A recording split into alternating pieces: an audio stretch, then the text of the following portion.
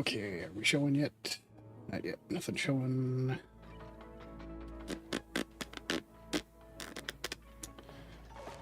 And the live preview took longer than usual. Can't hear myself in the microphone. Can I hear myself in my microphone? There. No? Weird. Maybe it's just quieter than usual? Okay, sorry. Anyway, I didn't see anything super specific I wanted to cover in my YouTube feed today, so I just pulled up some older videos from Asmon and Destiny that were seemingly interesting to react to today. First one's going to be Asmongold reacts to the tragic tale of Wings of Redemption by Sunny V2. And as always, if you like any of the content that I put out, I'm a brand new channel, smaller channel, or very small channel. So any subscriptions and clicks on the likes and views are extremely important. If you want to share, that would help us out greatly. And of course, if you like the source material, make sure you go to those videos. You'll see links to them down in the description, and give those a like as well. All right, here we go with the first video. Where's my mouse? There we go. All right. There could actually be a Wings of Redemption. I actually think it's possible. It has the N-word in it? I mean, just tell me when it is. I'll skip past yeah, it. definitely skip that.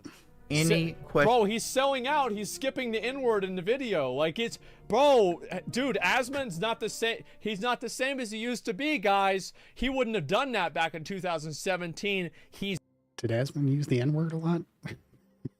I've never... I don't think I've ever seen him in a video say the N-word. He's cucked now. Oh my god. The Twitch overlords, they've got their tendrils all Make sure the sync is working properly. in him. He's just...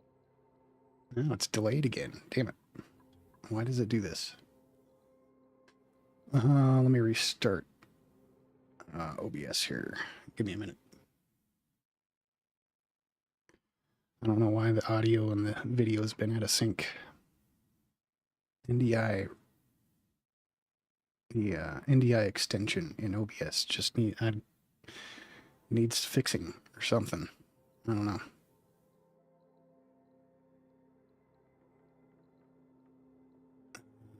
Let's see. Is it that one? Or is that synced up now? a puppet for the new world. Okay, now it's in sync. I don't understand why I have to restart OBS to get the syncing to work properly, and then it just randomly stops being in sync. All right, sorry. Order. Yeah, he's changed. I miss the old Asmon who would use the N-word. Uh-huh. Yeah, that's look. I know. I get unironic comments like that. I really do. It's crazy. You really shouldn't be surprised. People on the internet, it's like everything from the most ignorant person in the world to very smart people. Question about my personal life. Ban them. No, I don't got any friends, dude. No person deserves this kind of ridicule. Like, I hate my f***ing life at this point. My grandma's dying. I spend my entire life sitting in this f***ing room. I had $1,400 worth of chargebacks come out, and all you do is get picked on and criticized. That's my life. Most of you guys would crack under the stress that these people put me through. I just want to escape the bullying. I do. People make fun of me and pick at me. I'm pretty much That's still in sync. defeated in every Looks like aspect it. of my life. You know, I have no self. It's like it's sad. That's actually it is sad. Like it's some sad ass fucking shit, man. Like the guy just gets completely shit on. He's a bully though. No, the guy's the thing is, like, you always have people. Listen, you always have people that say, "Oh yeah, but he's an asshole." But oh yeah, but he's an asshole. Nah, man, you're just looking for a reason to shit on him. Like, let's be honest. Like, There are endless excuses for people to shit on people. True. I have no idea who Wings of Redemption is. I've never seen his stuff though. what are you? You're not that. What are you gonna go around like? What do you? You have a crusade? Because I mean, there are some people who deserve to be shit on. Like Tate. God, it's a douche. Against assholes? No, you don't, man. You're going out of your way to do this. A lot of people, this is the way I look at it, a lot of people look for other people out there that they will have an excuse to bully them. That like, people look constantly for someone who they have an excuse to bully. No, he's an asshole? Oh yeah, definitely. Team to begin with, and I feel like nobody loves me, but guess what? It's okay. He's an easy target. Never fucking tell people how you feel. See, like, Wings, I don't know what the fuck you were thinking, man. Why the? Wait, you tell people how you feel all the time, Asmon. Or you mean, don't let people know the things that really bother you. Is that what you're saying? Because that would make more sense. Fuck would you say that on stream? Like, why? Like, yeah, what are you doing? Bad move, yeah. If you haven't heard of his name before, I guarantee you're definitely not going to forget it from this point onwards. I detest this game. Hearing offline. I hate you too. On. Honestly, can you stop, Tozo? Ban everybody. I want to watch this guy. This guy's great. I love this guy. This guy's amazing. Look at that. He's throwing his controllers around. He's banning everybody in chat. This guy's great. That is good stuff. Entertaining. It's funny. That says I got on. I'm done. How many controllers was that? Geordie Jordan, aka Wings of Redemption, was born on the 21st of April 1986 into what you might call unfortunate circumstances. His birth had been the result of a teenage pregnancy, and due to the young age of his parents, Geordie would be raised with the help of his grandparents in their trailer park home. At the age of 2, his father, an alcoholic, would abandon the family entirely, giving us a pretty clear idea of the unfortunate means by which Wings of Redemption had been brought into the world. However, that sucks, bro. Like, that actually, like, really sucks. God damn. That's disappointing. That's rough. Yeah. the circumstances were far from desirable. As Geordie Jordan entered school, he would begin to excel in sports, claiming to be one of the most athletic people in his class. That would be until a physically gifted foreign exchange student joined his year, placing Geordie in second place for most. Man, there's a Javier, man. That was it for me. Like, I was the fastest person in the school for running, but Javier would always fucking beat me, man. I have never been athletic. I wouldn't have any idea what that's like. Would always fucking beat me, and like I would get so close to beating him, but Javier would he would always fucking beat me, man, and it would piss me off so much. Javier, and like I was fast as fuck, boy, but like he still was ahead of me, man. I see him every once in a while. He works at a car repair place nearby, and like I always love to see him, right? Because you know we grew up together. But man, fuck Javier, man. God damn it. Oh my god, the same thing happened to me. I was second place, yeah. School sporting Damn events. it, In man. order to counteract this, Geordie explained that he began to eat more during dinner time under the assumption that it would help him grow faster, hopefully giving him a physical advantage over his opponents. Makes sense. However, this would cause Geordie to begin gaining excessive weight, ultimately leading to a sporting underperformance and isolation into the fantasy world of video games. In the process of this, Man, just getting second place turns you into that downward spiral. That's a bit much. his family, including his brother and single mum, would move from his grandparents' trailer park home into low-income government housing, where Geordie Jordan would continue to gain weight. Now I could see that being a major impact, but just come in second place. While further isolating himself from society. Yeah, those houses are fucking garbage. A lot of them are duplexes, and you can hear people on the other side. Like, I've been in these houses before. Welcome to apartment/condo living. That's what it's like all over the place. By the age of 14, he had reached approximately 240 pounds or 110 kilograms, also being diagnosed with bipolar and That's a social lot. anxiety disorder, adding to the isolation even further. To counteract this, Geordie Jordan would begin to take on various low-skilled jobs in order to get out of the house more often, as well as earn himself a little bit of income. In his late teens, he would take on various positions such as working at a video rental store, a supermarket as a 911 operator, and even as a Domino's pizza delivery driver. I've done that before. These Not to be too boring bad, and okay. unstimulating, often leading Alright. him to quit within only 2 weeks of starting. However, at the age Hey, of he lasted longer than I did at Sam's Club. Yeah, like he lasted. Yeah, he's trying to get out there, he's trying to do what he needs to do. 18, Geordie Jordan would finally get into a position which he was able to hold for some period of time, specifically a job working for a company by the name of Metglass. What I did at Metglass is I was an overhead crane operator for blast furnaces that basically Cool. put metal and things out, kind of like Terminator 2. While working at Metglass in 2007, Geordie and another friend by the name of Z7 Taylor would play Call of Duty That's in the evenings, impressive, okay. also starting to regularly watch sniper montages over on YouTube. In the process, Quick Geordie scoping. thought about making his own videos, however, given his busy work schedule, would would dismiss the idea as he had minimal time for doing so. However, in 2008, an event would occur that presented itself as a negative in the beginning, however would turn out to be a huge turning point in his life: the global financial crisis. Geordie explained that since he was one of the more expensive employees at Mech, bro, like, this fucked everybody. Like, this real shit fucked everybody. I remember back whenever it, this is like, I'm thinking like, fucking Wings is about the same age I am, right? I'm assuming he's like probably 31 to 34. Yeah, he's like 31 to 34. Yeah, something like that. 35. Yeah, he's 35. So like the same thing shit happened to him, right? So in like 2008, if he's 35, that means he's like 21. He's like 21, 22. I was like 18. And so like that's right whenever you were in the job market, you're trying to work. And I remember like, bro, like you would be happy. It would be unrealistic to expect to get a job if you for more than $10 an hour. Like, I remember whenever it took years for like that to recover, it was so fucking bad. Like, I had to deal with this shit too. Good old Bush screwing America over. Old people, yeah, Bush fucking set that shit up, and then everybody blamed Obama for it. Now, I remember. Yeah, I don't think any entry-level job pays well, ever. Well, at least not since I've been alive. who was one of the first to lose their job as business profits began to tumble. They started laying people off, and one of the people that got laid off was me because I was one of the newer employees, and I was also getting paid more than most of the employees on the flag factory floor. He would then be put on government unemployment payments, which in combination with his previous employment history seemed to dampen Geordie Jordan's confidence in relation to his ability to hold down a job working for someone else. If you think I could hold a job down, you're kidding yourself. The reason I don't get a job is I can't hold one down. However, there's a lot of people that feel that way, right? Because like it breaks down your ego, it breaks down your self-confidence. Well, I can tell you from personal experience, holding a job down. I worked for one company for a decade. They'll still throw you out the fucking window like a piece of trash. Whenever you get cut and like you get fired from like job after job after job, you know, eventually you feel like you're a loser because you keep losing your jobs. You know what I mean? Like that's what it is. And it's just like, to me, I never ever felt that way because I just never I never wanted the job, right? And so like like my perfect job would be not having a job. Like that's it. Preach. Yeah, I never felt that way personally, but I know a lot of other people that definitely did, and it's destructive, man.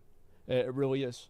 One advantage to come out of this whole situation. Suddenly, Geordie Jordan had all the time in the world. His friend Z7 Taylor had started making his own Call of Duty videos and noticing the success of them because I seen Taylor and his channel and I loved reading the comments, so I'm like, damn. He would order a HD PVR capture card and begin to record his own high-definition Call of Duty videos in his newly found free time. Geordie Jordan would then register a YouTube channel under the name Wings of Redemption, taking the name from an inscription on King Tut's tomb which stated, "Death shall come quick on swift wings to him who disturbs the peace of the king." But while making a brand new channel was extremely exciting for Wings of Redemption, he wouldn't even make it past his first video before embroiling himself in some level of controversy. In his very first video, Wings felt the first video, like imagine that, like literally, like you're starting shit literally on day one, starting trouble on day one. Oh my god, I'll be right back. I gotta take a piss. Oh. The Asmongold challenge? No, you have to jerk off on stream. Like people have to be able to see you. What the hell? Webcam on you. Not doing that challenge. Challenge. It doesn't work that way. Wash hands. Shut the fuck up. Shut the fuck up. Need to stick up as long as you wash your hands when you take shit. Do you at least wash your hands when you take shit, man? For a Call of Duty strategy known as camping, where the player would stay in one location for a prolonged period of time and wait for players to come to him instead of the other way around. Some people think I'm a camper, which I am a camper. The strategy was common but often frowned upon by players who are more aggressive, and as a result, his comment section... Bro, like you played, there's only the one thing matter, you win. If you're not winning, you're losing. And if you're losing, you ain't winning. You gotta win. That's it.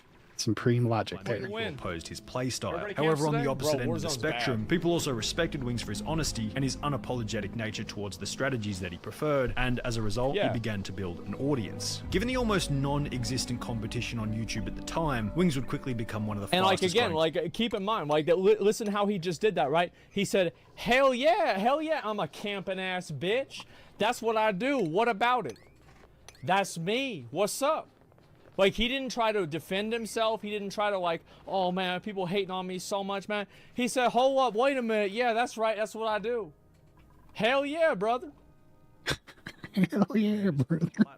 And with such, he Exactly. began to gain the attention of other large Call of Duty YouTubers, specifically Welcome. by the name of Woody's Gamertag. He's still around. This is Woody, the Unexceptional Gamer, I think. and I make Call of Duty videos designed to help my unexceptional brethren do better in the game. Woody's Gamertag had begun YouTube at around the same time as Wings, and in order for them to share their audience with one another, they would begin to post dual commentary videos. Hey guys, it's Woody the Unexceptional Gamer, and I'm doing a dual com with Wings of Redemption today. Also That's starting cool. a podcast together by the name of Painkiller Already, or PKA for short. I've heard Hello of it. guys, this is Painkiller Already, and Yeah. I'm your host, Jordy Jordan, aka known as Wings of Redemption, for anybody else that can't put two and two together. In got this a fr- you can turn podcast, the Wings would fucking continue fan with off, his strong Wings. opinions and unapologetic attitude on topics relating to Call of Duty. However, with such, would also begin to gain a reputation as a guy who would constantly respond to those who shared differing opinions. While Wings' goal See, was this to is it. You never, bro. Like, if you know somebody is in their feelings, like I'm telling you, man, if there's ever a content creator that is responding to comments on YouTube or even on Twitter, like if you know, That'll like, happen here. do this, like this is you, I read it out for stream, but you know what I do? Like, I see a comment I don't like on YouTube, I just delete it. I'm like, that's it, I don't want to read that. You're done. All right, that one's done. And that's it.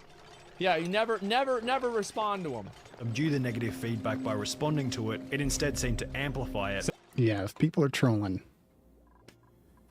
nothing but bad things will come from interacting with troll. As his Censorship? audience noticed that Yeah. the best way to get attention from Wings was to simply leave a negative comment, which Wings often struggled to ignore. In addition Yep. to this, Wings would begin to show Like, his and that's a little bit like me, right? Because I love to argue. I love to fight with people. It's fun to me, right? It's fun. But, like, it does attract a lot of people that do the same thing. Yeah, like, it does. I love McConnell does that, too. It's my personality, right? So I see Wings arguing with people in chat, whatever. Like, it's whatever. It can be a spiral. It can be. Because then people will disagree with you for, like, dumb reasons. And like, I've actually had a lot less people disagreeing with me recently because I just say, all right, guys, it doesn't matter what anybody else thinks. I know I'm right, everybody else is wrong, and that's all there is to it. Let's move on. And people are like, wait, you can't say that. I have I have an essay I wrote out about how you're wrong. I wrote an essay. You have to read this. Asmon, not read my essay. Like, what's that paragraph? Time that shit out. All right, guys, so let's see what this one is. Oh, somebody photoshopped my head onto a giraffe. And moving on. That's a good one, dude. Oh, thanks for the 5 subs. Completely fucking move past it, right? That's it. True. Yeah, I didn't really read the first 3 words, and it's like, yeah, true, dude. And that's it. face more regularly in his And it works. videos, prompting negative comments in relation to his weight. However, despite clearly being on the heavier side, his subscriber count was mediated by his gameplay rather than his physical appearance, and by August 2011, Wings of Redemption had peaked as the 281st most subscribed channel on all of YouTube, That's with a fucking little impressive. over 300,000 subscribers, and for Wow. all intents and purposes, 2011? Wings of Redemption's YouTube channel seemed to be chugging along. That's pretty quick. Pop That it would off. be until the 67th episode of the Painkiller Already podcast, where the tragedy of Wings of Redemption would really set into motion after one of, if not the most notorious Call of Duty events in YouTube history. To spice things up on this episode of the podcast, Woody and Wings would invite another streamer and YouTuber on by the name of Syndicate, who Woody described to be The best Call of Duty Zombies player on the planet. possibly feel Didn't Syndicate scam people, or was that somebody else? Like, I'm trying to remember, like, was that, yeah, he's a scam. Was he a scammer? Yeah, it was a scammer. It was yeah, I thought he was in CSGO Lotto. I thought so. That is crazy. That Phantom Lord? Yeah, Phantom Lord was in there too. Yeah, no, the CSGO, the thing is, people gonna do it if they can do it. They shouldn't have been gambling. Scam literal children? Well, of course you're gonna scam kids. They're stupider. It's easier to do. That's who you scam. Fuck. subconsciously Morons and kids. and Call of Duty skill. Wings was, quote, Yep. wildly disrespectful to Syndicate throughout the stream. I could put up a fight against, in like COD 4, Modern Warfare 2, World of War, but then throw me in Dude, against Black Ops. You would and get I'd destroyed in World of War. smudged. I have never lost. In addition to this, Wings would go ahead and state that He says that he'd be much better at zombies on his first game. He doesn't even play zombies, but if he were to, he'd be much better than the Oh best my player on God. the planet. Ego in order Andy. to settle the dispute, Wings and Oh Syndicate my would God. agree to 1v1 each other Son in of Valentine's for multiplayer. 5 What, you want to go M16s on Bog right now? That could go. I'd do it for the fun of it. I'd go for it. Let's do it. So what map are we playing? Well, why do you fucking, why do you have that big ass ego? Like, the thing is, like, back in the day, Like, Wings was never a competitive Call of Duty player, right? Like, he was never a competitive player. Like, he was never... Because there were professional players in Call of Duty. He wasn't one of them. So what the fuck you have a big ego for in a competitive game? You're not playing professionally? Who's also a grown-ass man arguing with a kid at a time? Yeah, then if it was a video game, he should have known he would have lose. Game rules that favored Wings as opposed to Syndicate. He lays it all out there, so it's to his advantage. Just a top... I know I would lose at that, dude. I fucking hate PvP shooters. Damn. I suck at PvP shooters. But all off, the match was hosted on USA servers, favoring Wings and giving Syndicate a massive disadvantage due to lag as he was located in the UK. There was no way that Wings could possibly lose this match, as the... There's no way, guys. Hey, yo. Surely he was gonna win. Like in the video called The Tragic Tale of Wings of Redemption, surely. Surely he will win.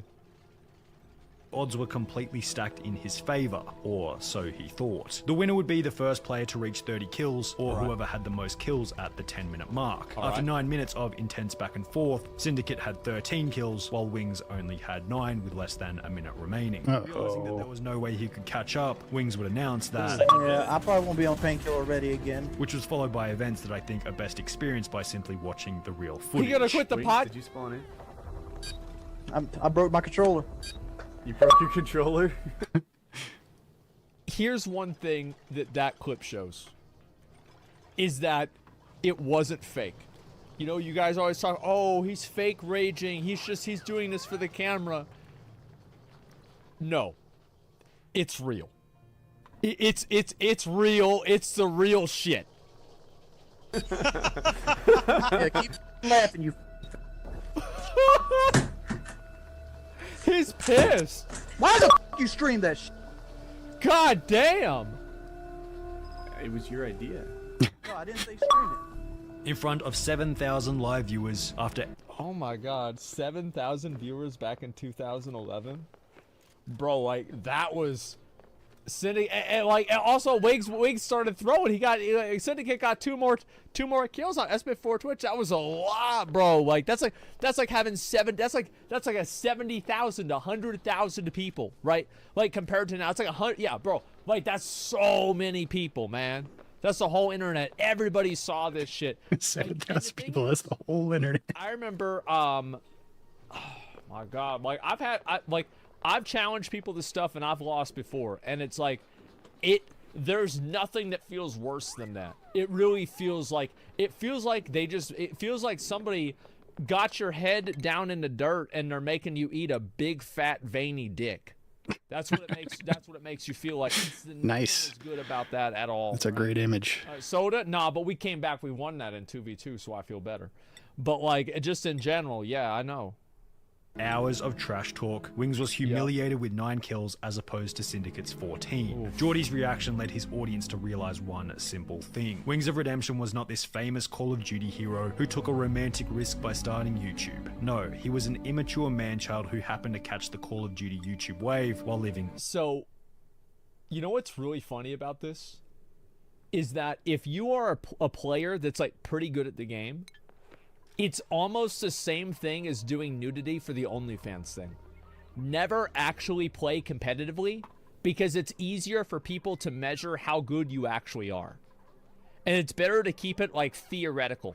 You know what I mean? Like, yeah, it's like Ninja never played competitively, really. Like, never do that. Yeah, just... I didn't know that. I thought Ninja was popular because he was like a great player. He's just popular just because... Keep farming kids in solos. Keep farming kids in, random queue. That's it. Yeah, Bruce Lee, listen, Bruce Lee, that's true. Like, I think Bruce Lee was a great martial artist, but like, in my opinion, if Bruce Lee went up against Chuck Norris, it would not even be a question. Really? Chuck Norris would destroy him. I think so. Like, it would absolutely fucking destroy him. Chuck Norris was a championship fighter, a karate championship fighter. Bruce Lee was not. Absolutely not. Like, hell no. Yeah. I thought Bruce Lee was like an expert so many levels. I martial artist. Disagree. No? Bruce Lee chained Chuck Norris. Bruce Lee would destroy Chuck Norris. No shot. No shot, man. You're wrong. Bruce Lee was the only Bruce Lee said Chuck Norris the only person gave him a challenge. Wait a second, like just real quick, like didn't Chuck Norris win like karate like national championships? Like he did, right? Chuck Norris did? Yeah, he did. So what did Bruce Lee win? Yeah, he won Hollywood in my heart. Yeah, exactly. So that's but doesn't that prove that I didn't know that. I always thought Bruce Lee was like a martial artist expert, black belt and shit, like world champion? Huh? I guess not. I'm right? Wait a second, doesn't this just prove even more that I'm right? That like because Bruce Lee never went into a championship, he never actually fought competitively in that same level, and that is the reason why people think that. You don't need to win something to prove you're better? Bro, you're so fucking delusional. You think a fucking national champion? Like, you think it's on the same level? You never, like, you're so crazy. Y'all are so crazy. Like, what do you mean? Like, it's the whole point of winning some of this competition. Man, I can't wait till I have a chat room full of idiots so I can point out how stupid they are. It's personal choice. You believe Bruce Lee was strong enough, it's okay or not. Bruce Lee was a great fighter. I'm sure he was. But to compare him with an actual championship fighter, huh, no shot. No fucking shot, man. Like, there's no way. Let me see here. Chuck Norris won the national championship, Madison Square Garden. Yeah. Bruce didn't spar. He wouldn't beat Chuck Norris, who's more graduated in more martial arts. Exactly. Like, it is so funny for me to see people that believe this. Dude, Bruce Lee would not have had a chance against Chuck Norris. Like, he would not have had it would not have even been close. Like, you're comparing an actual tested, trained championship fighter with an actor. Come on.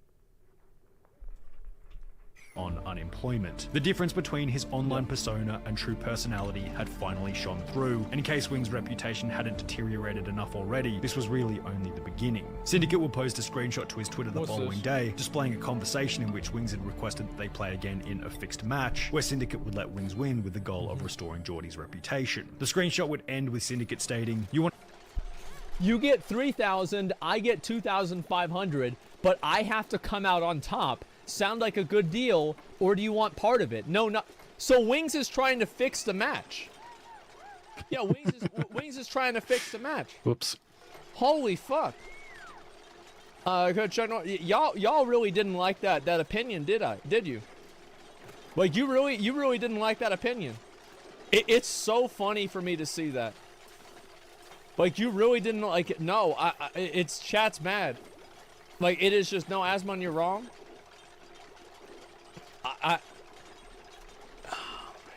Twitter poll: Chuck Norris versus Bruce Lee.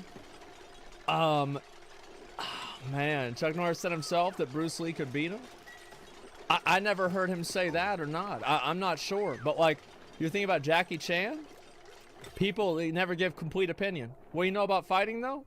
I know somebody who fights professionally and wins championships is probably gonna beat somebody who doesn't. I know for a fact that's what's gonna happen. Like, absolutely. Like, you really think, bro, you really think poll? I actually am curious. You know what, we'll get back to it. Yeah, let's do a poll. Let's see. I'm really curious, because I feel like... And what do you think? Let me know down in the comments below. Completely confident. Who would win? Bruce Lee, Chuck Norris. Let's see. All right, what do y'all think? Who would win the fight? Who would win in the fight? Let's see. 66% of 59% of people think Bruce Lee would win.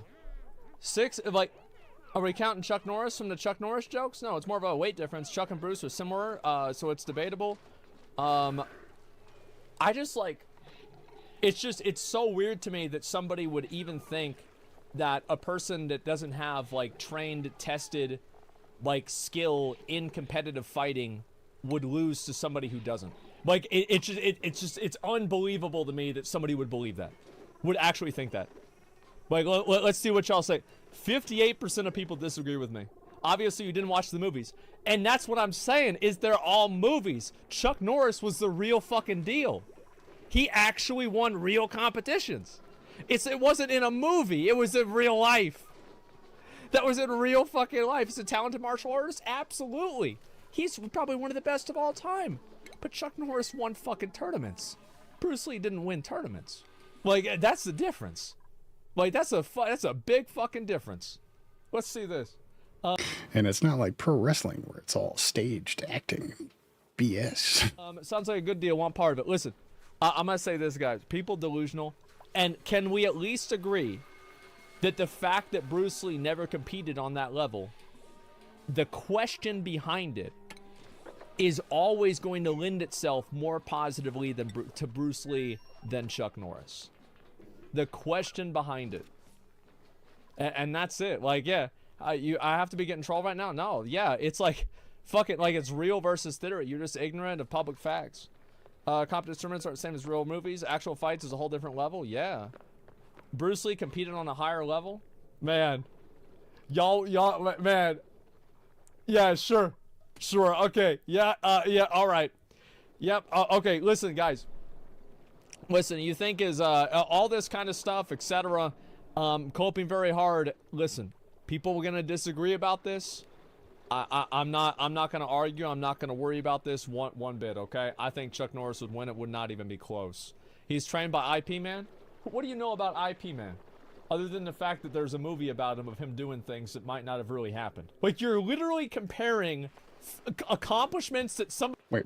Was IP Man about a real person in real life? I thought that was just a movie. Somebody has in a movie. It's in a movie. It's in a fucking movie. Like, this is it's a movie. Are you crazy? Oh my god. It's a fucking movie. What are you doing? Okay. Let's see here. I'm not taking part in that. It's free money. I'd rather earn money. Well, I kind of need this money. I don't make $2,500 a day. It's regardless of the money. You want to come out on top of this situation, you just made it 10 times worse. I got a family to feed, so money's a big deal to me. You said you wanted to bury the hatchet. What better than we both make money? This is what's so fucking funny to me about this thing, right?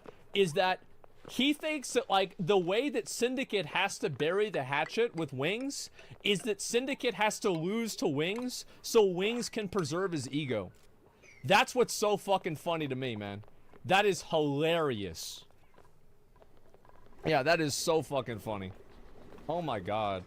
To come out on top of this situation, you just made it 10 times worse, as well as no way Wings, you just blew it big time. Wings' videos would then begin to fill with comments regarding his childish reaction to the loss. However, rather than rectifying it by stating that the Syndicate won fair and square, Wings would paint himself as the victim of the situation, stating that the reason he didn't win the match was because Woody hadn't set the rules correctly. Oh, that's it.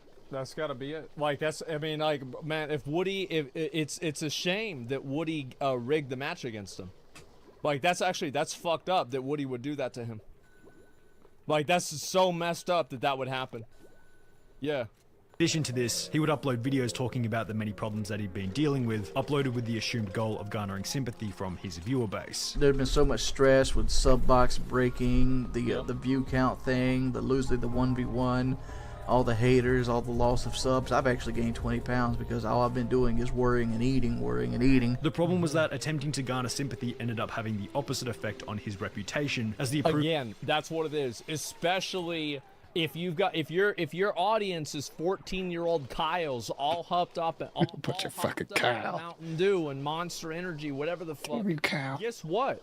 They're not gonna give a shit of, oh wow, people said mean things to me. Like, I don't care. Like, whatever. It's just sad. Like, what's this here?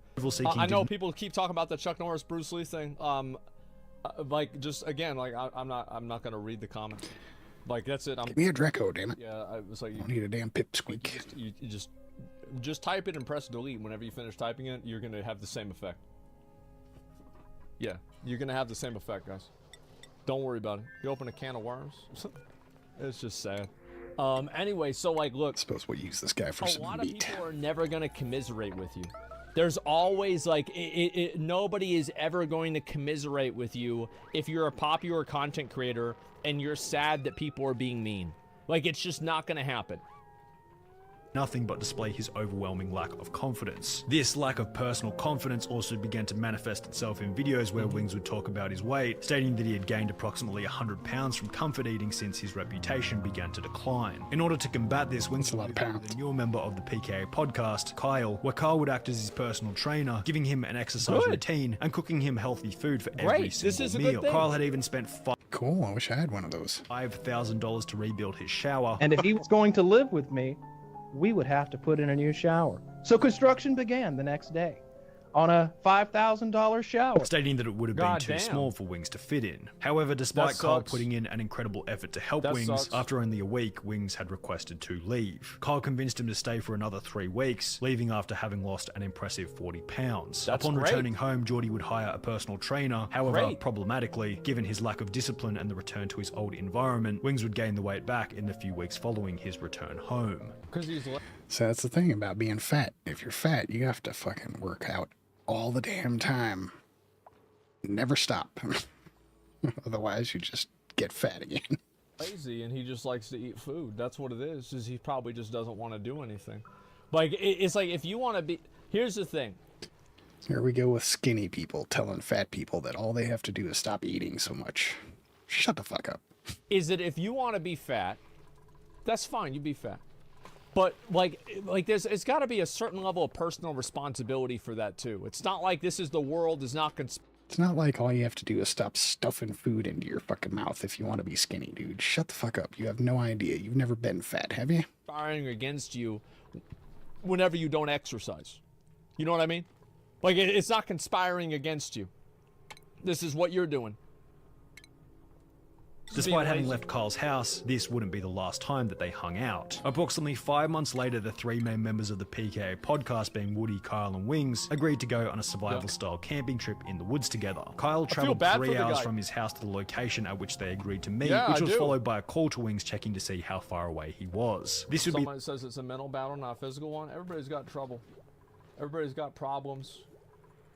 Like, the thing is, like, there's always going to be...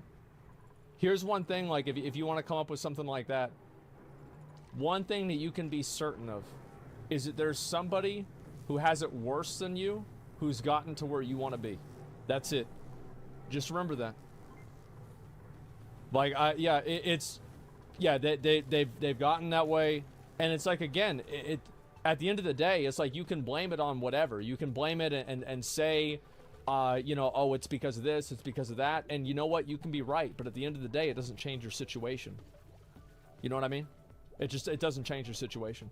The point at which Woody and Kyle's continually compassionate attitude towards Wings would finally dissipate. I'm driving in the night before. Let me give old Wings a call, make sure we're all good to go here, you know? Call him up, say, hey man, you ready to do this thing? I'm driving in now, about 3 hours from the place. What are you up to? He's like, I'm not going.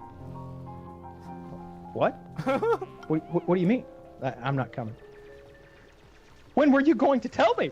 Surprise! Right Wings had left Kyle and Woody to camp by themselves, resulting in Wings alienating his final 2 YouTube friends and ultimately being kicked off the PKA podcast. Yeah, so we've decided, it was a group decision, we decided that Wings wasn't going to continue with us on the show for at least the foreseeable future. He's got a lot of stuff that he needs to work out before he's, you know, up to par with what we need from him. You know, he's having a hard time, and he's made some decisions that we didn't feel were so friendly. So for the time being, we're gonna continue without him. It would then become apparent that Wings was questioning whether or not he wanted to continue as a YouTuber, stating that he would like to quit YouTube. However, the status it provided made such a decision extremely difficult. I know what I need to do. What I need to do is quit YouTube and move on with my life, but at the same time, this is the high point so far in my life. I don't know why. Like, the thing is, like, maybe what you need to do is just, like, not fucking worry about it. I think that, like, really with a person like Wings, it's like, it sucks because, like I would say he doesn't have a support network of people that are, like, you know, that back him up. But, like, he did have Kyle and Woody, right? So, like, he has this is filling up already too. It's just that some of these people, right? These are people that find a needle in a haystack with like negativity. They're always gonna find a reason to they're always gonna find a reason to shit on you, right? And always a reason to like hold it against themselves. I think with Wings, a big thing is insecurity. A lot of it is just straight up insecurity. And bro, can you play? No, I'm not gonna play. Say that. Type it again. I'm gonna watch another video after this. Type it again. See what happens. Yeah, see what happens. Yeah. That's what you're gonna get. Listen, we're gonna get to the gambling. We're gonna get to the gambling section of the stream soon. And then after that, I might play a little bit of Fortnite. I haven't decided. Yeah, that's it. Asmon doing gambling streams now? Come on. What I'm trying to say is like, yeah, I feel like the guy's just insecure. That's what, Total sellout. what it is. That's why he has to defend himself all the time.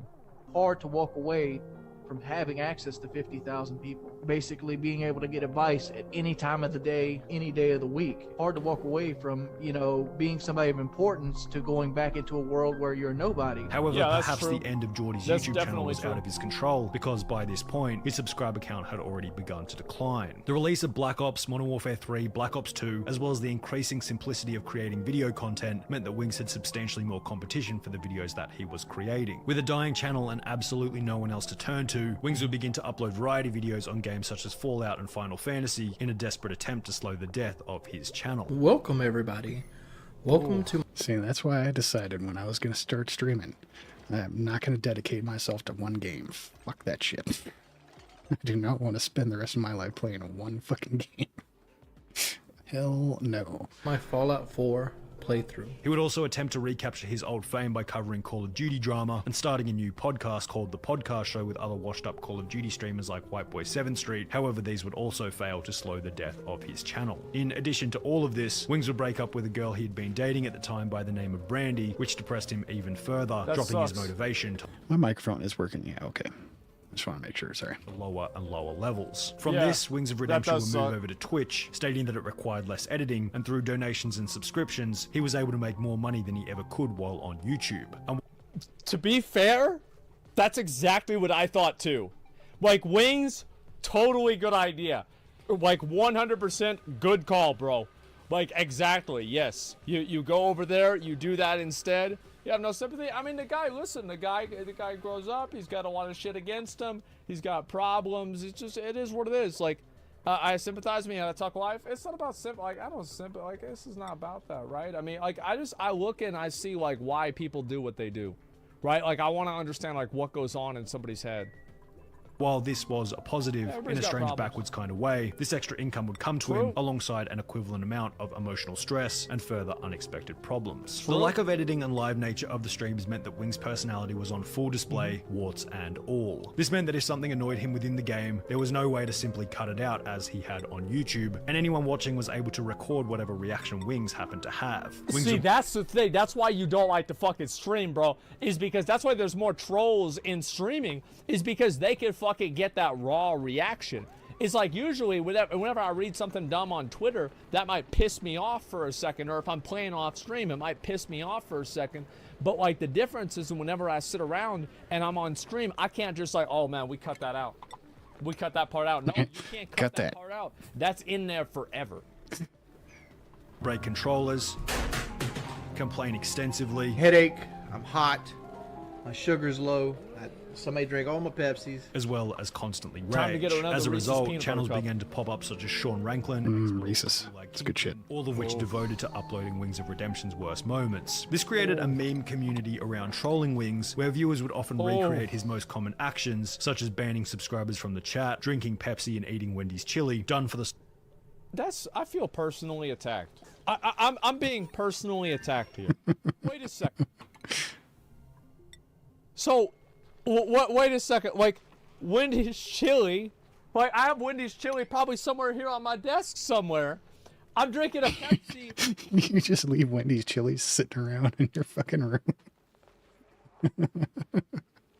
Right fucking now.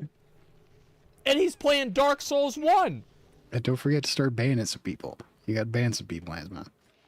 Speaking of, we have an unbanned video of his later on. I love that shit. I mean, I couldn't find one more recent than a year ago, but we're going to watch that anyway. Like, this guy, this is too close to home. Like, why are they making fun of him? And oh wow, Wendy's. Like, oh what? What are you, too good for Wendy's now? You're not. Nobody is. sole purpose of getting videos for Wendy's is for fast food. It's It's better than McDonald's. Let's put it that way. these specific troll channels. Because if I talk about any... Well, at least the last time I was there, which was years ago. I haven't been to Wendy's in a long fucking time. Thing, on everything, there's a video made about it, and there's 20,000 people laughing at me, or there's a podcast with 100,000 viewers. Well, good. Make people laugh. That's. I wish I was good at humor, making people laugh. Well, this would lead up to an apex in a stream on one. Oh, absolutely. That's what happens. Is like people make videos about you, like hate videos and shit like that. Like I've had people do the same shit to me. Just in general, I think that again, this is what I've said with a lot of things, is that if you want people to like you, win. That's all you need to do. It doesn't matter how much of an asshole you are. It doesn't matter what your personality is. People love winners. And if you win, all of that other stuff doesn't matter. And if you lose, none of it matters. Like nothing else matters. Like win or lose, you never win. I come out. I can see that opinion. With things, right? I do. Makes sense. Unassuming night in late 2017, at which point Wings would do something which many consider to be the most iconic moment in the history of Wings of Redemption. The live stream started like any other. However, as with many of his streams, it wouldn't be long before half the lobby was there purely to stream snipe and annoy Geordie Jordan. That would piss me off. I mean, to be fair, like that would really piss me off. Like if I had to deal with that, I would be furious. I would be fucking furious, man. Like, because it's like you want to play the game, but you can't play the game. You know what I mean? It's like, damn it, dude. As the night progressed, the controls got worse. Of course it did, because as soon as one person sees, this is the thing, right? It's like, you know what? If I ever want, is he about to give the chicken pecking analogy, where as soon as the chicken starts bleeding, all the other chickens start pecking at it till it's dead? Like, oh, guys, stop subscribing. So true. Oh, wow, guys, please stop trading me gold. This is so annoying. Oh my God, everybody's trading me gold. Please quit, stop opening up. Please stop doing this, right? And then people just, gold's just rolling in, just rolling in. People are sending you gold, ha ha ha. I'm so funny, I'm trolling them, right? That's what it is. Yeah, if you get pissed off about it, then people are going to, they're gonna know about Bob, stop, man, stop, guys, stop. It's not yet. The thing is, like, you guys see what I'm saying? Like, I know how to get people to do shit. Like, this is all I do. Like, all I do all day is I think about how to get people to do what I want.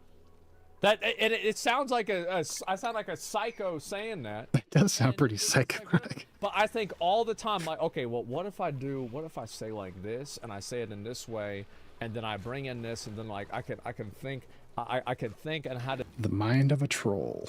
Do this. Rexon with the 5 good subs. Like I would think out like a flow chart in my mind on like what to tell people. Like I would do this back in the day whenever I would talk to girls. Like I would be talking to like 10 girls at a time.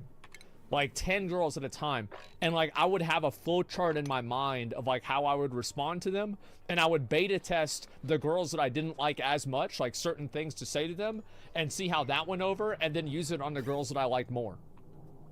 Like I'm talking about like this was like some degenerate, like this is all I do. This is all I would do. Like me and Cody, how'd that work? Fucking awful. Like it worked awful. Like I didn't get with a single one of them hardly. Like it was mostly girls online. They sent me nudes though. That was really cool. That was great. But I never really met a lot of them in real life. So it's like, who gives a shit? It's horrible. Oh, bro, like these are only the stories I can tell on stream.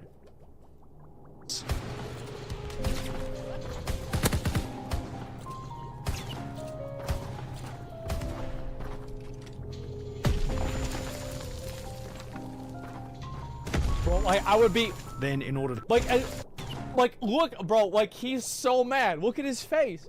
Look at his face. Of course he's mad. How are you not fucking mad? This guy is sitting in front of you, dropping bombs on you, trying to blow you. Like that is just, of course he's fucking pissed, man. He's furious. It looks incredibly frustrating. It's like, yeah, of course he's mad. It's very stressful. It pissed me the fuck off. I'll tell you that for sure. Is this the moment? This isn't the moment, is it? Then, in order to combat the stream snipers, his viewers suggested that he appear offline. Oh god. You just activated his trap card. Oh. Yeah, I don't know how. I mean, how can you play like a live stream of a competitive shooter? Do people?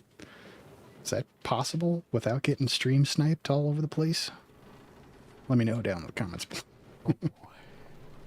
Oh boy, I know about this. Oh, we all know about this. To which Geordie responded with, Look here! Look, listen! Appearing offline does not stop it. So stop giving advice you know nothing about. possibly paving the way. By the way, Wings was right. Like, by the way, all of this, he was actually right. Like, just keep that in mind. He was right. For the breakdown which he was about to have. The stream sniping continued, and feeling helpless to the circumstances he had found himself in, Wings of Redemption would respond with the following. What's that? I don't know when I'll stream again. I really need to make this fucking money. I really wanted to get this surgery, man. I wanted it so bad. Just turn off the stream, man. Just turn off the fucking stream. Can't do it. I can't take this no more, man. Yeah, as soon as you're gonna have an emotional breakdown like that, turn it off. Holy shit! You gotta turn off the stream. All I wanted to do was, like, I was lonely. I wanted to just stream and have a good time, maybe have a good game. I feel bad for the guy, honestly. Like, this shit's sad. But the thing is, like, This is the kind of shit trolls want when they're trolling. They want to see somebody get mad and break down. That's exactly what trolls are after, because they're the shittiest people on the planet. there are people out there, they think this shit's funny, and they're gonna dedicate. The thing is, like, it's the same people, like, they torture animals. Like, it's not the same thing, right? Like annoying a guy in a video game is not the same thing as torturing an animal, but it's the same, like, general idea. It's pretty much the same thing. Right? It's like people, they like to do this. Like, people are evil. There's a lot of people that are evil. They think that he deserves it. They think that they can do, like, whatever. Like, fake crying? I don't think why would he be fake crying? Like, well, I don't think it's fake crying. It's another one of those trolls making a troll comment. Oh, he's fake crying. Shut the fuck up, douche. Yeah, that's not it at all. People have no empathy. No, it sucks. Like, it sucks if that shit happens to you, man. It definitely does. That's fake. People are cruel. Sympathy baiting. No, you're just saying that because you don't like him. Like, that's what it is. You just don't like him. No, he's just saying that because he's a shitty human being. I think that's all there is to it. And they're emotionally torturing him? Well, yeah, of course. And people think it's fake crying to check themselves. The thing is, bought a car with surgery money? Hey, yo, like, it is what it is. But, like, don't give a streamer money. Don't give a streamer money. You think, oh, he's going to use this money to help himself? Shut up, stupid ass. You shouldn't have done that in the first place, man. Like, it's just, I think it's reasonable for somebody to be stressed out about this shit. It's completely fucking reasonable. And like, why don't you speak about mental health? It's like, obviously this person, obviously Wings is in a bad place. Who would not be in a bad place? If all you do, you log on, this is your job. Think about this. Think about, let's say you work at Target, and there's a guy that comes in an inflatable Barney costume every single day, and every time you try to talk to somebody, he starts playing the trombone. And so, like, as soon as it happens, you're like, well, actually, sir, and just, like, randomly, out of fucking nowhere. And then after a while, manager comes over, and he doesn't tell Barney to leave. Barney can't leave. Maybe you can't see Barney. Maybe Barney's invisible to everybody else. And then the manager gets mad at you because you're not helping everybody out. You would have the worst time of your fucking life. True. You would have the worst time of your fucking life. And it would be funny for the first 3 times. But after 3 months, ain't nobody laughing no more. That's what I'm saying. Like, just gave me anxiety? Yeah, you just put... So that's the fucked up thing about trolls, man. If people were doing the exact same shit they were doing to other people, if people were doing that shit to them, they would get mad and they would fucking hate it. but they keep fucking doing it to other people because it's not affecting them. I think every troll in the world deserves to be trolled. Compared playing video games to being a target worker? Absolutely I did. Yeah, of course, right? I mean, because either way, I mean, you got to interact with people. Like, yeah, it's like, yeah, he's streaming, he's entertaining an audience of people. That's hard to do. If you think that's easy, do it yourself. You probably make more money than your current job if you're good at it. Yeah, if you're right and you think it's that easy, you'll probably quit your job tomorrow and start streaming. Just do that. Why would you not do that?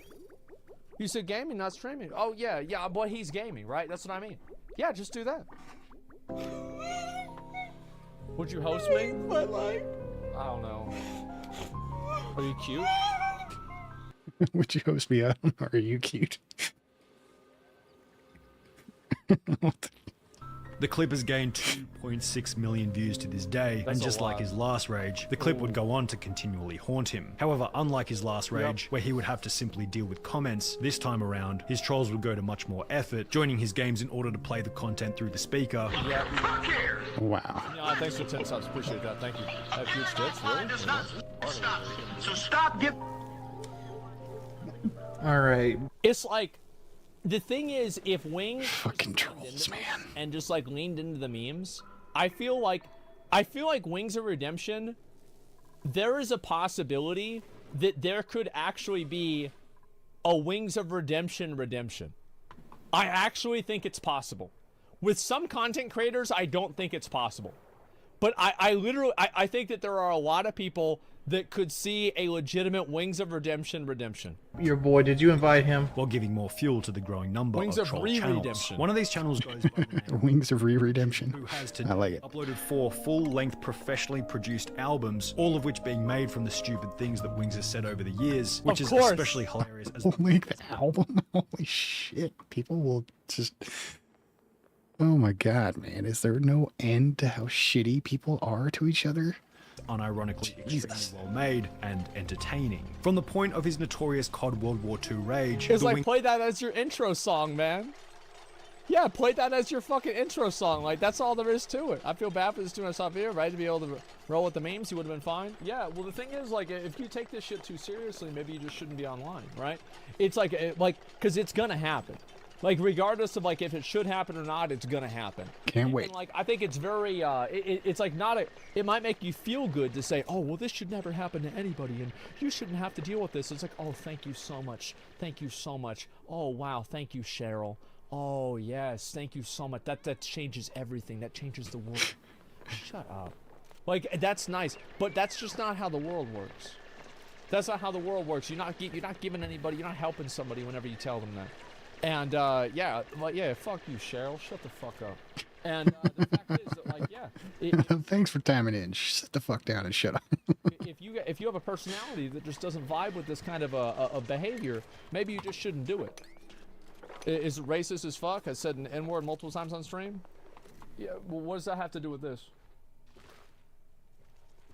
A redemption cycle continued over and over again. He would do something stupid, attempt to prove that he was in the right, resulting in even more trolls. Or he would attempt to improve his life in some way or another, fail miserably, and be publicly ridiculed by his detractors. He would get weight loss surgery in Mexico. Apparently, well, yeah, because everybody makes fun of him because he's fat. Right, that's what it is they make fun of him because he's fat. I guarantee you, if Wings of Redemption, if he worked out, and he looked like a Giga Chad, like let's say he worked out and he was like physically fit and in shape. Again, if he worked out, you skinny people, man, just do not understand how it works. If you have a shitty metabolism and you're just naturally fat, you have to work out all the time without fail. Like, not every day, all day, but you have to do it on a regular basis and never stop. Otherwise you get fat again. Asmon sitting there with his gallon of soda every day. All you gotta do is work out. I guarantee you half of the hate would stop. Like, I'm not even kidding you. Like, I guarantee you, like, that's like, just work out, look good, and that's it. Like, he's an easy target. Yeah, exactly, because people don't like that. They, like, think of every, like, that's like Greek. Greek doesn't do the same content he used to do, though, right? Like, if Greek still ran around screaming at people being obnoxious, people would probably love that still. I feel like Greek, the problem with Greek is Greek stopped giving the people what they wanted. And Greek started giving them what he wanted, which is good. I'm happy for him. But you got to accept that people are not going to like that as much. I think that's really what it is. We love Greek. Yeah, this is a pro-Greek stream. Like, I like Greek, too. Lose 100 pounds, never prove it, and still look the exact same That's 2 years later. He would continue to ban trolls from the chat, giving them the exact attention. Who the hell is Greek? What are you talking about? They desired, ensuring that they rejoin at a later date on a second account. My dog's been banned 9 times. Him giving his free Twitch Prime to me is not going to stop him from being banned at this point. It was as if in every situation, it was impossible for Wings of Redemption to choose a response that wouldn't end in complete and utter catastrophe. Seemingly consistent with the overwhelming misfortune in Geordie Jordan's life, only 2 months ago on the 26th of July 2021, his Twitch partnership would be revoked for breaking Exhibit D of the content guidelines, as explained on a Wings of Redemption YouTube live stream titled Twitch Fallout. Twitch took my partnership away today for Exhibit D. Geordie then stated that he may leave the internet and get a... The hell is Exhibit D? Wait, so they removed him from Exhibit D? Well, what the fuck is Exhibit D? Yeah, that's what I'm talking about. Is that D's Exhibit D's nuts? Is that D's nuts? That's the whole thing. That's what he broke? Yeah, it's like he didn't do shit. Oh my god. Fuck, this loser's definitely not helping himself. He's not helping himself, but like, there's a difference. Like, the thing is, like, you could still feel bad for somebody who's an asshole. Like, it's like somebody's an asshole, but like, maybe they don't deserve that. Yeah, he's an asshole. Of course he's an asshole. Absolutely. Job, and you know, that's a possibility. However, if his past has taught us anything, the chance of that actually happening is unbelievably low. Wings continues to stream on YouTube, however the dislike ratio and a short look at the chat gives us a pretty good idea of how many people are there for no other reason but to continue to troll him. I was watching a video created by one of my favorite YouTubers the other day, Exerbia, who included... That's why you don't give trolls what they want, man. All they want is fucking attention. A bunch of attention-seeking little trolls. Oh, he's looking at me. I'm going to keep being an asshole because I'm getting attention for it. Fucking people that just never had any friends. They can't make friends because everybody fucking hates them. So they go online and act like an asshole so they get a little bit of attention. Whoa, I've got attention. Oh. Even if it's negative attention. That's all they want. Just DMCA strike the videos. What are you doing? Like, the thing is, like, they're not helping you be relevant. Like, why would you not just DMCA strike the videos? Like, it's just, yeah, that's what he should have done, is just DMCA strike them. He does? Well, then how are they still up? There's always a new channel? No, it's easy to get that shit taken down. Like, the troll channels pay him to keep their channels up? I feel like this is what it is. I think Wings keeps them up because he thinks that they give him relevance, and if he doesn't have the troll channels, that nobody will care about him. I think that's it. Yeah, he's farming hate watchers. Line in his video Thoughts from Your Deathbed, which I think runs incredibly true to the tragic tale of Wings of Redemption. The hard road was easy, while the easy road was hard. Wings of Redemption has spent his entire life attempting to walk the easy road, avoiding anything that would result in short-term adversity. However, through seeking comfort, he's ironically transformed his life into a complete and utter tragedy. It's as if you... That's what happened to my mom. Like, this is actually exactly what happened to mom. She never would want to put in effort, anything, and then she would just make her life worse because of that. It's like you avoid temporary discomfort for long-term, temporary discomfort for like a long-term gain. And you do the same. I do a lot of times. I do. And like it's a bad thing. And I try to not do that, but it doesn't really work that well. Like I make the same mistakes, to be honest. I can relate to this a lot. Can't really avoid the tragedy of life, but the choice we get is whether or not we want to experience the tragedy now by our own voluntary admission, or whether we ignore what we need to do and have the tragedy happen to us by our own he actually looks a lot thinner in that picture. Like, and he's even got a YouTube thumbnail face. I mean, that's perfect. Yeah, that's good. I'm happy for him. Voluntary admission. Oh, is a YouTube thumbnail face. Or whether we ignore what we need to do and have the tragedy happen to us later down the road, as is what happened in the case of Wings of Redemption. Damn. God fucking damn, bro. Like, that's some real shit. God fucking damn. Like, now he's just his original way? Well, I mean, bro, like, he shouldn't have fucking, like, You have to have like, you can't eat, bro. Like, look at this, man. Like, that's 2 of them. You don't need 2 of them, man. Like, that's the large too. Like, I can tell it's the large. That's the large. You don't need 2 chilies. Like, oh my god.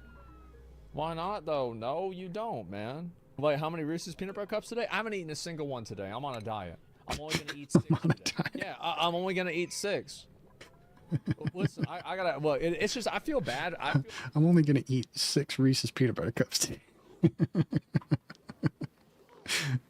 Meanwhile, he's saying to fat people, all you gotta do is work out. Do you work out, motherfucker? I feel bad for him because like this. All you gotta do is stop putting food in your mouth. Do you stop putting food in your mouth? Shit can happen to like a lot of people, and it's just, it's disappointing.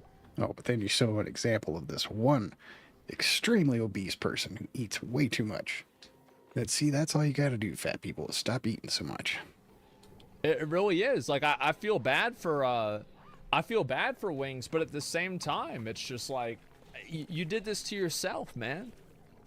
Like, you did a lot of this shit to yourself, and like, you got to take accountability for what you do to yourself and where your life is. And it's like, obviously, he's had a lot of bad stuff happen to him, 100%.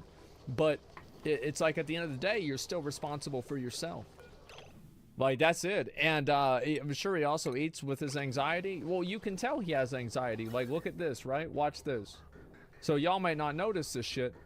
And get a real job. Everybody in the chat. Look at his chair. Look at his chair is moving back and forth. That's because he's shaking. He's so nervous. Job. Look at that. See, you know, that's a possibility. However, if his past has taught us anything, see that's so I noticed shit like that. That's just his foot jiggling, dude. I can do that sometimes, or I'll just move my feet. I don't do it all the time, but I don't do it just because I'm nervous or if I'm nervous.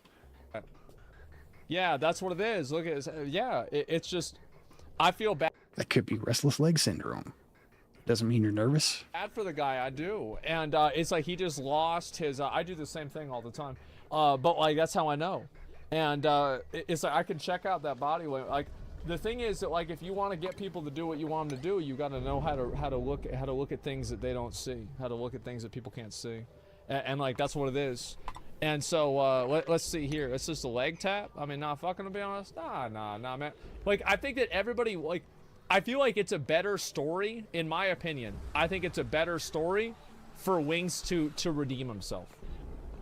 Like, a redemption story is usually a better story.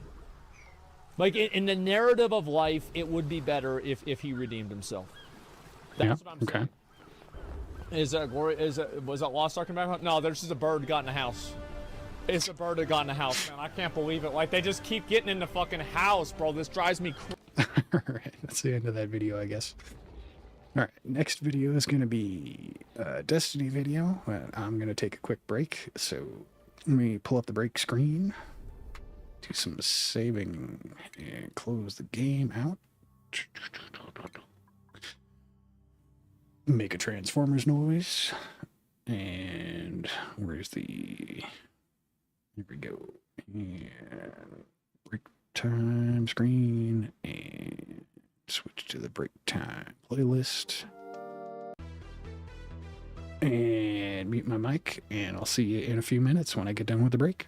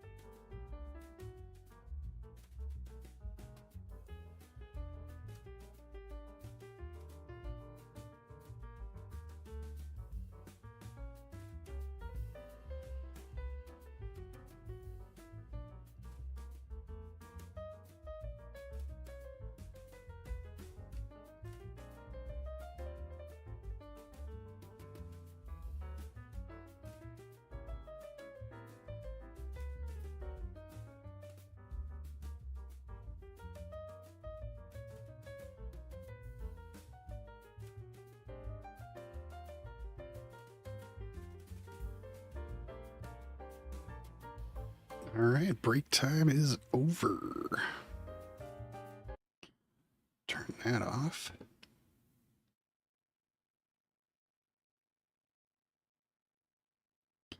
Yeah, let me get the game loaded back up here.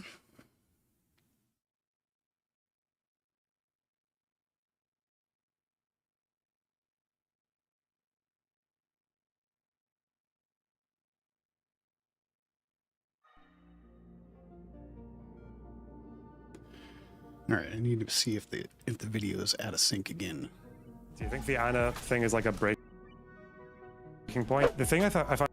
Yeah, it's out of sync again. I don't understand why it keeps going out of sync. All right, let me restart OBS. Irritating shit.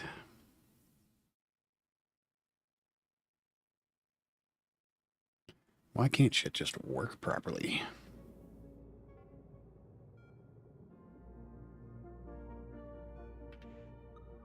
Okay, are we in sync now? I'm weird about watching it. There we go. All right, back in sync. All right, let me mark the time and update the chapters on the description so people can go to the sections that they want. We are at let's call it 26. And this is going to be Anna Kasparian.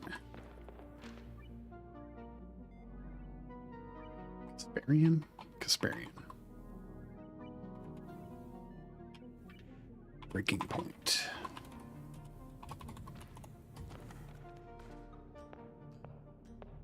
And 126. All right, perfect. Here we go. Do you think the Anna thing is like a breaking point? The thing I found weird about watching still in sync. Vosh and all right, still in sync. Especially was that people seem to have a lot of animosity for the Young Turks and for Anna right now, and I think it hurts too that Anna is a little bit older and she's more grounded in reality, so it's hard for her to buy into a lot of the like. This idea that there was a dual strategy of violence and non-violence is not taken seriously by anyone, as far as I know, in academia. I don't think it's actually that controversial to say that Zionism has a lot of control over American foreign policy, but a lot of that's to do with Christianity as well, like Christian Zionism. Sure, but was there not a streamer who tried to say that your family were slave owners? I thought Zionism was specific to the Mormon Church. Is that not true? Is that not a thing? I mean, I know the Mormon Church is all about Zionism, but are there other sects that are also Zionists?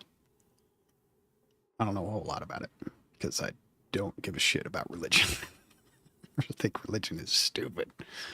Oh yeah, I read a really interesting paper recently. A friend sent me this, and it was an academic paper detailing the differences between echo chambers and epistemic bubbles. And what the paper goes into talk about is that like an epistemic bubble is just like you have a certain amount of friends, you subscribe to a certain amount of news sources, and you just kind of see all the same information.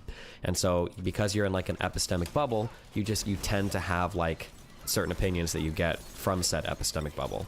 But to break people out of an epistemic bubble, usually you just have to show them some new information. So maybe like asking somebody like, well, what does mRNA mean? Or like, what is this? Like generally it's like, they'll say it like, oh shit, okay, I haven't seen this. And then like very, like a little bit slowly, but you can kind of move people out of epistemic bubbles like pretty easily. But that the really harmful thing the paper referred to were echo chambers. And the dangerous part about an echo chamber is that epistemic truth can only come from one source, and external epistemic truths are constantly invalidated. Man, I wish people would quit putting themselves in fucking echo chambers. It's ridiculous. People need to realize that both parties are screwing us over for their corporate overlords or campaign donors, if you want to have it more simply put. There's very few politicians in the government at this point that care more about people than their campaign donors. And that's because the two parties are designed to build campaign donations for their people that they want to get elected.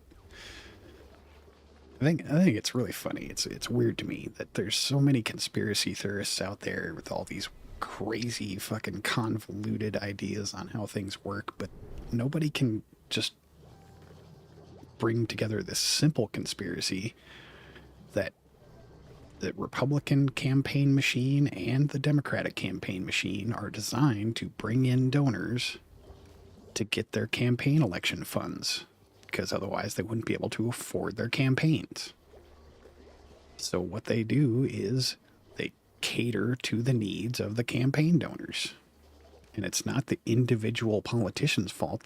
The politicians that get elected are the ones that support the campaign machinery, because they want to continue the campaign machinery.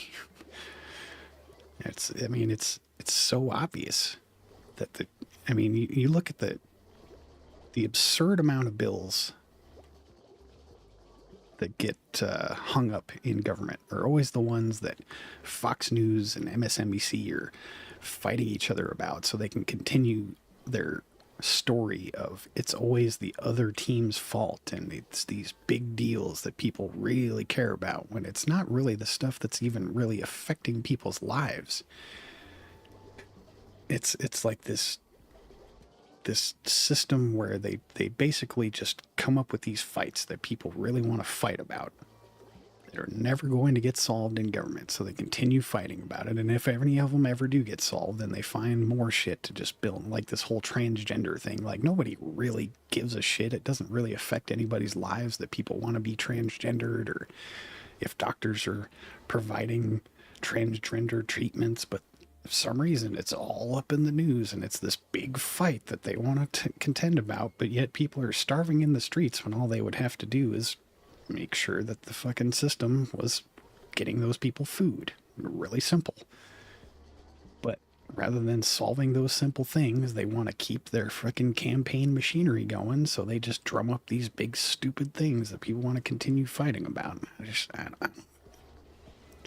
so obvious, but people just don't see it. They don't realize that they need to quit electing the Democrats and the Republicans, and our government would function more for the people rather than corporations. And every epistemic outer source reinforces the inner source. And that breaking somebody out of an echo chamber is significantly more difficult because of the intentional unreliance or the intentional discrediting of every type of like external source of truth. It's just like interesting because it talks about like, the differences that people fall into these and like the different strategies to break somebody out of one versus the other or whatever. So yeah. Do you have a good example of that? Of the difference between like an epistemic bubble versus an echo chamber. So like an epistemic bubble might be that like I go to college and I've got a bunch of friends that are conservatives, and then I follow all of them on Facebook, and then on Facebook we they post news stories and shit, and I see that like, oh, Hunter Biden, you know, like minors and blah blah blah, and it's just like this is just what's in my feed, and I see it all the time. But it's just like it's an epistemic bubble. Nobody's saying like don't trust any of the Democrats, don't do any of that. This is just like I just happen to see all of this news coming from similar-minded people. But if I were to introduce a person like that to be like, hey, look, like, you know, there's also this too, like you could check this out, or you could look at this, that when they see that, they might be like, oh shit, okay, I'd never even seen this before, I didn't hear about that. They'll maybe be a little dumbfounded. But for an echo chamber, so like what Sneako's in right now, right? An echo chamber, not only does an echo chamber rely on an epistemic bubble where you only get sources of information from one point of view, outside sources are actively discredited. Which is what cults do. So I think one of the examples the paper gives is like the way that Rush Limbaugh, for instance, would create his own vernacular. So having like code words for people, like I think Rush Limbaugh might have created the term SJW, I think.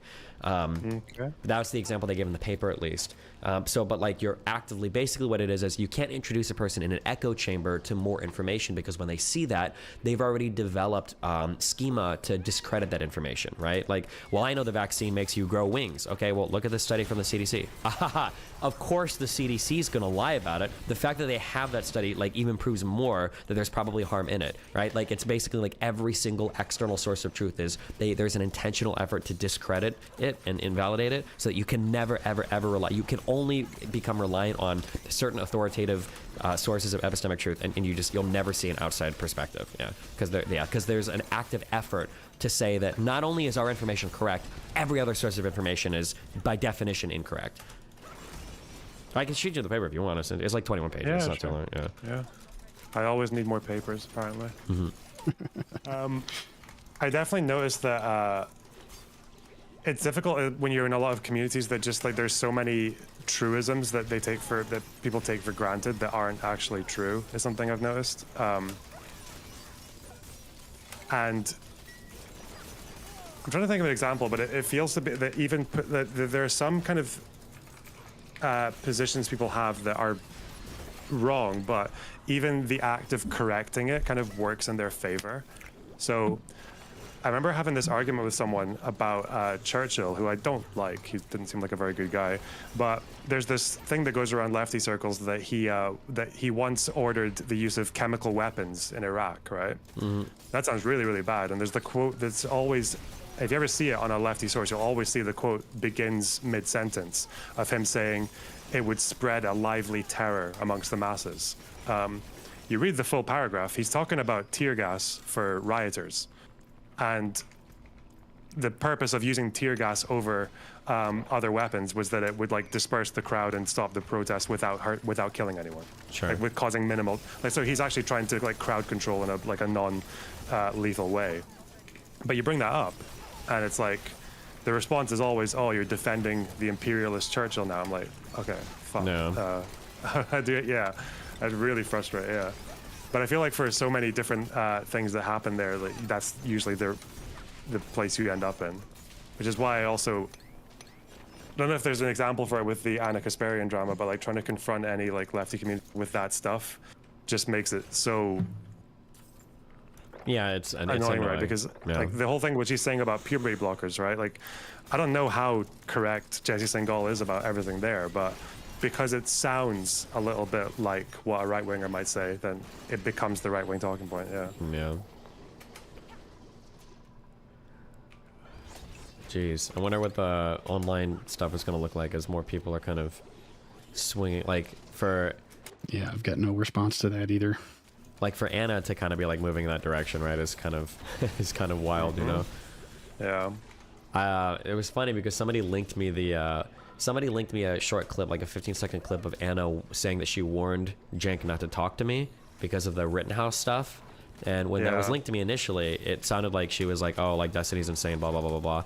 But then when I watched the full interview of her with Adam and Sidge, I was surprised to find out that the reason why she didn't want him to talk to me about it is because she thought the combo would go bad because she thinks that Jenk is wrong on it. That she thinks what Rittenhouse did was clearly self-defense. So I was like, "Holy shit, that was not an Anna opinion I was ready for." I mean, okay, I'm not gonna name names because I'm loyal. But over the last year and a half, whenever I've had any run-in with lefty communities over any of these issues, like whether it was the trans genocide or Palestine or Rittenhouse, whatever, like every single time, the Queen's death, every time it happens, out of fucking nowhere, at least one or two or three, depending on the issue, lefty creators, like video essayists or whatever, will message me and say that they like that they side with my position. But they're not gonna say anything publicly. I've talked to two different people about this recently. I hate those types. If you, just as a heads up, guys, if you ever do this to me, I hate you. Content creators that message you and they're like, "Yo, I know that you're catching a lot of heat right now, but I want you to know that I support you." Kill yourself. It doesn't mean shit if you send that to me in a DM. If you're not gonna support me publicly, then you don't support me at all. Get the out of here with that like behind the scenes shit. Like you're just trying to maintain the bridge, but you're too much of a coward to actually stake a position on this video. Okay, depending on what position you're in, that's like you could say that, but again, like for some people, like it's the difference between like having a career and shit, like, and it's also just sure, but like, you're also you might like, not be saying reinforce... something different publicly. You might just be like, you don't think you're just not going to say the issue, like bring it up. Sure, right? but then you reinforce the problem because you make it seem like there's so much more consolidation around an actual position than there really is, you know?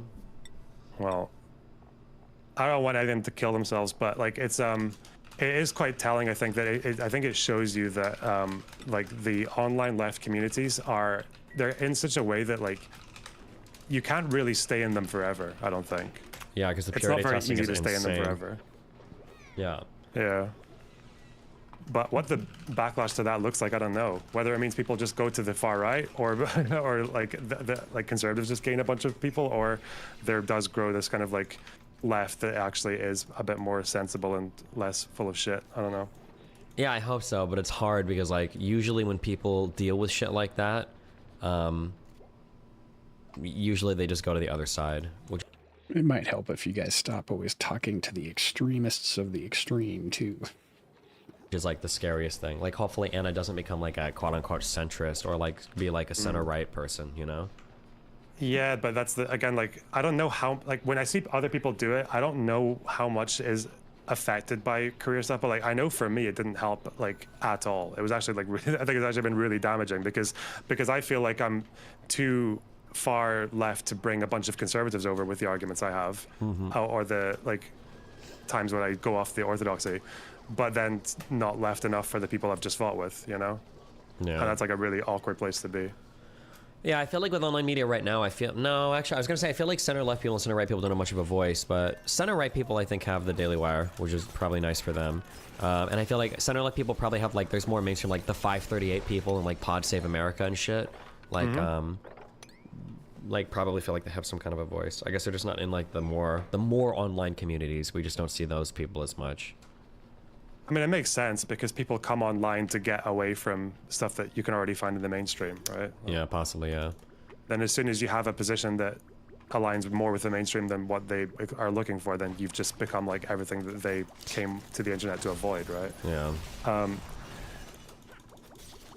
I feel way too Scottish to see Daily Wire as center right. And if it's not Scottish, that's right. Is that the case in America? Sorry, I had to bring that up. Showing my age, you know, back when SNL was actually decent.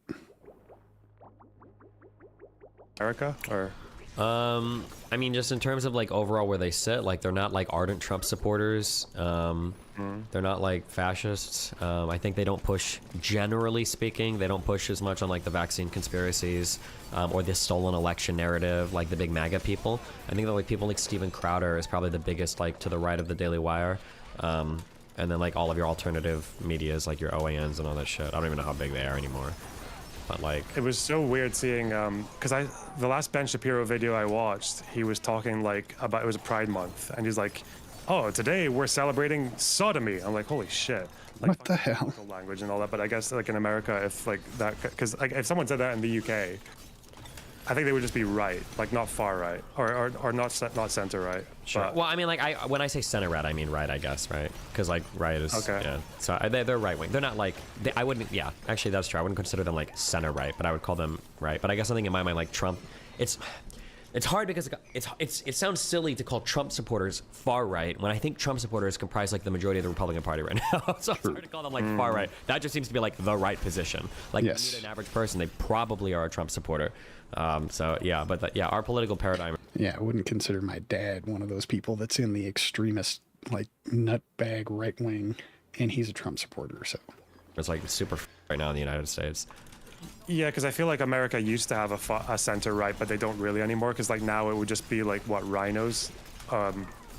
That's what they would be, or like neocons or like Bush era people. Nah, people don't even use the term rhino anymore because it implies they have an allegiance to the Republicans and they want to protect the Republican name. Rhino is there to make. What are you talking about? Trump uses the term rhino.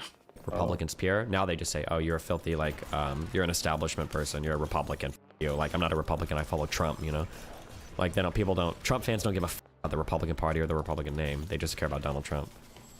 And Fox News. They love Fox News. They're like a MAGA person. Unless they say something bad about Trump, then they hate Fox News. Or whatever. I did not know that. Do you think the Anna thing is like a breaking point, or do you think it's just going to be like, because what I usually see happen. I wish there was some reference about what they're talking about with Anna Kasparian. Like what, like they tell your editor to include some context of what the hell you're talking about. Happening is when people fall out with the left, is that they kind of like, I don't watch Anna Kasparian. I don't know what happened, and you're just talking about it like everybody already knows what the hell's happened. Last for a little bit, but then somehow they either find their way back in, or they just you know, like you said, maybe become like centrists or center right people. Because I feel like with the thing I found weird about watching it happen with Vosh and ContraPoints, especially, was that they would have their like fallout with the left, but then they would sort of like find a way back in a on another niche issue that they can agree with the left on. Yeah, I don't know. I have no idea. People seem to have a lot of animosity for the Young Turks and for Anna right now. And I think it hurts too that Anna's a little bit older and she's more grounded in reality. So it's hard for her to buy into a lot of the like our unhoused neighbors and like crime isn't a big deal and like all these things like probably are a lot harder for her to get on board with. But who knows? We'll see. Hopefully like the animosity shit doesn't push like all of the Young Turks like to become like a centrist news outlet or something. Like it's probably important that we have some left-leaning outlets, even if I don't agree with them on almost anything. Yeah, I was never... I think I first watched Young Turks in like 2012. I was never really a fan of them just because like their style is just not really for me, but I think there is something admirable about Cenk getting like ratioed on every tweet and just constantly going in front of the camera. It's like, I don't back down. Really funny. Yeah, dude, Cenk is super hard-headed, which I respect, yeah. Yeah, I do he's love like that about it. He's like the uncle that screams at you over the dinner table, but then they're like, they'll always love you, you know? Yeah, maybe. I was gonna say he's like the anti-Hassan, whereas Hassan is like gonna print like every single mainstream progressive opinion you could possibly ever have. Like Cenk will like disagree on something and then talk about that disagreement for like 2 days and like tweet about it, talk about it on her show, and get mad over it and just like move on. This is like, yeah. Well, that's what I wonder as well, because I feel like you get caught in this thing where an issue that maybe isn't like at the front of what's that important to you, like it gets made into one, because I don't think Anna ever thought that the birthing person was going to become a huge thing, right? I feel like it's quite easy to say the birthing person, it's a bit silly. Yeah. Probably don't need that. Like if This I is say gonna be the thing you African-American hang issues, your hat on for your career, yeah. Yeah, like if I say African-American issues, no one is stopping to scratch their head and be like, oh, are you talking about like the Egyptian billionaire that lives in California? Like, no, obviously not, dipshit.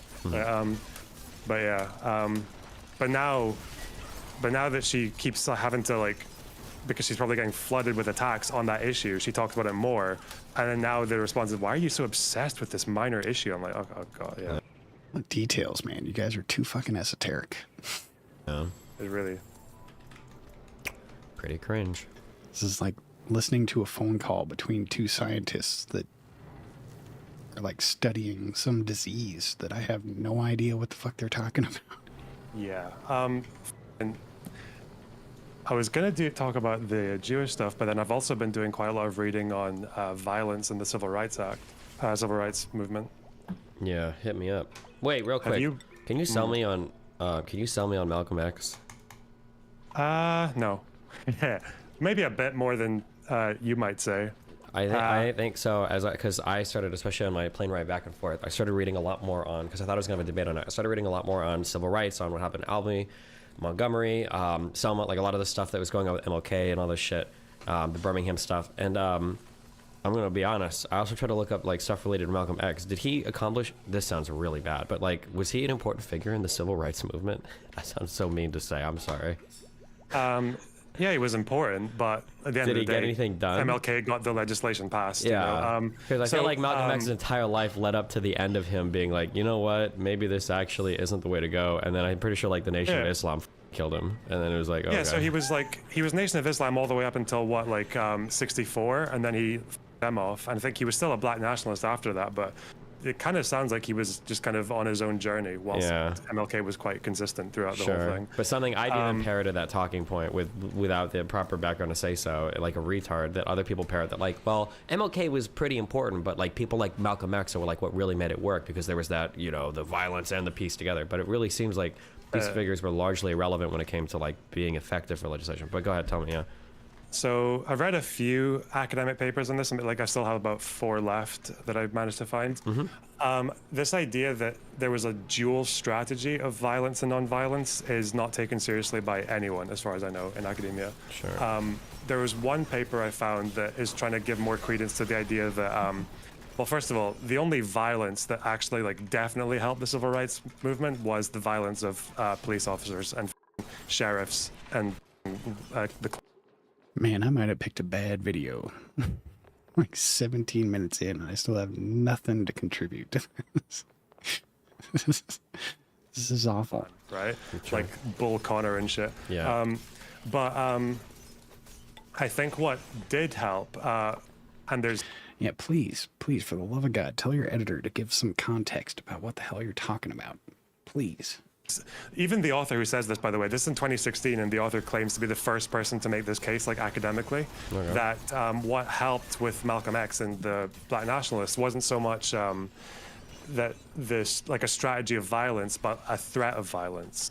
So.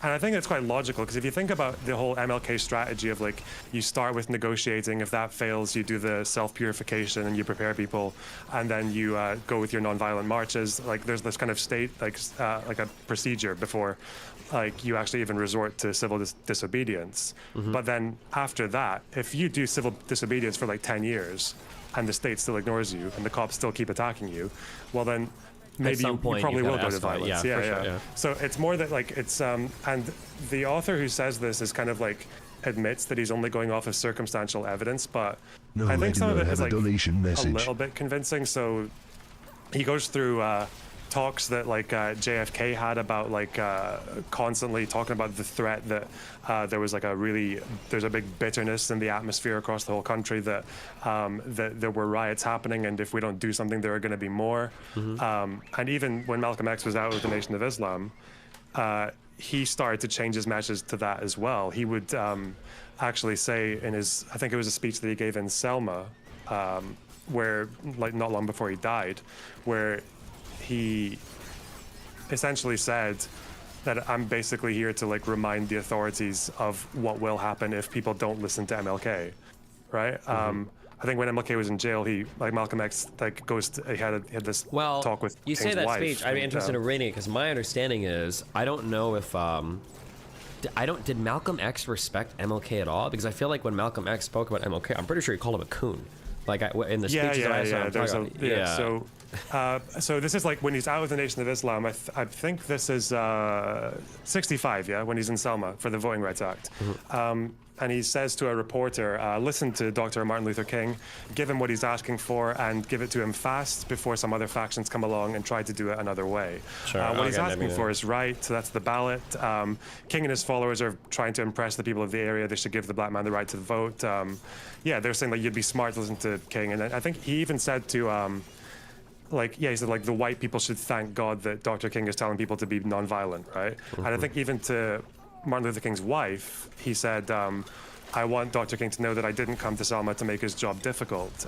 What I did was I came thinking that I could make it easier. If the white people realize what the alternative is, perhaps they'll be more willing to hear him. So I need to look up more. I don't know if that was effective or not, but at the very least I should be aware of those speeches. But it's interesting that he said that, because it's very similar to something that King said in the Birmingham jail letter. There's that bit in the Birmingham jail letter when, oh, by the way, the next time someone uses the white moderate thing to justify some dumb shit, I'm so ready to just make whoever tries to do that to me again themselves, because it's used so dishonestly. There's a whole... Again, no reference to what the hell he's talking about.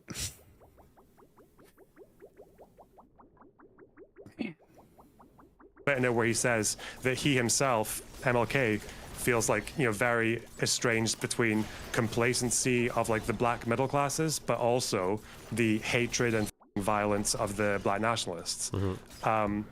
So you think about like if he said a lot of what he was saying in that letter today, people would probably call him a white moderate. They would say, they call him a white moderate. Let me read you this letter from a Birmingham prison about the white moderate, because that's what you are right now, fam. But there is a bit in there where he does kind of give the same warning as Malcolm X, where he did say that that he's like constantly afraid that if the demands of the civil rights movement aren't met, then he's going to lose supporters to the likes of the Nation of Islam. That he can only keep up nonviolence for so long. That's like a... I can't remember... I'm trying to find the exact thing, because my notes are already like 30 pages long. But I'm further convinced that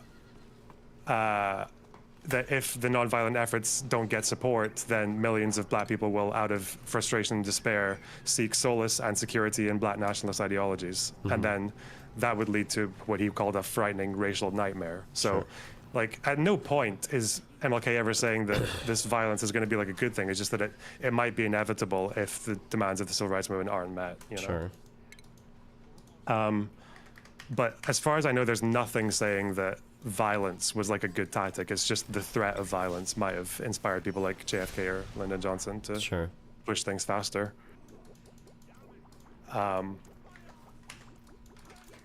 Do you have does that sell you more in Malcolm X than you were before this? No, not really, but that's okay. It's not really so. I shouldn't like shout out Malcolm X. That's me. Andy's from my hometown, so shout out to that on Hood.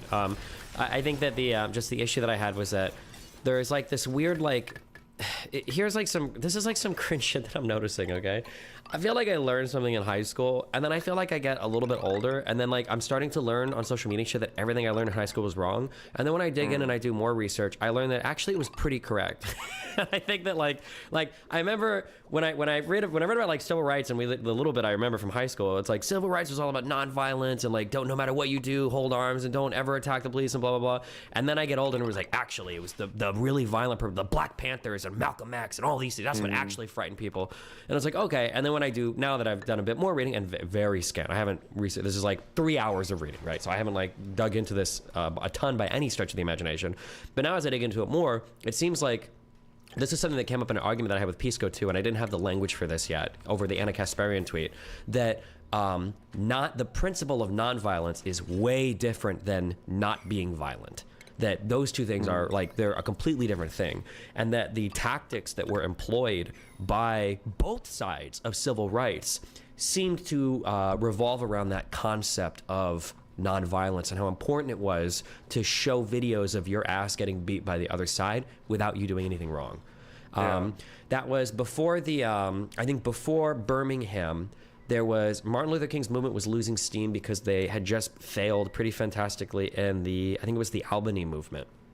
And as I was reading through this, one of the reasons why they think that movement failed was because the police on the opposite side of that movement had become familiar with Martin Luther King's tactics, and they explicitly avoided at all costs having violent confrontations with protesters. So they expanded the prisons, they started moving people around to different jails in the county, they did everything they could to lock up protesters peacefully.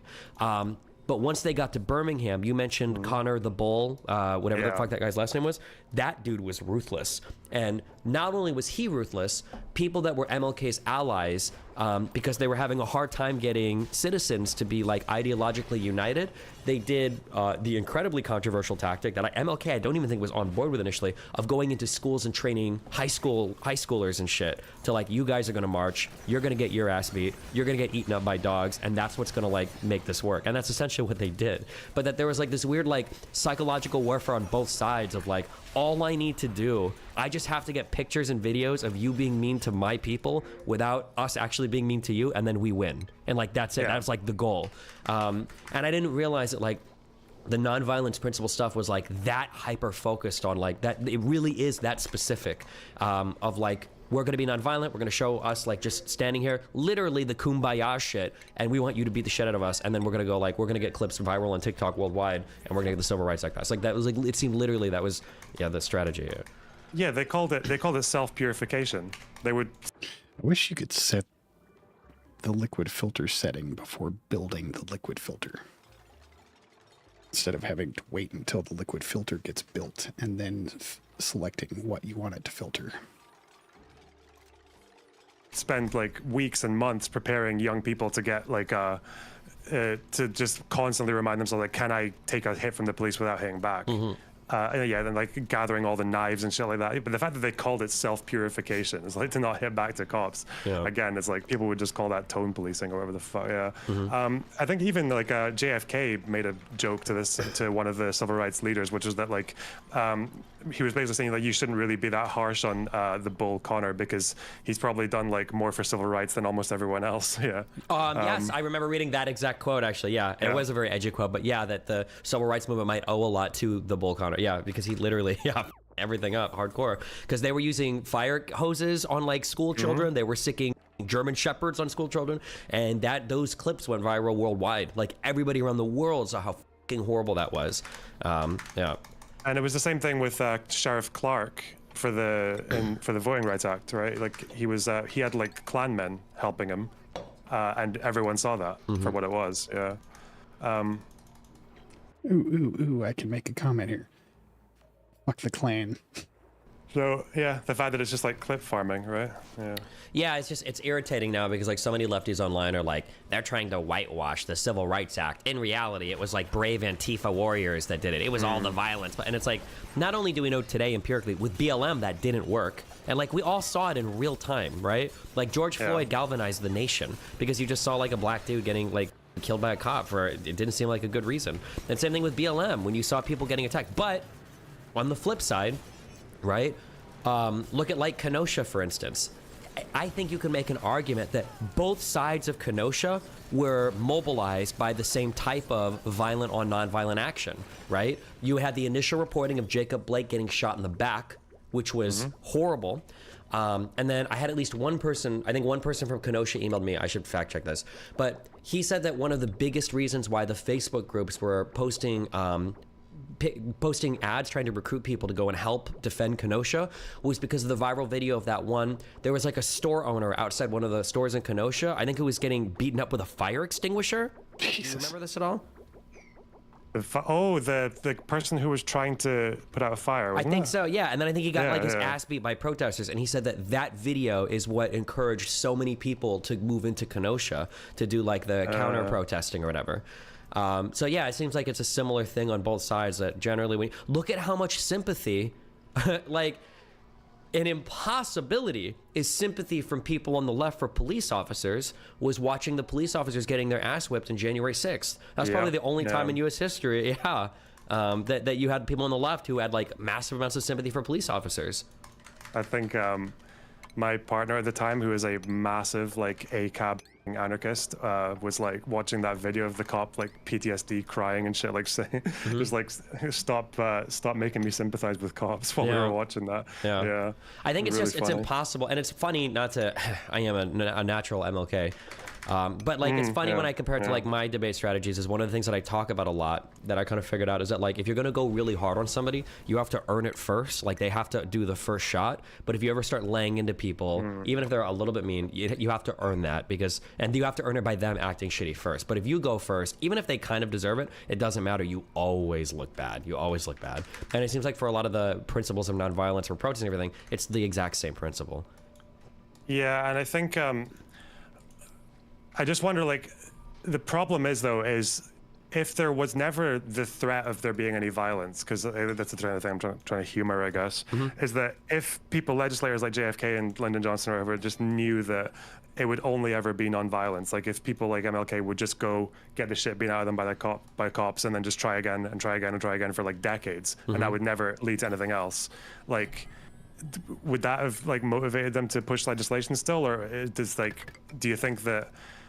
Or for example, like when one of the senators who was trying to push the civil rights bill through was saying things like that there's like that they were worried about the rioting is going to like set off a bunch of like small Algerias in the country, and Algeria just means like a fuckload of violence, basically. Yeah. I think that I feel like you appeal to people's humanity. Like you said, it's really, really, really hard to watch somebody like getting killed or getting beat or getting attacked by the cops if they're not doing anything wrong. I think it requires an inhuman level of psychopathy to watch that and not feel any sort of like desire to act or change when you see stuff like that. And I feel like that's played out several times in our country, and I think we all kind of, yeah. Do you think, so I'd imagine obviously for achieving political goals, do you think there's ever situations where, well, there must be, right, to use violence? I mean, if that's all you have left, I mean, like we can argue that, I mean, I'm sure there are times like the Civil War was probably necessary, right? The Revolutionary War was probably necessary, right? It's usually the case that like, because I think maybe some counterexamples would be like South Africa, right? Like Mandela was, like people accused him of being a terrorist, but like, the ANC did literally just like blow up power lines and shit like that, and they did actually kill a lot of civilians as well, which they later apologized for. But I don't think they ever ruled out violence until like even whilst the apartheid negotiations were still going on. Like Mandela never fully ruled out violence until it was over. So, but I think the argument there is that you're in such a different situation when it comes to like how much recourse you have otherwise, because apartheid South Africa had like a lot less room for peaceful protest than somewhere like America did. I wonder if in the United States, it was important to. All right, let's see. Is my audio for the game okay? Yeah. that like you had like the North. Had it so low I couldn't even hear what the hell was going on in the game. Like I'm worried somebody's gonna die and I'm not gonna notice. That you saw that there were black people that lived like much different lives in the North than they lived in the South. And that having like seeing that like, well, it does work in some places. It doesn't have to be like the most horrible Jim Crow laws, the most shit everywhere, like, and it seems to work well. I wonder if that helps. Probably, but also even outside of the country as well, where you've got people like Castro saying, look at America, where they still have like, because I think Castro and his propaganda used that a lot. Like he used the lack of civil rights and the violence against civil rights protesters in his speeches a lot to make people anti-America. And especially since at that time, America is trying to win allies across Africa and the Middle East away from the Soviet Union, and these are countries that have a lot of black people in them. Yeah, so it doesn't look very good if you're still having like that. I wonder is the audio out of sync? Even vote in the South. No, it's still in sync. Wow. Yeah. Yeah, I don't know. But that's also, that kind of goes to again towards just like other motivations, like trying to win hearts and minds around the world rather than violence. Yeah. Yeah, and it's hard to measure like how much of what is actually having an impact, right? Like it's hard to say for sure, you know. Yeah, so I don't really, I really find it quite difficult to see with, I need to look more into Malcolm X and what he was doing throughout that time, but it just seems to be that he was very popular for kind of illustrating the bitterness of black Americans at the time. Sure. But at the end of the day, he wasn't there at the end with the pen, like signing legislation and shit. Yeah. Sure. But I'm probably going to read a bit more of it, and maybe I'm trying to think of a provocative, like, way to push a video like this. Like, that if MLK were alive today, like Twitter leftists would be calling him a cuck. But that's true of a lot of leaders. It's true of like Mandela as well, completely. Sure. You could name it like MLK and the importance of the white moderate or something. True. For the people that vote, if you really want to be edgy, yeah. It's just the fact that like the white moderate he's talking about is people who were upset that he had like broken segregation laws and protested without a permit. It's like, how many fucking liberals are going to say that you should, or even centrists are going to say that you could never protest I think that's an issue. Yeah, like the white moderate that he's speaking about, were white moderates who are like, yeah, you know, like it's a little bit kind of irritating to try to push for like desegregation and stuff. So like, let's just stay segregated, and like maybe in 100 years we can revisit this topic. Like the white moderates would have like been considerably off of where we would consider civil rights to be today, you know. But yeah. Yeah, they were. Yeah, they would. In this day and age, they would have just taken the position of right wingers, because I don't even know if like. Do you think that Trump was used liberals as a threat oppose by the people idea like of? Biden? We go with that text-to-speech crap again. Why do you have that in your streams? Or Bernie is a way to pass bipartisan Because it's like the idea of like a legislation. just Or law and perhaps an other unjust goals. law, right? Like, I feel like that most people are behind that in some one way or another. Like, people who take drugs and shit. I don't know. Wait, hold on. Are you Jewish at all? Why did I think you were Jewish? Are you? Because I've got a big nose. I don't know. I get that a lot. So I feel like you said it at one point. Okay, never mind. Sorry, what were you saying? I noticed that because he kind of almost sounds like Raymond from Everybody Loves Raymond. Almost. There's a lot of Reddit discourse around your Fuentes debate. Oh, the first one. Dude, I had a day and a half to prepare for it, and I've had like unbelievably fucking retarded relationship drama going on in like the background of my life for like the past week for a variety of reasons, plus drama with other things going on. My friend almost like fucking had a heart attack here when there was like fucking creepos in my community like digging through. It's just like so much random shit in the background, plus all my streaming stuff, like a million other things. So on top of all of that, the limited amount of research that I did for that debate was like mainly focusing on like the Holocaust. So I had like no background going in.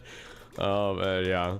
I think despite everything, I feel like I think on like the fact, I feel like I did okay, like 55-45, or maybe if I'm like more charitable, maybe like 50-50. But like obviously you're having like a Nazi debate. It doesn't feel good to go 50-50 on that platform, especially when he's factually so wrong about so much.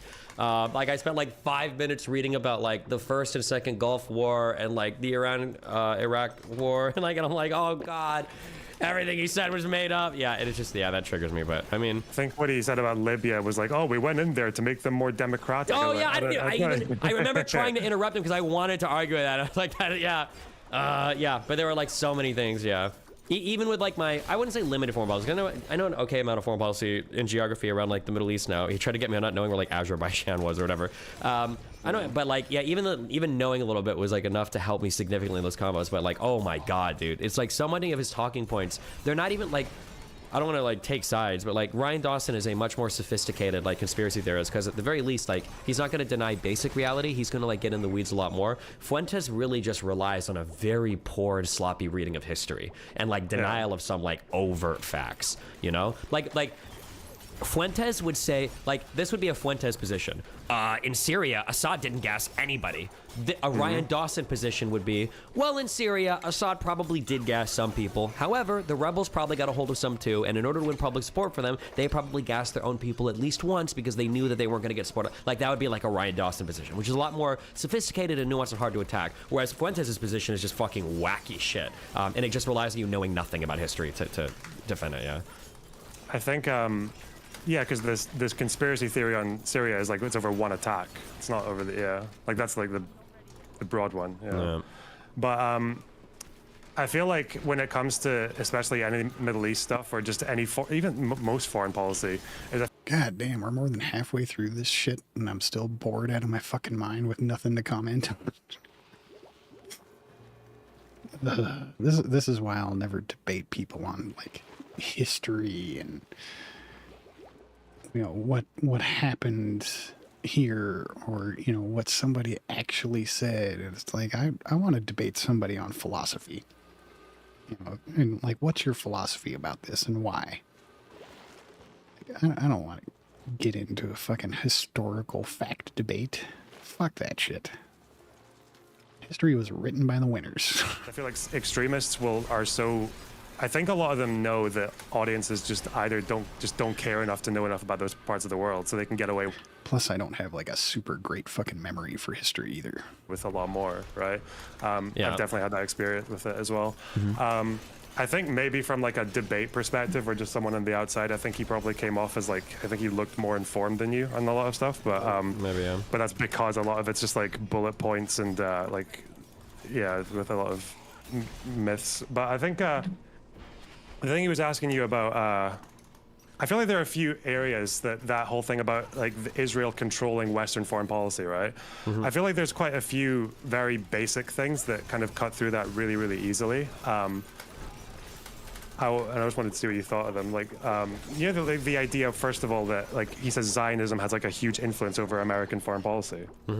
I guess the first thing you could point out then is like why has that not been a constant, right? America didn't always support Israel in the way that it does now. In the Suez Canal crisis, America condemned Israel pretty harshly for them moving into Egypt.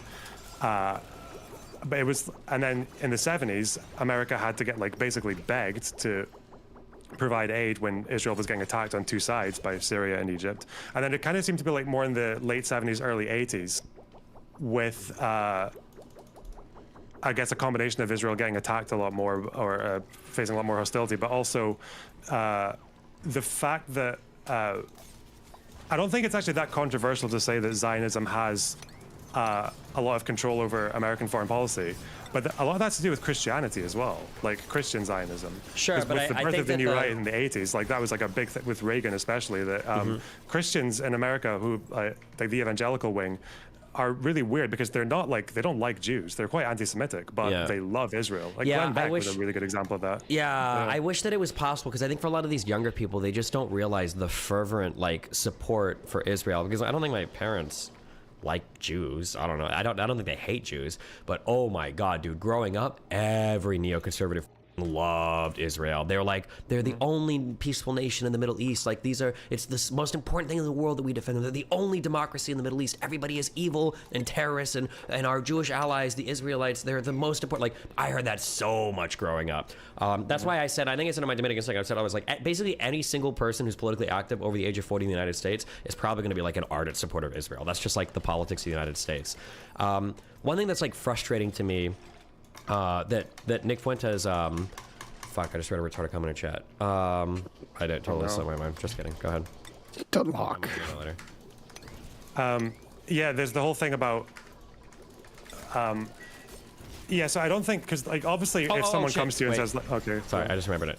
One thing that was really frustrating, I've tried to define this a couple times, is the Jewish question is not that like there are some Jews in the United States that have preferences and like sometimes the United States' foreign policy aligns with Israel. That's not the JQ. The JQ is that there are Jewish people that are subverting U.S. foreign policy to the detriment of the United States and to the benefit of Israel. And I don't like that at the end of the debate, Nick basically completely abandoned the JQ in favor of that very light version that there's not really anything that surprising or even wrong with it. That like some Jew. All right, debate, bro. Now you're gonna make me look up what the hell the JQ is. Fucking professional debaters.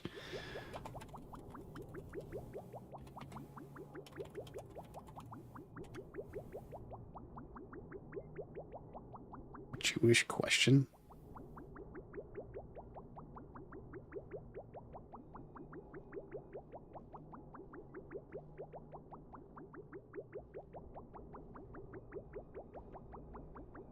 Something to do with the Nazis, I guess. Man, I don't want to read all that shit. Okay, so it's something to do with Judaism. People in the United States might have like they have like an elite, not an allegiance for, but like a preference to like maintain good relations with Israel. I don't know how he like is allowed to just like take on such a soft position and like feel okay about it. It feels really stupid to me. Yeah, it's also just like, yeah, America gives like a lot of foreign aid to Israel, but you know, like we also, America also gives foreign aid to Lebanon and Africa and like the entire like the entire world. Like the U.S. does a fuck ton of foreign aid. Yeah. Yeah, and with Lebanon, it's not just Hezbollah. Sometimes Lebanese soldiers, like the official army, will just like go astray and attack Israelis. Like, so it's kind of weird that America would be giving them money as well, if it was just to the detriment of the United States. But I think like one thing about foreign policy that I think could have come up was reasons countries support other countries, and I think a lot of it is that a country might have an original reason for allying with another state, but then that reason might go away. But the fact that they allied in the first place starts building up more reasons for them to stay allies in the future. Sure. So people always say, oh, NATO was supposed to be to keep out the Soviet, supposed to be a wall against the Soviet Union. The Soviet Union's gone. Why do we still need NATO? Well, we need NATO because Russia attacks, still attacks countries, and like lots of other reasons. Yeah, and being in NATO is a really good way to not get attacked by anybody. So like just because the original reason's gone, and I think with Israel, one very big reason for the United States starting to get involved with Israel was that was like the one state that they could support that would kind of stay the Soviet Union's influence in that area, because the Soviet Union they supported like Assad in Syria and fucking and I mean even like the Afghan civil war, right? Like when we poured money into there, was that at the behest of Israel? I actually don't know. Was it? Because my understanding was that was just we were just supporting the opposition there to the Soviet backed government. It was that the they opposition. Were Yeah, it was like, because there was containment policy. Yeah, exactly. If they're communists, you support the opposition. Yeah. And there were all these like the Arab socialists like Assad's dad and shit, like, and just because the Soviet Union's not there anymore and communism's definitely not in the Middle East anymore, well, like it's Assad's son who's in power now, so like a lot of that still stays even though the original reason is gone. And then also as part of America helping Israel in the 40s and 50s, another reason for that as well is like, do you know that the Soviet Union was actually the first country to give de jure recognition to Israel? Oh, I didn't know that. Israel.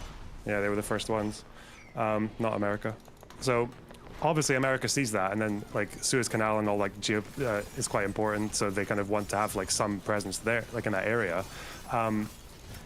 But as they're supporting Israel, then throughout the 50s, 60s, 70s, 80s, Israel gets attacked multiple times, and then that also means that Israel needs to give a bunch of fucking yeah, I mean, I shouldn't have watched this damn video. I have nothing to contribute to this shit at all. I am not a fucking historian. I don't give a shit about religious beliefs. God damn. Excuse me. There's a lot of military focus to aid to Israel, and then that means that Israel basically becomes like a tiny little military base, and they become very good at military stuff. And then I think even to this day, because of that initial support, like Israeli military intelligence and research and development is like very important to the United States, because they they seem to innovate in quite good ways when it comes to military stuff. And yeah, I had at least one person contact me and list me like 6 or 7 different like huge benefits that the United States has from intelligence gathered from Israeli sources, from being able to monitor countries like Iran, like other places in the Middle East, from testing certain types of military technologies, including the Iron Dome, from installations that we used to like spy into Iran and shit. Like, yeah, that there's like a whole, and then there's like some like $50 billion or whatever of trade and shit, and like there are like a decent number of reasons why having Israel as a support, and because it's like a relatively stable country, which is always good too, that it has like U.S. interest, right? The same reason why Putin supports Assad in Syria is because it gives him access to ports, and it's like a relatively stable country, right? Yeah. I think I also wouldn't downplay the fact that Israelis just look a bit more like Americans. I had a college professor tell me that once, but I think it's actually like because the archetypical Israel is like a white person, you know, Possibly, even though half of them aren't white. That probably helps a little, yeah, sure. But it's like it's mostly, I think a lot of it is unintended consequences.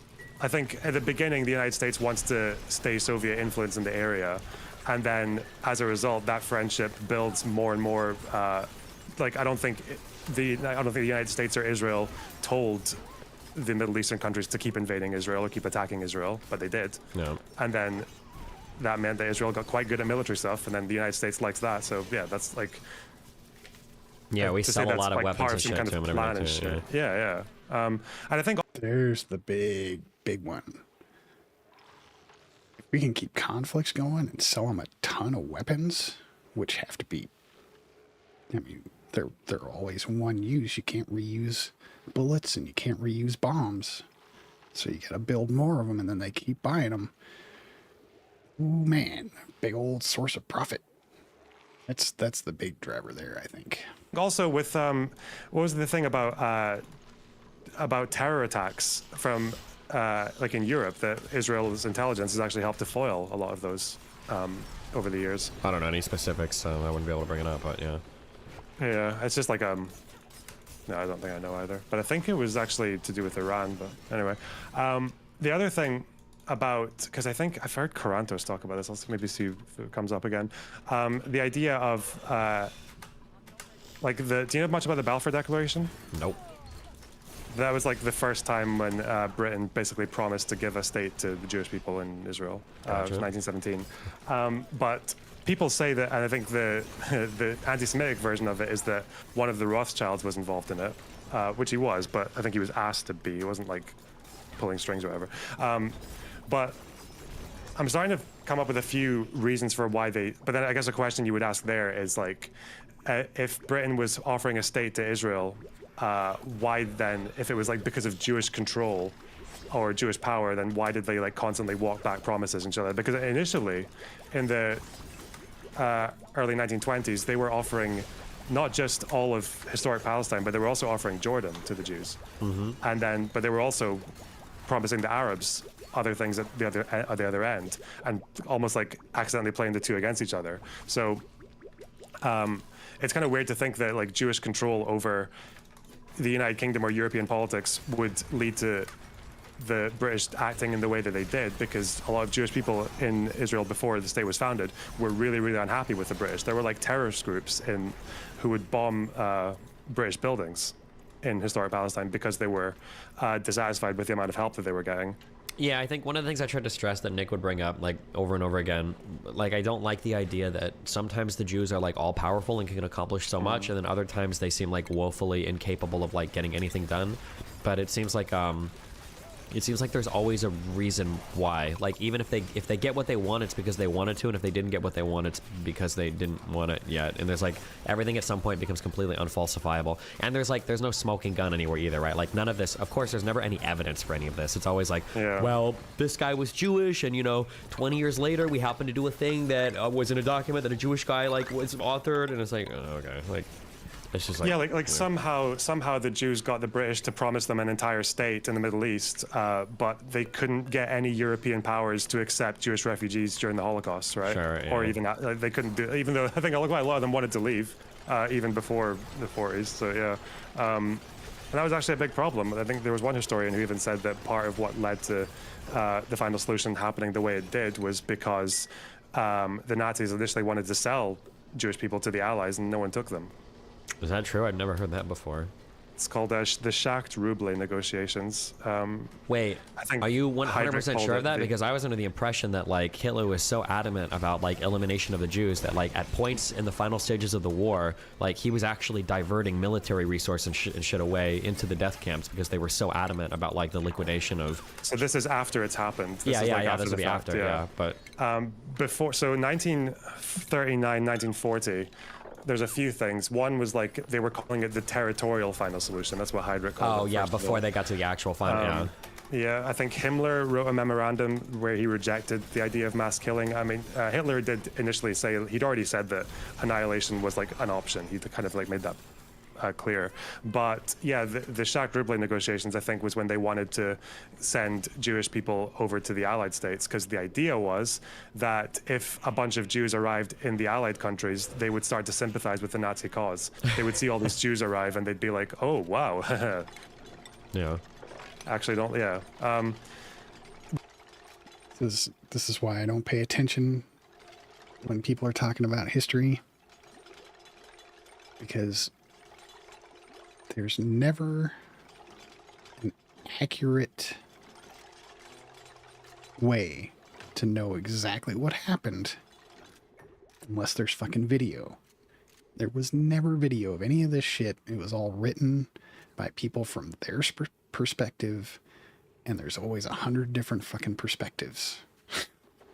But it's kind of funny to look at just like even the founding of Israel and what like the role that anti-Semitism had there as well, because I don't really know that much about this, but there was like a foreign affairs article that was kind of suggesting that part of what got the British to promise the Jews a state in the first place was actually anti-Semitism as well, was because two reasons. One was that a lot of the original authors of the Balfour Declaration and promising Israel to the Jews was that they just didn't want Jews in Europe anymore. Like, Yeah, or it's in the UK. same ideology as like a 4chan containment board. When people make like a special board for furries, it's not because they love furries and they want to make a space Yeah. for them. It's because they want them to get the fuck out of all the other boards. Yeah. But another potential reason, I don't know how sold I am on this, is that potentially, well, we know that the people who wrote the initial Balfour Declaration were anti-Semitic. I think Balfour even said that the Jews had like incredible power over the world and shit like that. And that, like, Churchill was involved. He wasn't very keen on Jews. David Lloyd George wasn't very keen on Jews. But I don't know if I even want to say, but yeah, one of the things I read was that potentially because Britain was doing so badly in the war, that they might have offered a state to Jews because they thought Jews were like powerful enough to help them in World War I. But, and apparently there is like a historian who's written a book about this, but yeah, I don't know. Potentially. Did you leave? What? Oh no, sorry. I did blow my nose. Alright. My bad. Alright. Yeah, I just got up. You were pretty boring. I had to just take the fuck off. You know. True. Oh yeah. Go do a line, but now I'm back. True.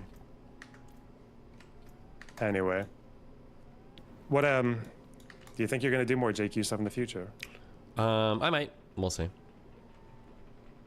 Wait, when I said blow my nose, I mean I was here on my. I didn't actually leave.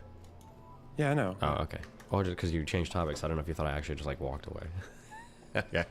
Yeah, and I think against Fuentes and that ilk, I think I probably could, because the conversation was nowhere near as challenging as I expected it to be. Like I said, I'm used to like more thorough conspiracy minded people, but the Fuentes stuff was like pretty surface level, and then his limitations on especially like foreign policy centering around JQ were way greater. His limitations were far greater than I expected them to be.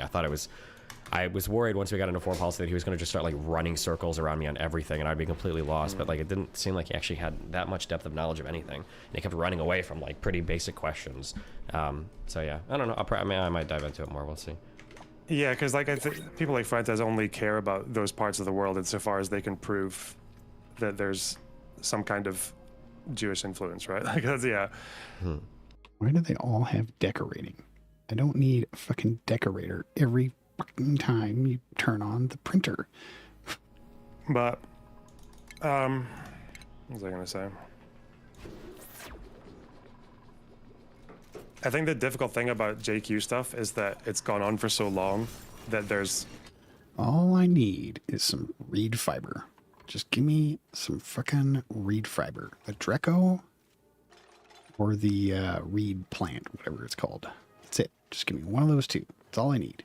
And I could finally break into the oil biome and get some more shit going on with the plastic and the petroleum and the heat stuff and the rockets that work on, you know, more than like 4 spaces out into space. Because the rocket that works off of carbon dioxide or sucrose, those things are crap. You need the petroleum engine. There's just so much, there's so many different angles that people attack it from. Like, if you go to the Middle East, like there's a lot of overlap with JQ stuff there that you'd hear from someone like Fuentes, but it's just, there's like so much niche information for like each different area. Like, there's even the idea that, have you heard the one that like Jews contributed to the rise of the Soviet Union? I have not, no.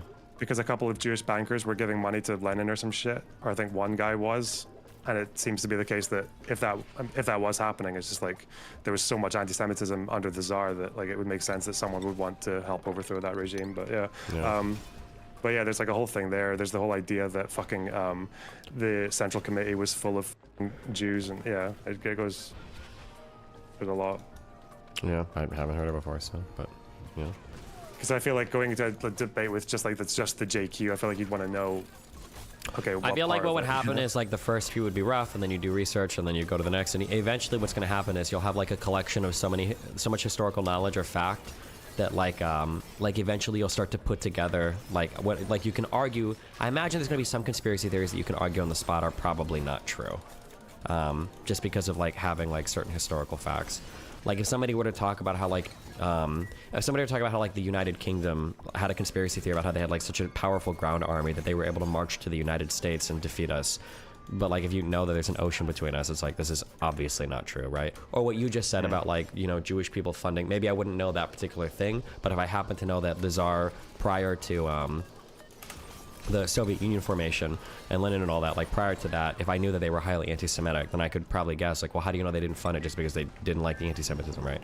I think after a while you start to weave together enough historical facts, assuming like what you're learning is true, that you should be able to deal with a lot of conspiracy theories because they just don't make sense with the established historical record, you know? Yeah. It happens when you get with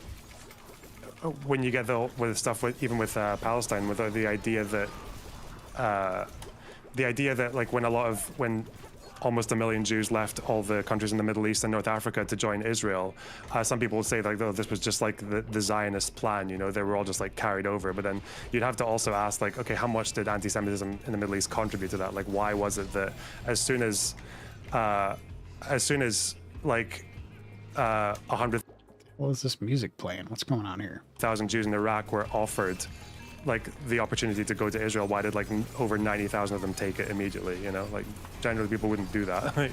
Unless there's something you're trying to get away from. I should do more research on Cuba because my Cuban knowledge is actually not that great. But I've always heard similar stories from my mom and dad that like, or from my mom I should say, that like when Fidel Castro basically offered people the opportunity to take boats and leave Cuba, go to the United States if they wanted to, that there were like tons of people that took that opportunity to just like peace out. And it's like if it was the case that it was like a communist utopia, like why did so many people take the opportunity to leave? But well, the Gusanos. True. Hope that's not copyright music you're playing. The slave owners. I'm guessing it might be. I found this really. Let's see if I keep interrupting it so I don't have to deal with that copyright claim bullshit. Was there not a streamer who tried to say that your family were slave owners? I call Destiny a Gusano because he is. Oh, but he's Cuban. This motherfucker has blue eyes. Not that it necessarily matters, but I can definitely tell you that because I can definitely tell you that his family owned a plantation. His family definitely owned slave. What the fuck? How would you know that? Even if it was true. There's a big tell. Couldn't I just have blue eyes from my dad's side? Like, isn't that how genes work? Is this guy saying that everybody with blue eyes has owned slaves? I've never owned any slave.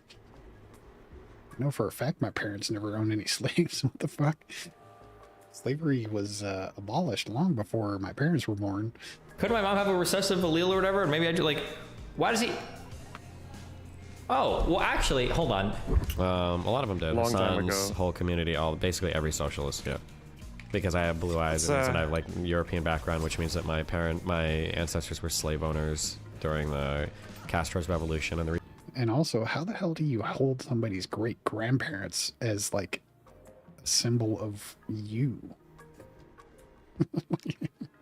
I'm not even anything like my dad, let alone my great grandparents, dude. What the fuck? Reason why I'm. The hell does my ancient ancestors have to do with anything? That you're right-wing fascist is because I'm upset that my families were deprived of their plantations and slaves. Yeah. Kind of racist.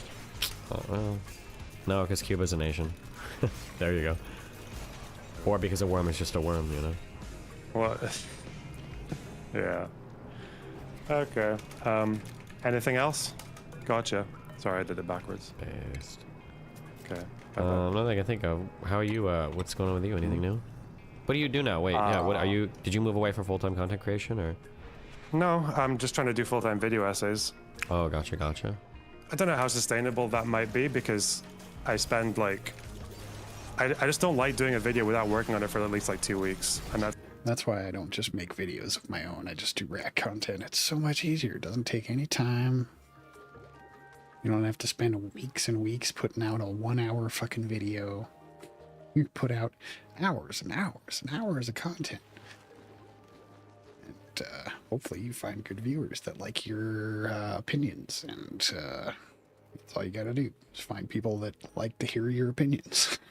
that feels like in the YouTube world, that's just not, the algorithm just doesn't seem very kind to that behavior right now. I don't know.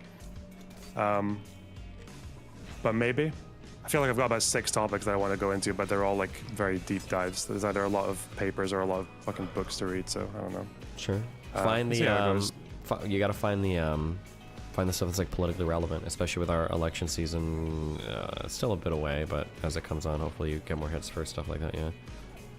Yeah, so I know that civil rights stuff might be relevant for another like week or 2. I don't know if people will care by then. But yeah, I don't know. I find it quite difficult to just do anything that's that I'm not already quite interested in. So oh, is that the end of the video? Thank God. That was incredibly fucking boring. Jesus Christ, I never should have added that to the list. Holy shit. It was a terrible fucking video to pick for a react. Man, I feel like XQC. Just playing other people's content, just sitting there and not even reacting to it. Fuck. Okay, should I take a break? Yeah, it's been enough time. I'll take a break. Before we start the next video.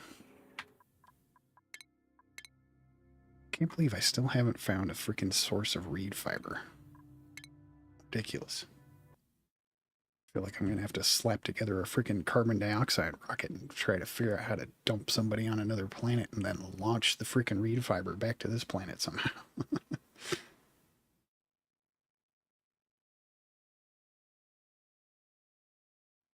Okay, I need to adjust something on my roadcaster here because I am not hearing my voice at all in my headphones like I used to for some reason. Where's that under system? No. Outputs. Headphones? No. Processing? No. Routing? No. Listen? No. Multi-track? No. Okay, it's not under outputs. Where the hell is it? Faders? Menu on this thing is so fucking convoluted. Where the hell is it? Can't find the damn setting.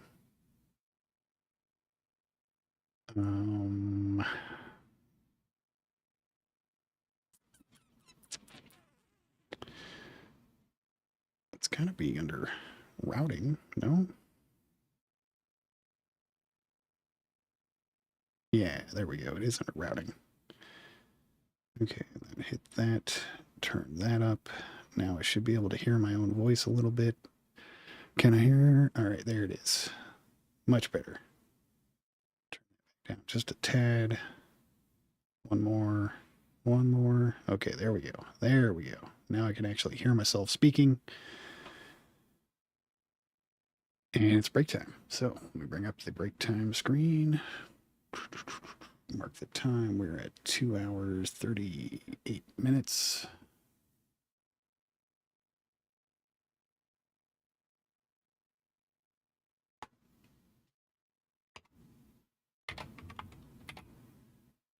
Holy shit, that was over an hour on that video. I had like, what, maybe a minute's worth of commentary? Jesus. That was a terrible choice. My bad. Hopefully I don't get any kind of like strikes or anything for not commenting enough on that boring ass video. I mean, I know most of Destiny stuff is super boring, which is why I don't watch it. I thought that one was going to be better, though. Yeah, I mean, even the title was bad. It was about Kasparian's breaking point. They didn't show any context for her breaking point, like what it was about. And it was just those guys talking about super pro, like, debate bro shit the whole fucking time. That was an awful video.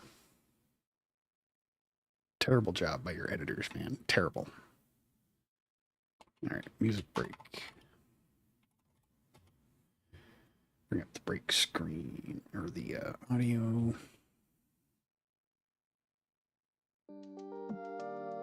Skip that one because it always plays that every time. Don't like that one so much. All right, that one's good. Okay, mute the microphone and I'll be back in a few. See you soon.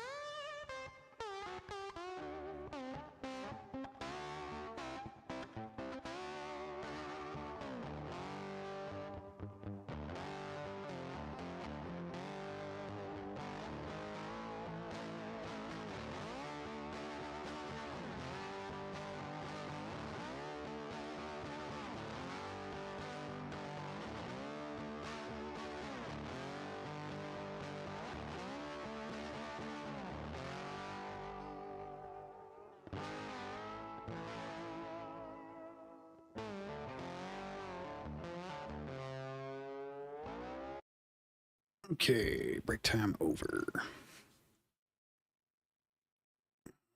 Mark the time here. We're at 2:50.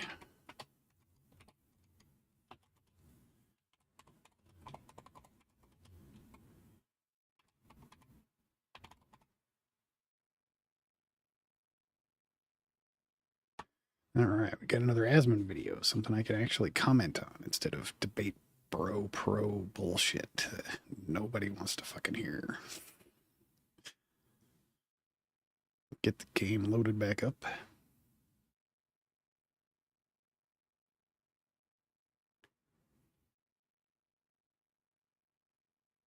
And away we go. Big Twitch changes. Uh-oh. Uh-oh. Here we go. If you haven't heard, there are some damn. major updates in the live streaming space. Moist Critical dropped a bombshell video titled Goodbye Twitch, where he says this. Hey, yo, fuck him, bro. I am no longer exclusive with Twitch. Now, he doesn't go on to say that he's signing This is a bombshell? elsewhere. He's just no longer exclusive with Twitch. And he'll try things out, right? He'll enter his college era. Oops. And he'll go back. He'll link up with Twitch. They'll have hot, nasty sex, but he's going to try out the YouTubes of the world. Okay.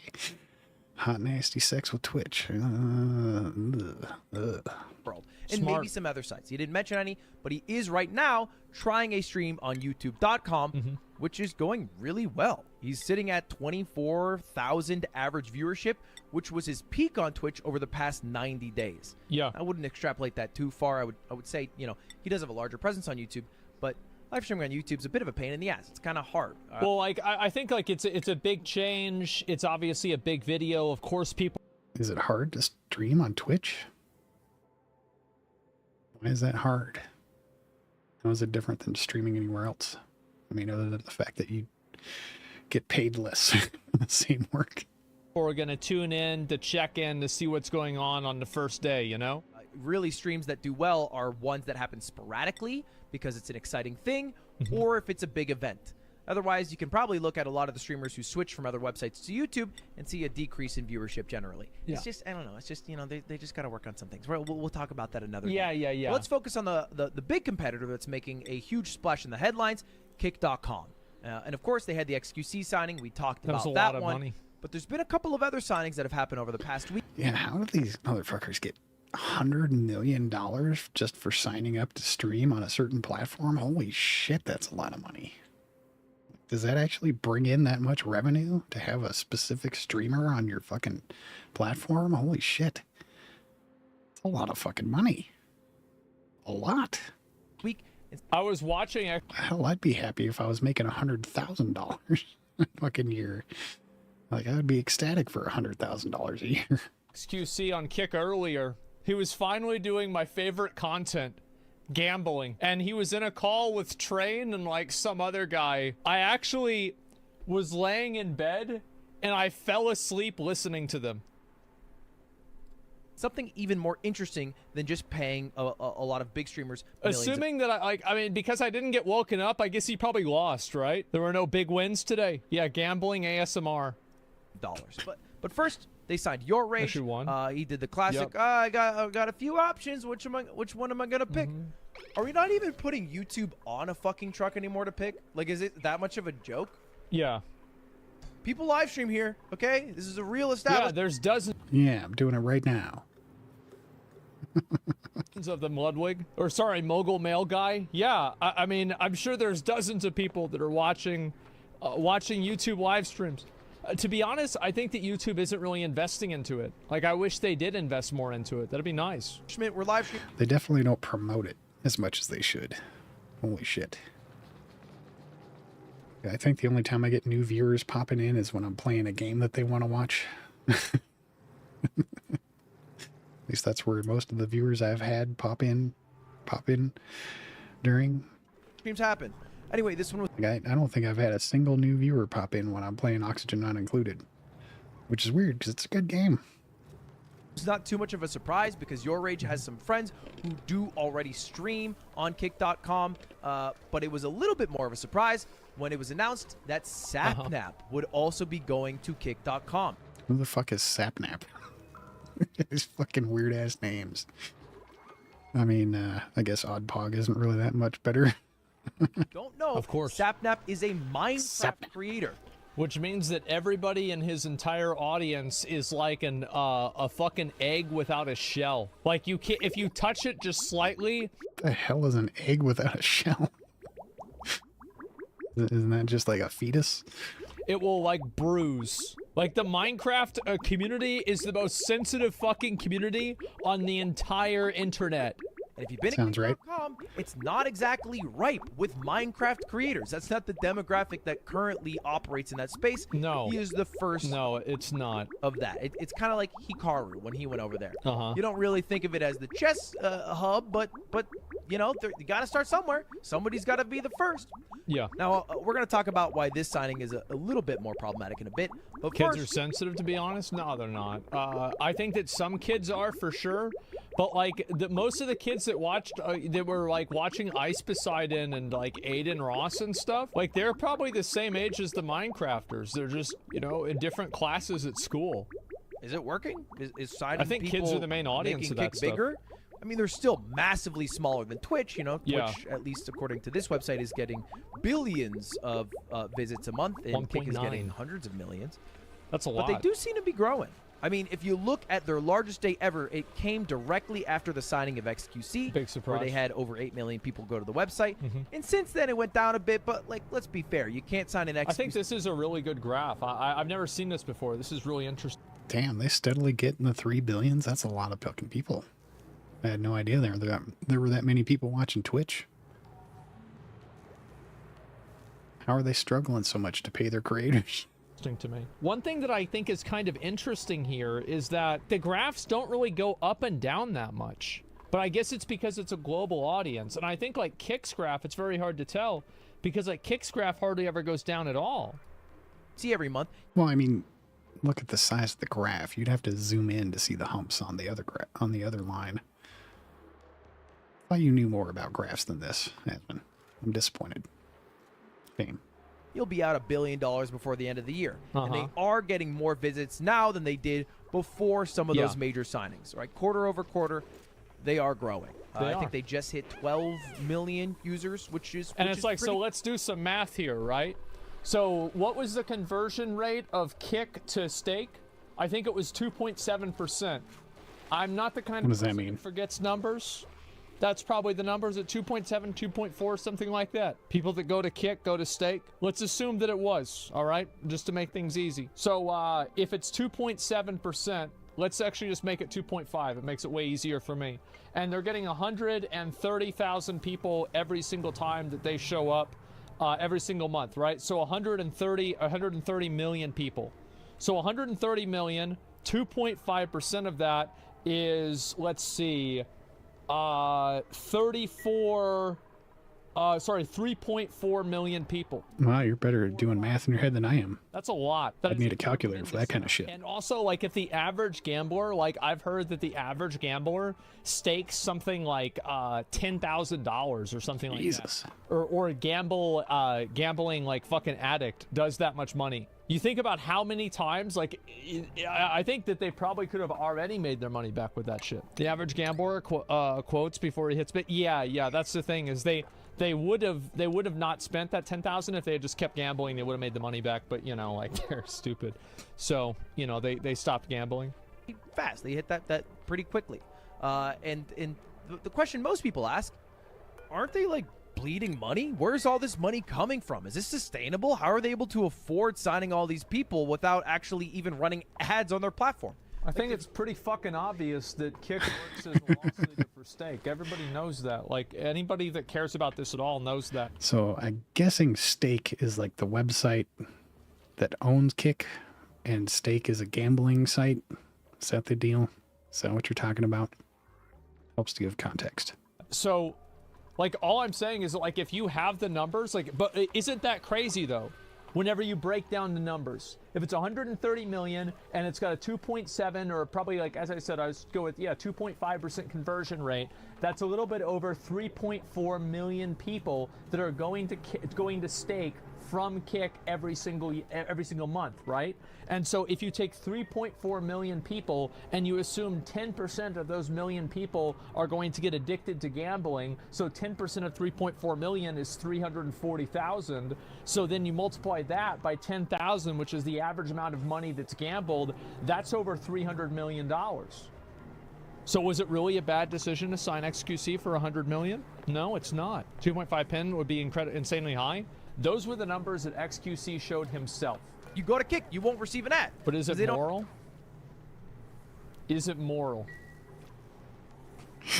The guy that loves to say, fuck him. Is it moral? You're not the person I look to for morals. I don't think that you heard me. I said $100 million. Have any advertisers at all, to which the CEO of Kick, Eddie, would say, we don't even care about that. It's not even a problem. Yeah. Yeah, no, we've at this moment we're not running ads. You know, I'd like to think we're in a growth phase right now. You know, our sole goal right now is I also think that Kick will be able to get ads. If there are enough people going on to Kick will find people that publish ads. Nick Fuentes is worse than Aiden Ross by any stretch of the imagination if you view it in terms of being politically correct. And Rumble has ads. It's just like, I don't see how nobody thinks of that. Right. I'm not familiar. Who the hell are Nick Fuentes? I mean, I keep hearing these names. Nick Fuentes. Who is this guy? Yep, don't know who that is. Aiden Ross. Who's Aiden Ross? I've seen him a couple times on various YouTube videos. Don't know anything about him. We really want to grow Kick. Yeah. We want it to be Are these people with opinions I should care about? Probably not. a name that people recognize when they think of live streaming. We want it to become a part of, internet culture. We want it to be, standing there with the other giants in this industry. We think we can do that. So now that's not super weird for a startup to want to grow and not be profitable in the first year. It's even not that weird for like a Silicon Valley type company to be. Many companies aren't profitable for the first 5 years. If you're an esports company, you're never profitable. Growth phase for a few years and blow hundreds of millions of dollars to capture a huge market share by offering insane services and then turning around and then try to make money, oftentimes making the product experience way worse, like Uber or DoorDash or Netflix, because it's, wait, our user behaviors are already set. We already signed up for all these things. Yeah. We don't have cable anymore. We cut cable, so you can fuck us all over because we have no option. Now, I'm not saying Kick is going to make their experience terrible when they try to become profitable, but it is not that weird to be in a growth phase. How are they funding this growth phase? They haven't gone. Oh, I don't know. I think they're funding it with they're selling unicorn dust, and so it goes for a good price. Yeah, it's unicorn. I've never heard of unicorn dust before. I've heard of pixie dust and unicorn farts, unicorn puke. Never heard of unicorn dust before. Horns and charitable donations for several rounds of VC funding, but luckily a lot of the people who are on the board at Kick are also on the board at stake.com. Wow. And they're also billionaires. So, a lot of people come to the final conclusion that at its core, Kick is just a marketing vehicle for Stake. Yeah. I would say that a little more accurately, the people at Stake had enough money to go to a new venture, which they are doing with Kick.com, and they have enough runway. I think you could logically assume that people from Kick are going to go to Stake at a certain... Bless you. Sure. But, I mean, I don't... Like, as I said, I don't think that streaming on Kick is fundamentally advertising gambling in the same way that streaming on Twitch isn't fundamentally advertising sports betting or union busting. It's like if somebody goes... Is my audio still in sync here? In gambling. No, it's out of sync again. God damn it. What is your problem, NDI? Plug in. What is your problem? I'm gonna have to close this, open it back up again to get the freaking video in sync again. Sorry, guys.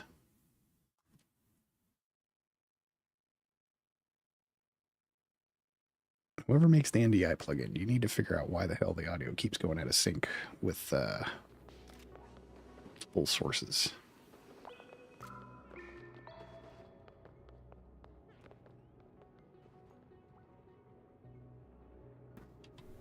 Then yeah, they're promoting gambling. There we But go. just streaming on the website at all? I don't like that logic. I hate that logic. More guilt by association stuff. From all the money they made with Stake to lose money with Kick.com for a while. And it does benefit Stake if there is a place that they get to choose the regulation on for gambling, that they can still allow it on the site. Yeah, they literally said, we'll make our own with hookers and blackjack. They literally said it, and they actually did it. To just being at the whim of another company like YouTube Yeah. or Twitch, who have banned people for doing gambling content, sponsored gambling content in the past. Right. Now, I will stop here to also address that Kick has added some features, like the ability to hide any 18-plus content. But you don't want to see any women. You just turn it off. You don't want any of them. You don't want to get distracted. You don't want to get taken away from your goals, from where, you know, like life is trying to take you. Like, you have to stay strong, brother. You know, stay on that no-fat grind. No pools, no hot tubs, no bikinis. Tubs and bikinis, and also hide. Gotta keep pulling that roulette wheel. No titties. Slots and casinos from your webpage at all. You just have to go to your settings and profile, which is cool. I think that is a helpful feature. I've seen it get abused a few times. Like, people will just go to the just chatting with both of those categories. But as long as they're good on moderation, that should address that. Who cares? And they've also added something that I think is way more interesting than paying big creators millions of dollars, which is their Kick Creator Incentive Program. And these are the first people who are in the beta of said program. This dude looks like me. What the hell? He's got the what? Yeah, actually. Not really. Yeah, he got like literally the exact same hair. Do I know any of these people? I don't think I do. They're in the beta of this incentive program, and the question might be, what the hell is it? What does this mean? Basically, they are offering to pay creators for streaming hourly. Wow. Not conditional on running ads, and totally in addition to any subscribers or donations from viewers. It is just the website paying creators outright. It's pretty cool. Nuts that they're just straight up paying people to live stream on the website. I bet you that's only for people that they know would bring in a big audience, though. What do you bet? Oh my god. And they have a few criteria on how much you get paid. It's based on the number of hours you stream. A flat rate based on Kick's advertising CPMs, which doesn't exist because they don't have ads at the moment. The average viewers you have and viewer demographics. Yep, there it is. The average viewers you have. So if you don't have viewers, you're not getting the hourly rate. Surprise, surprise. Engagement, which sounds really fucking cool. To be on a website that pays you 95% of the sub revenue, and then also... So that means we'll pay you an hourly rate, but when your sub count drops below this number, we're not going to pay you anything. Is able to pay you hourly if you stream is a huge advantage for smaller creators to maybe go full-time streaming because of all that revenue. It's not for smaller creators at all because you have to have viewership numbers. What is that viewership requirement? And then up their creation game. Right? Not just... Well, that's the big thing, right? Is that, like, the reason why people don't move over from, like, Twitch is because they're not going to be able to get as much money. Or it's, like, bad for viewership. Because if Kick gave you more money and the same, if not better, viewership, everybody would be on Kick. True. On Kick, but also on YouTube. Focus on making videos, shorts, TikToks, whatever it is. That is a big buff. And it is cool that they're kicking that off. And we'll see how it goes. All right. My take right now on Kick.com, I don't know if I would sign with the website. All right. Hey, I'll entertain a conversation. I entertain a conversation with Facebook.com. Sure. But it is concerning for someone like me, right, or a big creator to take millions of dollars. Because the question I always have is, what is the goal with all that capital? Right? You have to have a plan with all the money that you would receive. Or you would put it in a pile. and then you would have the pile of money, and then you would work to get the next pile of money, and then after you get that pile of money, then you would go after another one, and you just do that. No. You gotta swim around in it like Scrooge McDuck. The value may be taken away from promoting a website that has not the best track record in terms of protecting communities and content moderation, which we're going to talk about in just a moment. However, if you're a smaller creator and this is an opportunity to go full time, I say fuck it. I say get the bag. I say take them for all they're worth, for as long as they're able to pay people out at such a huge loss. Because why not? If it is the dream of all dreams. We accept a lot of evils in our lives, all right? I drink fucking... It's a big money situation, and people love those. Of course people should take the deal that's best for them. You should never expect a person, like, as I said, there are all these people who said that, oh, well, I don't want to do this because it's unethical. People cannot even maintain ethical consistency with consuming entertainment. Don't expect them to do it whenever it turns into whenever it's about making money. Nestle water occasionally because I'm fucking thirsty, and they're also an evil. But if it's in your self-interest, if it works for you. Nestle, I think, wants to put a copyright on water. Sue the penguins in Antarctica for using ice because it could potentially be water. It's pretty fucked up. I say go for it. I hold more judgment for people who are already millionaires. Yeah. They don't really... I mean, that's close enough to true. Nestle is trying to fucking basically own the world's water. Need more millions of dollars unless they have some really cool plan to do with all that money. Anyway... I think you should do it no matter what, because you don't know what's ever going to happen, and also you could make money for your kids. You could never say like, oh, it's enough or it's enough. Like you can never draw the line for another person. I think you should never try to tell somebody else what they should or shouldn't do, because like in their mind they could see it in a completely different way. They could have totally different goals. And also, like, even if you do have a plan for the money, like, let's say you have a plan, like, oh, I want to start an esports org. What's the logic that, like, an esport org is a moral justification for promoting gambling? If that's what the premise is. Because I don't think an esports org is a moral premise for promoting gambling any more than I want more money is. I feel like they're about the same. Always do what's best for you. Because if you don't do what's best for you, nobody else will. Back to that's true. Quick, which is their lack of protecting certain communities. But don't go robbing people just because it's best for you. You gotta have a limit on what you're willing to do to other people. Specifically, if you go on that website, the cover boy of it, Aiden Ross, the guy who is kind of the face of Kick in some ways, his chat is they're ruthless, bro. They really want to kill a lot of minority groups all the time. Well, not a lot of minority groups. All of the minority groups. Yeah, I don't want people to think that there are some minority groups that get left out. Of course not. It's equal opportunity. They hate all of them. And Tubbo talked about this after the signing of Sapnap. And also, keep in mind that this is not just something... Like, these chats would be on Twitch as well. Like, if you, like, Aiden Ross, the problem is that the chat isn't moderated. And he says bad stuff, too. Yeah, definitely. But if Twitch put out a screen, like a literal black screen with a chat box next to it, I think in 2 weeks it'd be full of racism. And there'd be people spamming about, like, Hitler and like, stuff like that constantly. Because that's just what people do if there's an unmoderated space. True. 2 weeks, 2 minutes. So I think that is true. Would start little memes and stuff like that. And, then that would fall away. And then you would have the racism Andes. That's the entire internet. Yeah, exactly.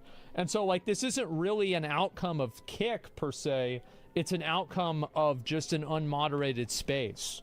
That's why every unmoderated space is like this. But yes, obviously, Aiden Ross is like a force multiplier for that. It's important to keep both of those things in mind. Here with a younger demographic and a gayer demographic. Is people in communities such as LGBTQIA+, younger demographic and stuff like that.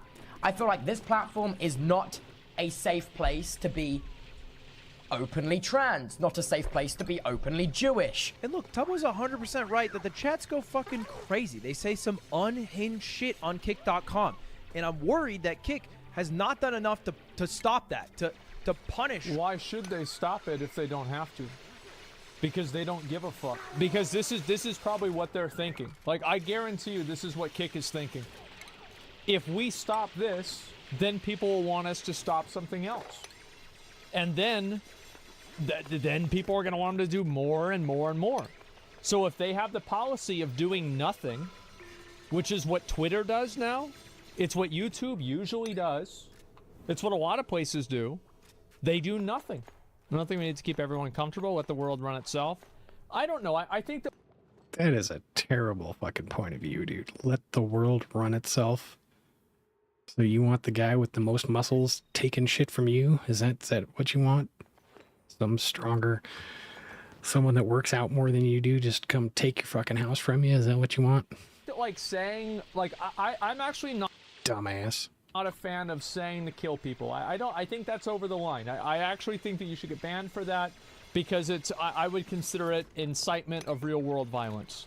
Like, my rules for this are apply the law to the internet generally, right? So like that, and also, like, by the way, First Amendment American law. This is what I believe in. I completely support that. And so let people say what they're going to say as long as it's not against the law. Creators who let their chats run rampant or even moderate the chats from being able to talk like that at all, and they're going to go down to being like Rumble, just purely... See, I can't agree with that. Let people say whatever the hell they want as long as they're not breaking the law. That's... I mean, what happens when you have a cult growing in a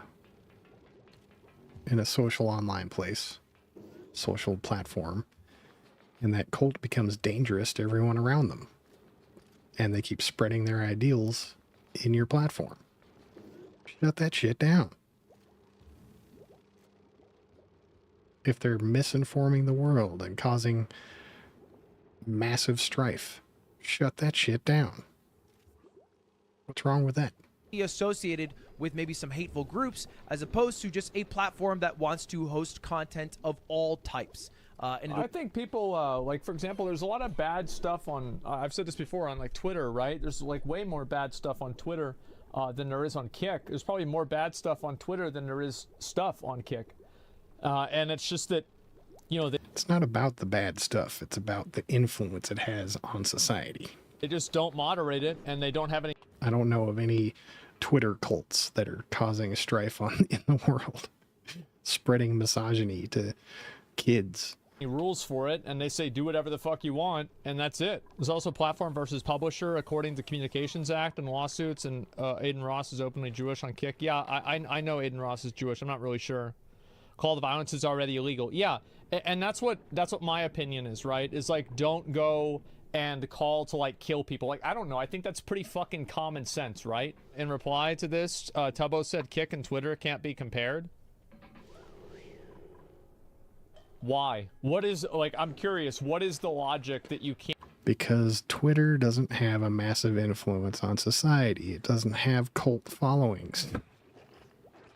And people that, you know, could possibly make a cult following and start spreading hateful, angry messages to large groups of children probably would get shut down on Twitter. Can't compare Kick with Twitter. It's in this video? Oh, okay, good. All right, let's wait for it. Cap their ability to grow into a mainstream platform. Now, there was a response from one of the founders of Kick, Bijan, who said, "While I respect the fact that you care about your community, it's unfair to claim Kick is somehow dangerous for them while simultaneously cultivating your community on Twitter." True. I agree with him. You would like to improve Kick somewhat, but you are on Twitter.com. Curious. Yep. We have platform-wide AI moderation on both video content and chat messages. And we are a young platform, so give us a chance. You know, what the heck? To which Tubbo, like, he went for the crazy reply. He said, "Hey, man, I get it's young. I don't get why you're comparing your platform to Twitter.com, because that's a much bigger website." And so because Twitter's bigger? What sense does that make? Okay. None. So has nothing to do with it. It's like, for example, being trans Eddie has never said anything negative about trans people, as far as I know. Eddie from Steak. Meanwhile, Elon Musk has made multiple anti-trans jokes and has gone on record saying things that many people consider to be anti-trans. So, what is the... So, like, if he's saying... Because I know that, like, probably the foundation of this argument is that because Aiden Ross is the face of the platform, then it's different. But Elon Musk is the face of Twitter and X, and he said way worse... Oh, not probably way worse stuff, but he said things that probably had a much bigger effect. I understand why you're pointing this out. Elon Musk is the one that gets to decide if shit gets taken down, so he's not going to take himself down. What the fuck? What Aiden Ross said. So I don't think that that's a strong argument at all. It doesn't make sense. And not predominantly filled with hate speech, which I massively disagree on, Tubbo. Yes, I also massively disagree on this. Yes, thank you, Ludwig. Of course, it's full of fucking hate speech accounts. There are tons of them. There's a... Here, there's a... I'll just say it. What? We just fucking say it. Let's pretend like it's not pretending. There's an account that's dedicated to dumb things that black people say. And you know what the account is called? N's taking F's. What do you think the N stands for? Is that account banned? No, it's not. It's still on Twitter. I see it occasionally. But Twitter is run by Elon Musk. Is this... Yeah, it's only 4 days old. Do you not know who Elon Musk is? Oh, it's taking L's, excuse me. I think I actually think of it. Yeah, come on. What are we talking about here? I do think it is filled insanely with hate speech, and if you're comparing yourself to Twitter as your bar for morale and preventing hate speech, we got a low fucking bar, buddy. We gotta find a new bar to go. Yeah, and also remember Quantum on YouTube, for example? Quantum on YouTube went on and he said that there needed to be more shootings, like the Pulse nightclub shooting that killed, if I remember correctly, 42 people. Fuck that guy. He can shut the fuck up. And it was a gay nightclub. He literally called for more gay people to get killed. This was brought to YouTube's attention. YouTube said, hold up. What, we don't see any? Seriously? YouTube didn't shut that shit down? Really? That's fucking stupid. Why not? I don't see it. I'm not... Where is it? I don't see it. No, I don't hear it. No, I don't hear it. No, I don't see it here. No, where is it? No, I don't know where it is. Nothing happened. So, like, I really, yeah, YouTube comment section, exactly. Is it wrong to imply the majority of Kick is filled with hate speech when 90% of it is just bland streams, just like Twitch? Yeah, I think so. 49 people are killed at Pulse? Oh, it's even worse. I would argue that the reason you cultivate a platform on Twitter is because it has market share. Yeah, there's more people there. So it's financially beneficial. And has dominated the space. And its recent changes have actually moved a lot of creators off of Twitter. So you don't want to be comparing yourself to... It moved them off of Twitter for almost 3 days. Yeah, everybody left Twitter for, like, I would say maybe like almost a week. Some of them. Yeah, it's bad. To them. All right, Twitter's a website that straight up I get offered a clip from Crazy Clip once a fucking day that's titled Oh god, Guide. bro, I hate these. I hate these fucking these accounts. Jaywalking gets hit by a... Try not to improve anything? No, it's not about trying not to improve anything. It's that don't go throwing stones whenever you live in a glass house. Don't go and try to and police what other people do while you're financially benefiting from the same thing. Don't go and say, oh, well, this is bad, you shouldn't be allowed to do this, while at the same time, you're doing it. No, I'm not gonna take that seriously at all. Shut the fuck up. Absolutely. That's what I'm saying. I don't want to be told what to do. Especially not by, like, I can respect somebody who has a principled position, even if I don't agree with them. But I do not respect a non-principled position. I think these are circumstantial positions. A truck, blushy face emoji, and then a guy jaywalking gets hit by a fucking truck, and it's like 9 a.m. and I'm like, why is this on my For You page? Yeah. And then a blue check will reply with just the most low-res GIF and lame-ass comment they could think of. If you can dodge traffic, you can dodge a ball. So anyway, this Twitter rant thought he got aside, hit. I do think Tubbo brought out a bit of receipts, which is Aiden Ross's chat saying, I kill LGBTQ. We all kill LGBTQ. Which honestly, progressive that they... All right, apparently Aiden Ross is a giant piece of shit. Fuck that guy. They threw in the queue, right? Like, they're actually getting the acronym down. I mean, there's no IA or plus, but you know, yep, they're trying to stay with it. Good point, Ludwig. Down a little bit. That's huge. Wow, I don't even want to read that sentence. Yeah, I was about to say. Black lives don't. Okay, I don't. None of these sentences are okay to read out loud. I'm gonna make you read them and have your thoughts be. He's not even gonna say this with, one. As opposed to Jesus, man.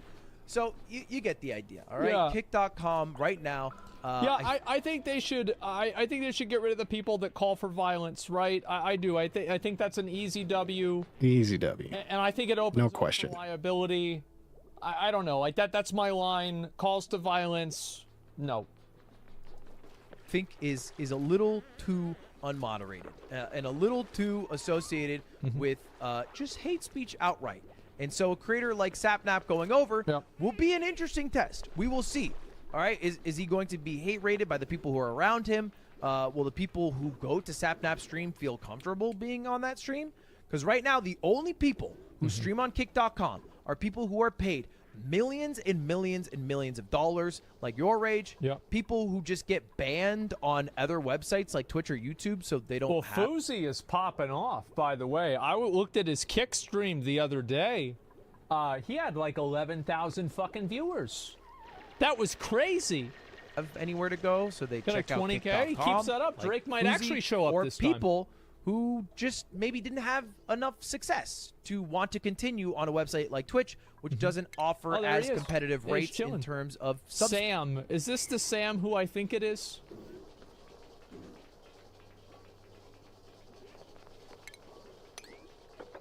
Of course it is. Who's the Sam you think it is? But and what you talking about? Try their hand over on a website like Kick, right? That seems to be the main three groups of people who go over to Kick. And until Kick starts to get their act right and starts to make it a place that feels good and comfortable for anyone to go on, I don't think they're going to grow to that culture point. I don't think it has anything to do with that personally. I think the reason why people don't go over is because there's not enough people over there and the ecosystem isn't that good. People are staying on Twitter and they're... For me, it's the same reason I don't go to Twitch. I can't just watch videos without commercials like I can with YouTube Premium. Using Twitter and YouTube has plenty... And, you know, videos I actually want to watch. I don't know anything about Kick. Like, what the hell is even on Kick? Of that stuff. It doesn't really matter to them. I think that most people will just exercise better judgment and not consume content that they don't like. That's really what it is. Like, there's a lot of accounts... See, for me... The big difference between Twitch and YouTube is that YouTube I pay, I think it's like less than $10 a month, and I don't get commercials on any of the videos I watch. Right? If I go to Twitch, I have to subscribe to every single channel for like $5 a month just to get no commercials on that channel. Like there's no just one-time monthly payment and no commercials ever. So why would I go to Twitch? Plus the content on Twitch just isn't as good as YouTube. Accounts on Twitter that I don't like, and if I really, really, really don't like them, I just block them, and that's it. I don't have to think about it. Eddie wants them to. I don't think even throwing hundreds and hundreds of millions of dollars is going to get them there. But we'll see. Time will tell, right? All right, that's it. All right, thank you all for watching. Have a good one. Subscribe. All right, see you later. Goodbye. When Kick gets better content, all that will disappear. Yeah, because people don't really give a shit, man. Like, they just do not give a fuck. Like, people will watch whatever they want to watch, and if they don't like that kind of stuff, they just won't watch it. That's all there is to it, man. Not true at all. If they had mods, it would be a better website. I think they should tone down some of the spamming, especially. And like the calls to violence, I think that definitely should happen. I don't think that they want to open up the can of worms of banning some people for saying bad stuff, because if they do that, then they're gonna want to get like, then people will want the next thing banned and the next thing banned, and like before you know it, then they're gonna have to ban other stuff. And I just think that they don't even want to begin with it, so they don't want to open that door, because if you do ban people for saying one thing then you create a frame of reference for what is bannable. And if you create a frame of reference for what's bannable, you also create a frame of reference for what's not bannable. So if something that should be bannable is in the not bannable frame, then they look bad. You see what I'm saying? I'll link you guys the video. This is a good video. Model has some good points in this. So is this an accurate representation of what it's like to play Baldur's Gate 3? You can just do anything you fucking want? Whoa, whoa, whoa, whoa, whoa. Why is that playing? I'm not watching that till later. Right before I start playing Baldur's Gate 3. Damn it. But, I mean, as far as I know, even YouTube, they only ban stuff that gets like, it's like super fucking really bad against their policies, one, or it becomes like a big social issue, right? Where there's a whole bunch of people and it's affecting their advertisers. That's when they start banning shit. Am I wrong about that? 'Cause, I mean, no company just outright looks through every single video to find any kind of policy violation. They rely on their viewers to determine if something is an issue. Is that not right?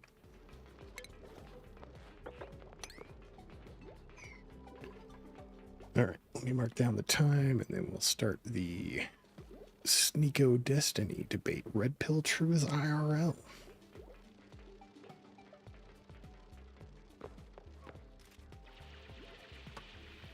We're at 3 hours, 31 minutes.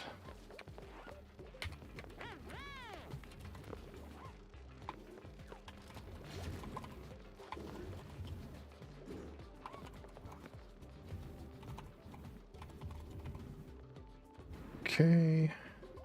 And this one should be good. I should be able to talk about stupid shit that Sneako says about red pills, right?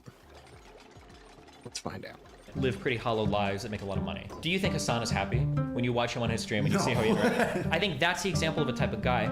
Here's another thing that I'll say. But we're nothing alike. That's not sure. No, I think Hassan's pretty happy. He's got a bunch of money, a bunch of viewers. I mean, just because he complains about shit all the time doesn't mean he's not happy. You might not be. I don't think Andrew Tate is happy. And I think a goal in life is to find a partner that you feel like you can like go on the journey of life with. It's somebody that you share your thoughts and feelings with. It's somebody you share struggles with. You know, you go through life moving to different places, traveling around, like you might share hobbies. Why with with one? Because typically That's programming, man. It's not programming. You need. That's the idea of one wife. This is my wife. How many close friends do you have? 5, 6. Why not 30? Huh? Why not 30? Because why not 50? I can't displace my time to Yeah. that. You don't have time to build those really deep relationships with 5 or 6 or 7 or 20 different women. You either know this or you haven't met people yet, okay? Everybody wants to met people? We'll find out. We're about to find out. Robin? We're about to find out because you either know this is true or not. Okay. I'm excited for our debate coming up.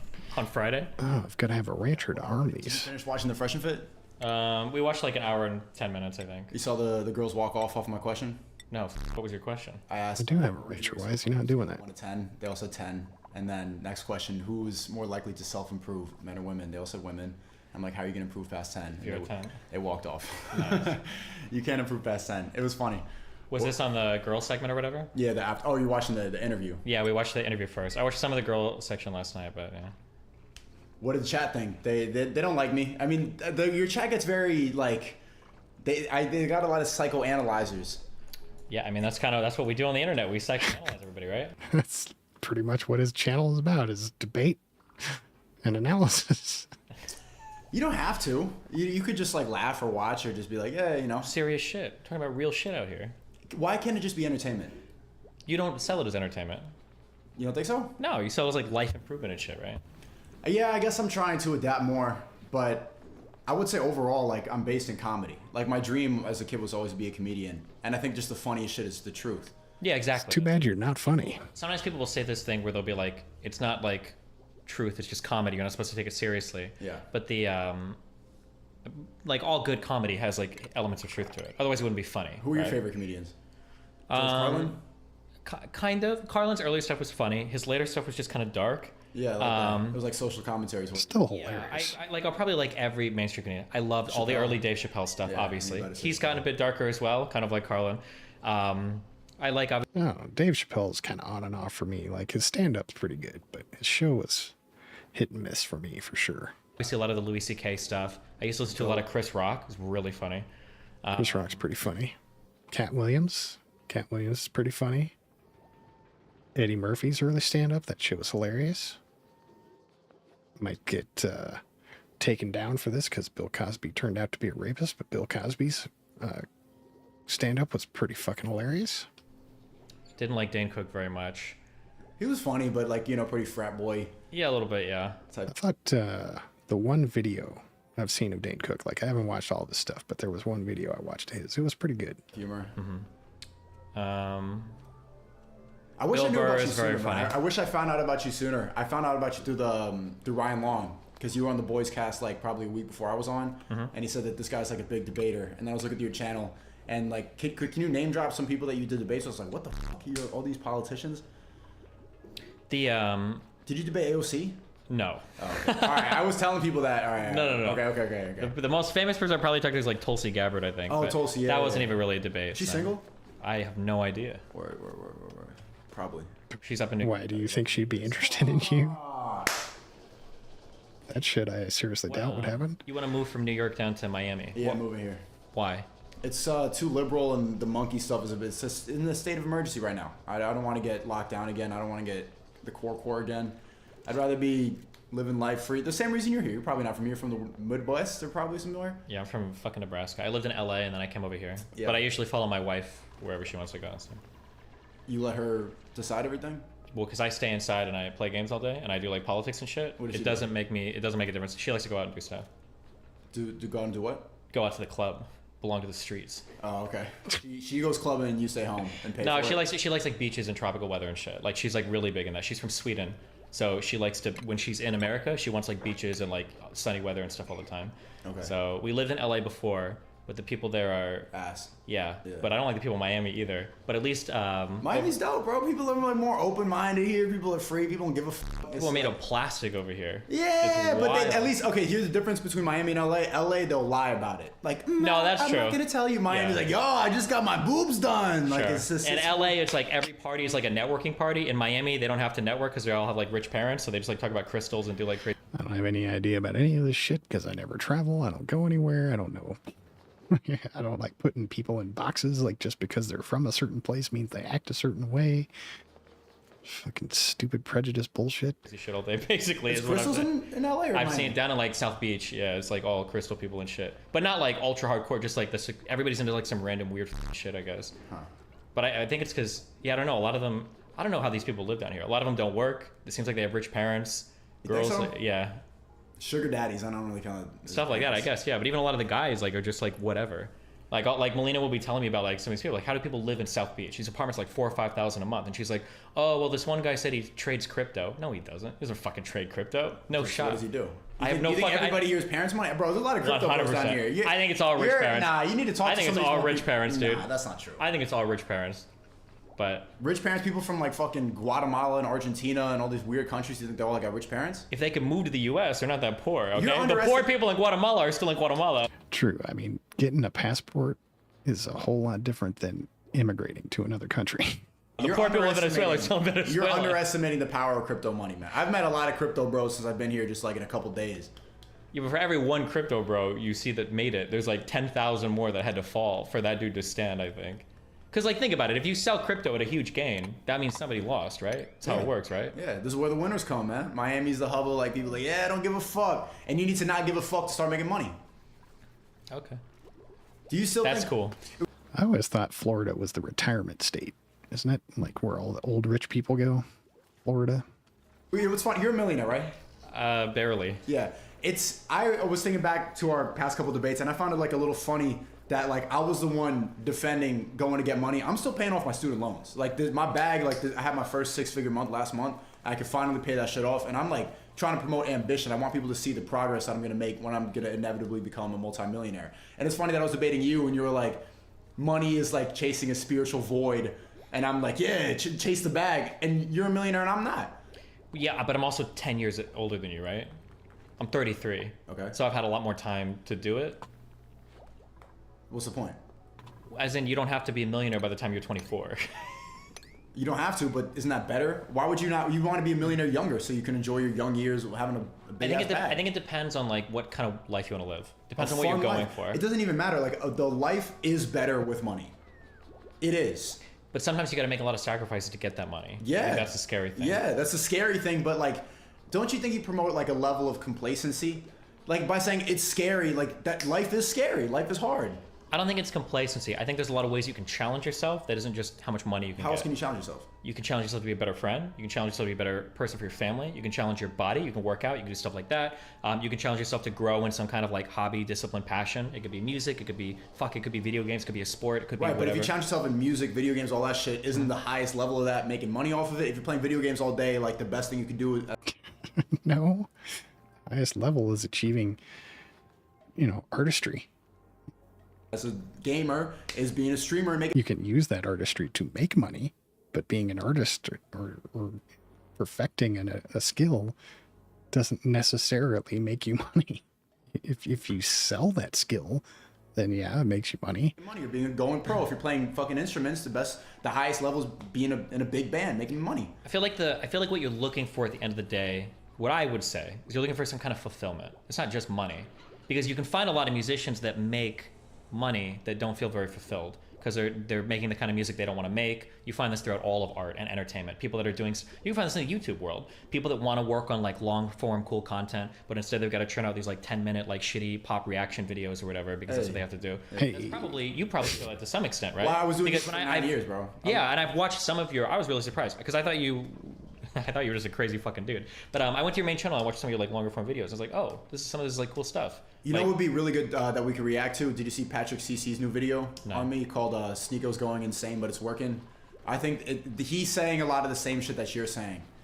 I was going to save that for my season 3 of reaction, but if you want to watch that, I think that's a good one. Okay. Would you be down? Like it goes over. You want to watch it like right now? I don't know if I have speakers. That's fine. I'll probably figure something out, but everybody's calling me crazy. Everybody's calling me insane. Everybody's like saying take your meds. Everybody thinks that like there's something wrong with me. Everybody. Probably because the most popular videos about you are you dancing around waving a gun, getting in fights with fucking Steve from Penguin Zero. The name's Steve, right? Sorry if it's not Steve. Let me know down in the comments below if it's Steve or not. It's psychoanalyzing me, and it's just funny. Like from my team, from the outside looking and reading these comments, he's putting it in a character. It's just like, I'm just me, man. Sure.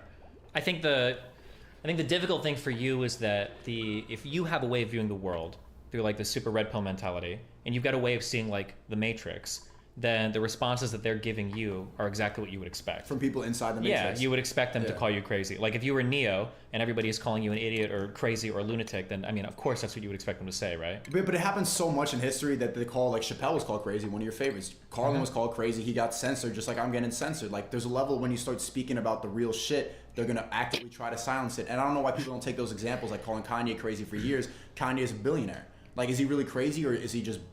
Yes, Kanye is fucking crazy. How do you not know this?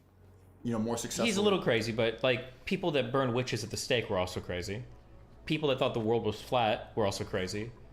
People that thought that people that think the world is flat, not thought.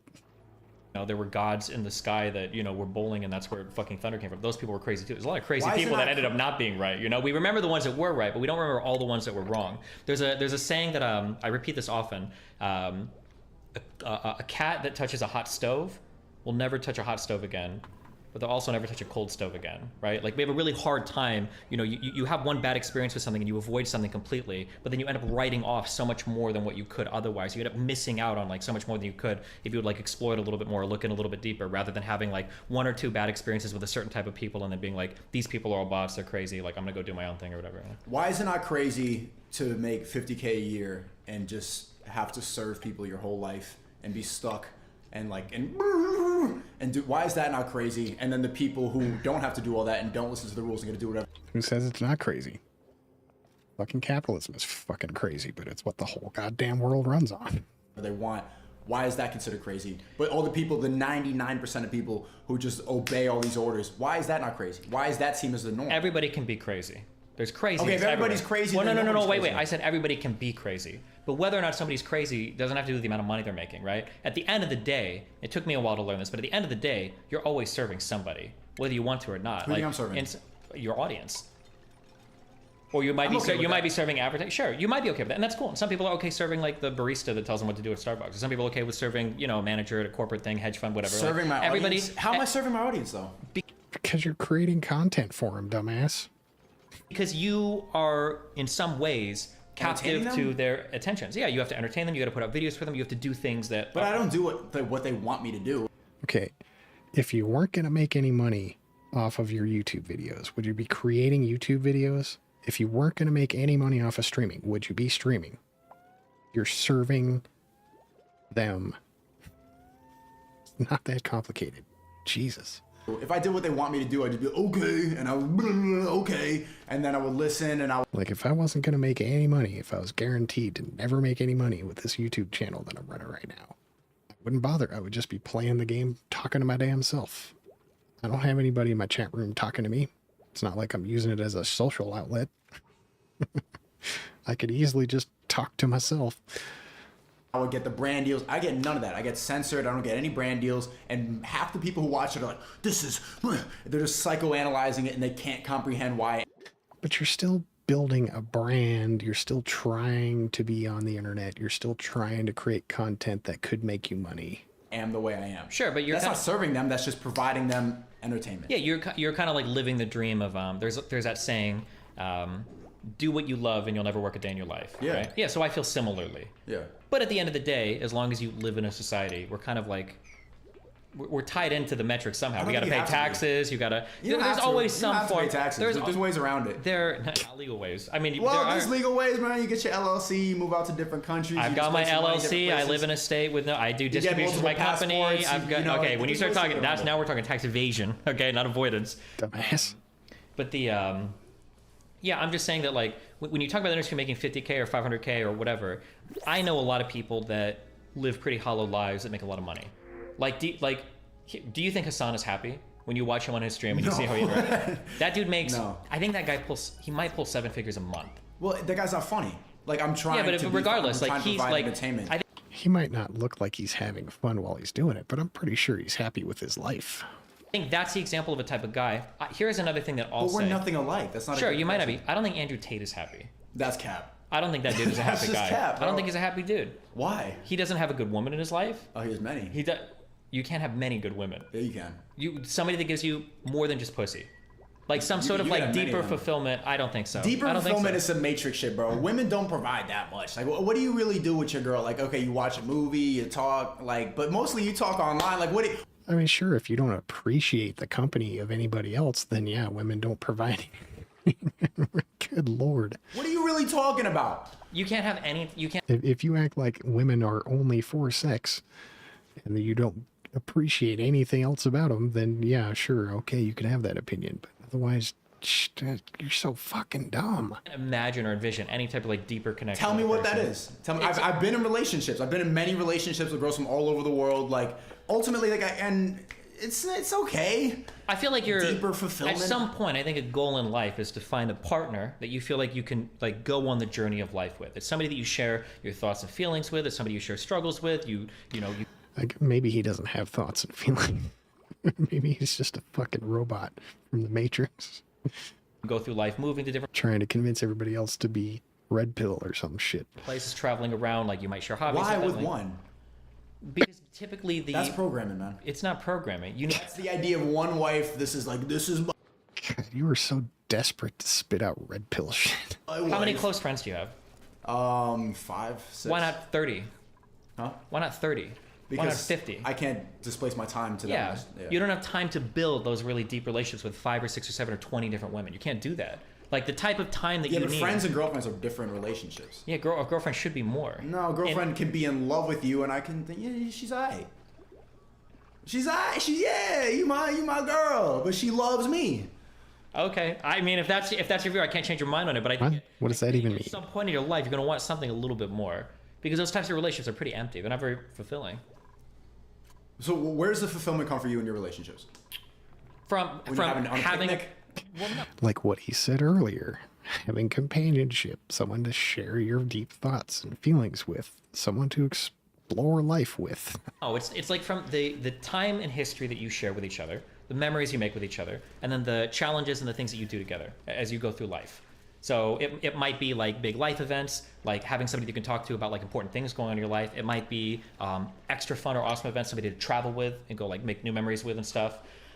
It might be somebody that you can be vulnerable with. You can share like emotional experiences if you have stuff that you're dealing with, like a partner like that you would connect with that you wouldn't connect with like any random girl. If you feel so inclined, but I guess you just don't give a fuck yet, so. I think you could do that with everything you're saying. I don't see why I can't do that with fun. You gotta keep in mind, you're talking to somebody who's still going through puberty, apparently. Views the opposite sex as nothing but sexual objects. If your mom died, do you want to be with some girl that you see twice a month, like crying? You're like, fuck, my mom died, I feel so bad. No, you don't want to cry around your girl, period. She thinks you're weak. Not if you have some traumatic shit going on. I mean, I don't think a girl would hold it against you if you cried because your parent died. If you're with somebody who's gonna fucking tear you apart for fucking crying, you shouldn't be with that fucking person. Jesus Christ, dude. She wouldn't try to, but naturally she's like, oh, look at this fucking bitch. No shot. Crying. This is no his way. mom. What Is this guy an incel? Like he just knows what's going through the mind of all the women in the world. Jesus, what a dumbass. No shot, Pussy. dude. No shot. It's better to just move on. Like, there's no point. Just move on from your parents. What if both your parents died in a car accident? You cry a little bit, but you know, you got like, what else are you gonna do? Like, what's the point of crying repeatedly for a month? You have to cry for a month, but It doesn't solve I think you have anything. to take some time to process your emotions. You can't just like bury it and keep moving forward, right? You have to deal with things. Otherwise, you're Isn't gonna that the most progressive thing to do? Is just bury it and push forward? No, because eventually you're gonna hit a wall and crash, and your whole Maybe. life is gonna fall apart, or you're gonna die of fucking cocaine before that or some shit. Maybe. At least you go out on top. You know what I'm saying? You wanna go out on top Cocaine. when you're 28 years old? There's a lot of musicians and shit that do it. I mean, you're gonna be like Juice WRLD or fucking any. I mean, you could. I mean, there's. Oh, rest in peace. But I mean, he was fucking 21, Juice WRLD. You don't want to be that guy. So you're saying he suppresses emotions too much? I don't know if he did or not. I'm just saying that it's probably better. You can live a better life. Like at 25, you'll be happier if you deal with your shit than if you just like ignore everything and keep. Yeah, there's a way to barreling deal with your forward. shit that's not crying to your bitch. If you just crying to your girl, I'm sad, she's just gonna look at you. See, you know this guy's got a piece of shit point of view about the opposite sex when he automatically calls them your bitch. Jesus Christ, man. So basically all he wants from a woman is someone who's gonna just stay at home and spread her legs when he gets home. Fucking douche. She's like, and she's gonna want to find a guy who's not crying. Who's not gonna cry when his mom dies? Who's not crying right now. Not when the mom dies, she's gonna want to be with a guy who's not crying, because that's what girls want. Girls want a confident, strong man. They don't want to be around a guy. What fucking planet is this guy from? Good God. Maybe in gangsta world or something that women just don't care about anything other than being a strong, tough man. I was crying? You don't think you can be confident and strong but be upset when like especially horrible things happen? Crying is the opposite of confidence. That's absolutely not true. Dumbass. That's not true? Absolutely not. Okay, what does confidence look like? Confidence is being able to cry and still having confidence in yourself. Yeah. Yeah, confidence is being able to show your emotions and not act like, oh my God, am I gonna get laid tonight if I cry? You're insecure, dude. Totally fucking insecure. No, but the situation of crying, that's the most vulnerable and weak. It is vulnerable, but it takes a lot of strength to be vulnerable. You have to have a high level of trust in somebody, one, to be vulnerable, and I think you have to have a high level of confidence to be able to go to a vulnerable place and then come back. I'm not saying you're trying to do a bitch for your entire life. Your mom dies and all of a sudden, like every other day, you know, you're visiting her gravesite or some shit, but I think it takes a lot to be able to explore those emotions, feel bad about them, process them, and then move on. Like, yeah, my mom died. It But sucks. Thanks for ultimately, being isn't there, man. it better to not cry around your girl than to cry around your girl? Why? Think about it. I'm not going to say whether or not it's better to or to not, but I will say you should be. Now, if you're just fucking bawling all the fucking time, crying about nothing, yeah, nobody wants to be around somebody who's fucking just constantly goddamn hysterical. But that doesn't mean you should never fucking cry. Able to. You Some should be people don't able cry. to. Yeah, but some people I'm thinking, don't. think of the female brain. Is it better to cry around her or to not cry around her? Depends on if you cry a lot or not. The female brain. Good Lord. All right, I need to take a break. This guy is just so fucking stupid. It's draining.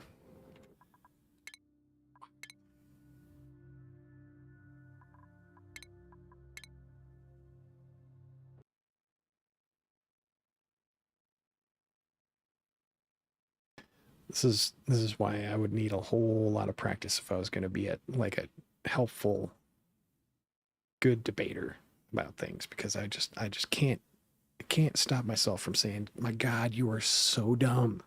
So dumb. So dumb. All right, let me bring up the break screen. Down the time. We're at 3:54.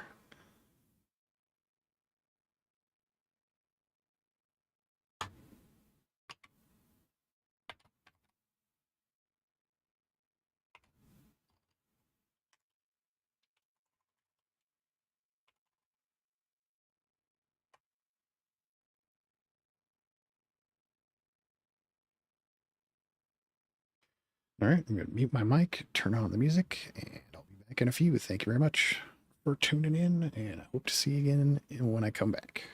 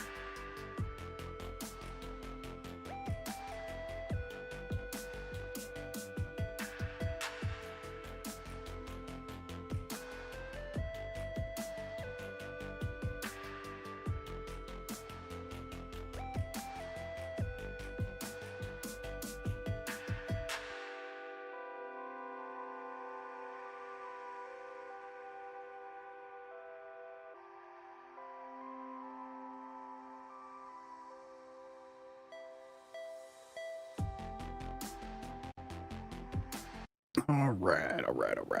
Here we are back again. Let's close out the break screen. And I'm probably going to have to restart OBS again so that the video is fucking in sync with the audio, because just fucking, God. Fucking NDI plugins are just poorly programmed or something. I don't know what the deal is there.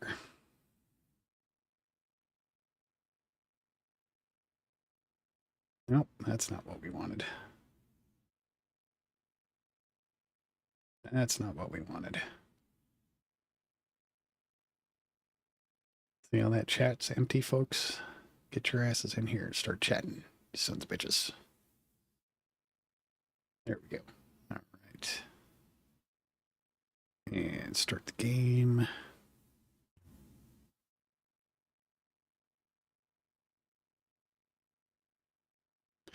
Mark the time.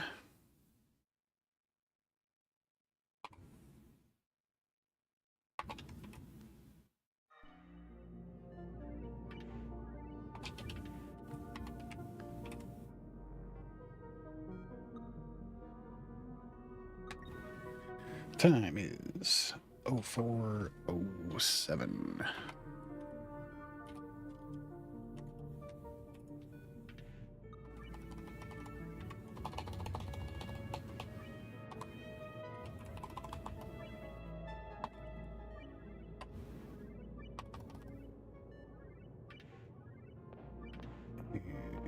Just save that. And let me wait for 10 more seconds before I start the video. Actually, let me just make sure things are back in sync before we get going.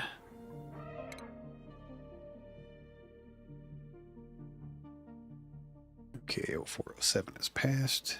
Are we in sync? If you here's a light situation. Yes. No, I will tell you this for a fact. Okay. If you were a woman, and I won't even use myself as an example, although I could. If you were a woman and Andrew Tate was around you and he got really emotional over something and he started crying, you would feel like the most special fucking woman in the world, because you would feel like you're seeing a side of Andrew Tate he's never shown on stream before. He's never showed a hoe before. He's never shown any woman. You're getting something that is so special because you've got a guy that's so confident, so stable, handles his shit so well that when he shows you that level of emotional vulnerability, like, oh and my then she god. starts interjecting herself in your life, and she starts like feeling about your problems so much she thinks she can solve doesn't have to be. and If fix it's a you. That's dumb what women woman- do. What the hell? I'm gonna fix you. I'm gonna work on you, and then you become like a little project. You find a different woman. That's Wait. None of that sounded like she's gonna just laugh at you and leave like you were saying earlier. Exactly. That's a bullshit woman. But That's not what every women- woman is That's like that. what women do. I don't think so. That's female nature.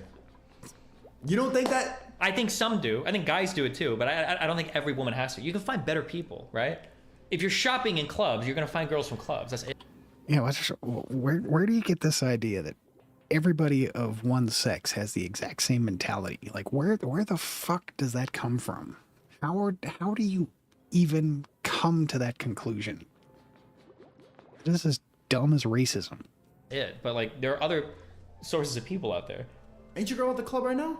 No, I think she's in Austin with streamers or some shit. She's in chat. Oh shit. Hey. So what do you think so far? I've enjoyed our debate so far. I've enjoyed going back and forth with you. It's good to challenge. And have I made you rethink about anything? No. Not yet? No, but I got a lot of years in you, so I have like a huge head start. So I'm lucky in that regard. What have you noticed in the difference between debating like, you know, actual smart people who like Oh man, where to begin? and policies and bullshit? Like, I never. One, you have absolutely no idea what the hell you're talking about. You're just making assumptions over and over and over again. Too much. I yell too much.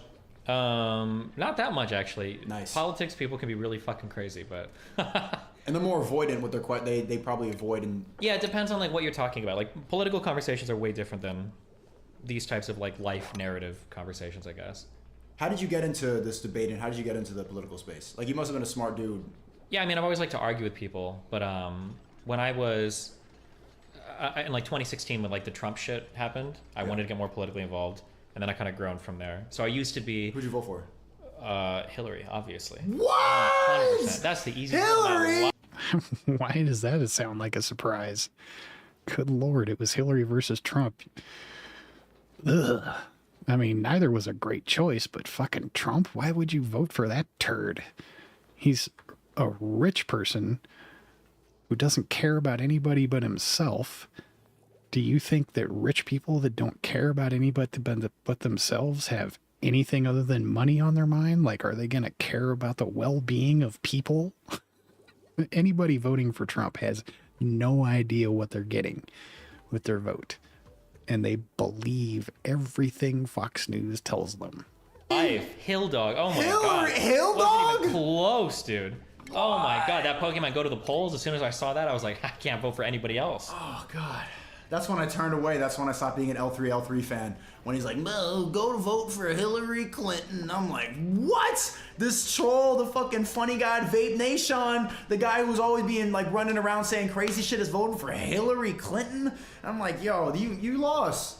You lost. And I was right. Look what happened to him. What? Annoying.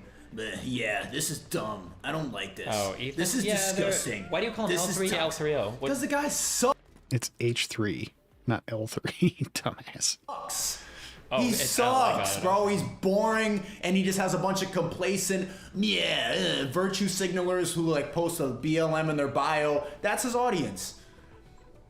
That's true. It sucks. But the people on your end are pretty fucking crazy too. Are they? Yeah. No, half the people in my comments are like, bro, I sparked debate, bro. Sure, that's cool. But like a lot of people in profiles I don't are have on an some echo chamber. That's the crazy difference. like fuck women, you know, fucking no, red pill I all don't the way, encourage black that. I pill, don't blah say blah that. blah. Every time someone says some crazy shit, I'm like, no, I love women, but just they make no sense. I'm not trying to promote no incel behavior. I'm completely against it. I love women, but they're But yet all the ideas you espouse are somehow misogynistic.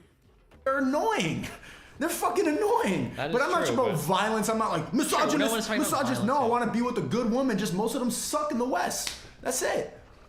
I ain't got no like fuck women, bro. A lot of people who are like the people who really fuck with me are like, yo, bro, you really woke Maybe you just don't know the words that are coming out of your mouth. me up. I didn't realize a lot of this stuff. I'm glad. I really want to go get it now. Do you ever feel like you're contributing to the problem? What problem? So You're part of the problem. you said women in the West suck, Yeah. meaning like hoochie girls. What girls? Hoochie girls, girls at the club, Bro, girls that I are was on fucking around. Fresh and with Fit last night. Fresh and Fit, there was girls with PhDs. Yeah, I like saw all those girls. College They were graduate, cool girls, right? nurses, and bro, two of them walked off because of a question. Okay. Fucking college. I didn't even graduate college. They can't even handle a question. College graduates walked off. Sure, it's bad. I Another agree. 37. I mean, if you're talking to some dumbass and it's a waste of your time, why would you stay there and put yourself through it? Year-old. If you got better things to do. Sometimes people just don't want to fucking waste their time talking to idiots. Was like a comedian, didn't say nothing funny the whole time. Okay. The other one was a 33-year-old, like fucking weird, like drunk, coked out Italian broad. And she didn't, bro, she's 10 years older than me. Made no sense. She annoyed the chat so much that, bro, you gotta go. Sure. You gotta go. This is a question that I have, okay? It seems like you guys, when you guys talk about women, you get annoyed that women are like, they're kind of slutty, they don't have any good values, not good like home takers or caretakers like the home. Like basically they're just like degenerate Kim Kardashian clones. Yes. Right? But then when you guys are talking in the podcast, like, well, what do you want in a woman? You're like, I don't want a submissive woman that woman. works. I don't want a woman that's smart. I don't want a woman that works. I don't want a girl boss. I don't want a girl boss. Independent and I OnlyFans want to date 20 women at once. Yeah. When you are putting that out in the world, aren't you making those types of women? No. Like a woman with a college degree is not getting your eye. It's No. going to be like a woman with a Brazilian butt lift who's like fucking, you know. All right, I've dated tons of like smart PhD bro. They're all the same. They all think the same stuff. You think I seriously fucking doubt that. through school and is looking for work is the same as like It's the one of these same. like yacht girls out Yep. there looking for. No, I They don't think the same so. things. They I follow don't Kim think so. Kardashian. No, They I watch the don't same think so. shows. That's just the truth. Last don't. night, so why were they like that? Why? I don't know the types of girls going Fresh and Fit. I can't say. The I can't types figure of that. girls. They do it every night. There was 11 girls on last night, and they all made no sense. Well, listen, if they're on Friday, you know, I can pick their brains a little bit. Are they going to do that Friday? Well, we could do a debate, and then I want you to open up your mind to the whole nature that all these Western worlds, they're fucking brainwashed, bro. They are brainwashed from TikTok, and Instagram has completely changed the dynamic. Their self-esteems are so. There you go, acting like all women are exactly the fucking same over and over and over again. Jesus, dude. How do you not feel this way about men? Like, you think men have this massive variety in how they act, but you act like all women in the entire fucking world are the same? Give me a break, dude. How do you have an opinion like that? And if that's not what you actually believe, then say what you actually believe. Maybe that's the problem. You're not saying what you actually believe. so high because the amount of DMs. There was a 37-year-old mom on the podcast, and she was like talking about the young guys DMing her, and she has no idea about her market value. She said she was a 10. You're 37 with a kid. What are you talking about? Sure. I'm closer in age to her son than you, and I know you make no sense. You're 37. You're washed up. It's time to find a guy. Why? Just because somebody doesn't agree with you doesn't mean they don't make sense. There's a whole lot of people that don't agree with you that make perfect fucking sense, dude. You out of Miami with the titties out, mommy. That's true. And that's what they all think now, bro. You don't have to run to the most extreme opposite end of the other fucking side of the spectrum. That's all I'm saying. Don't let them chase you off. I agree, there's a lot of crazy fucking people on the other side. On my side. There absolutely are. I spent most of the last fucking 3 years fighting with. That's why I'm banned from Twitch. Because I fight with those people. I understand it. But and I am surprised that didn't wake you up more. The fact that you can't. I'm woken up. What do you mean? I've been fighting with these people for years. I understand that they're lunatics. The insane people on the left. The insane progressives. The people that walk around. For Hillary. Sure, because I'm not gonna let them. You voted for Biden. Because I'm not gonna let them bully me out of my positions that I think are important. Why do you keep belittling crypto and e-commerce as if it's not like because just a new age money? Because e-commerce is bullshit. What you do is like a step away from that. You're making money online. E-commerce, having an online business and providing value for people. What's the difference? How is that similar to fucking Bitcoin? What the hell does Bitcoin have to do with making YouTube videos? E-commerce is like scamming arbitrage. What is it? Like you buy shit from China and you try to resell it to people at a markup? That's exactly what Nike does. I don't care. That's exactly what every business does. Number one, that's not what Nike does. Okay. Well, yes, it's exactly what they do. No, it's not. No, it's not. Everything is reselling shit from China. No. They're not reselling shit from China. They're using China to make their products, but they're not reselling shit from China. Dumbass. Nike designs shoes and Apple designs phones. Where are they made? Doesn't matter where they're made. They're made okay, in so China. the e-commerce people who sell headphones and resell them, where they made? China. It's the same shit on a smaller scale. It's not the same thing. Shit that they made and then trying to sell it at a higher price because somebody doesn't know better isn't providing. If all of e-commerce in the world disappeared, we wouldn't lose anything. If Nike and Apple disappeared, we'd lose shoes and the iPhone. That's the difference between e-commerce and Apple on and a Nike. smaller scale, just a product with less value.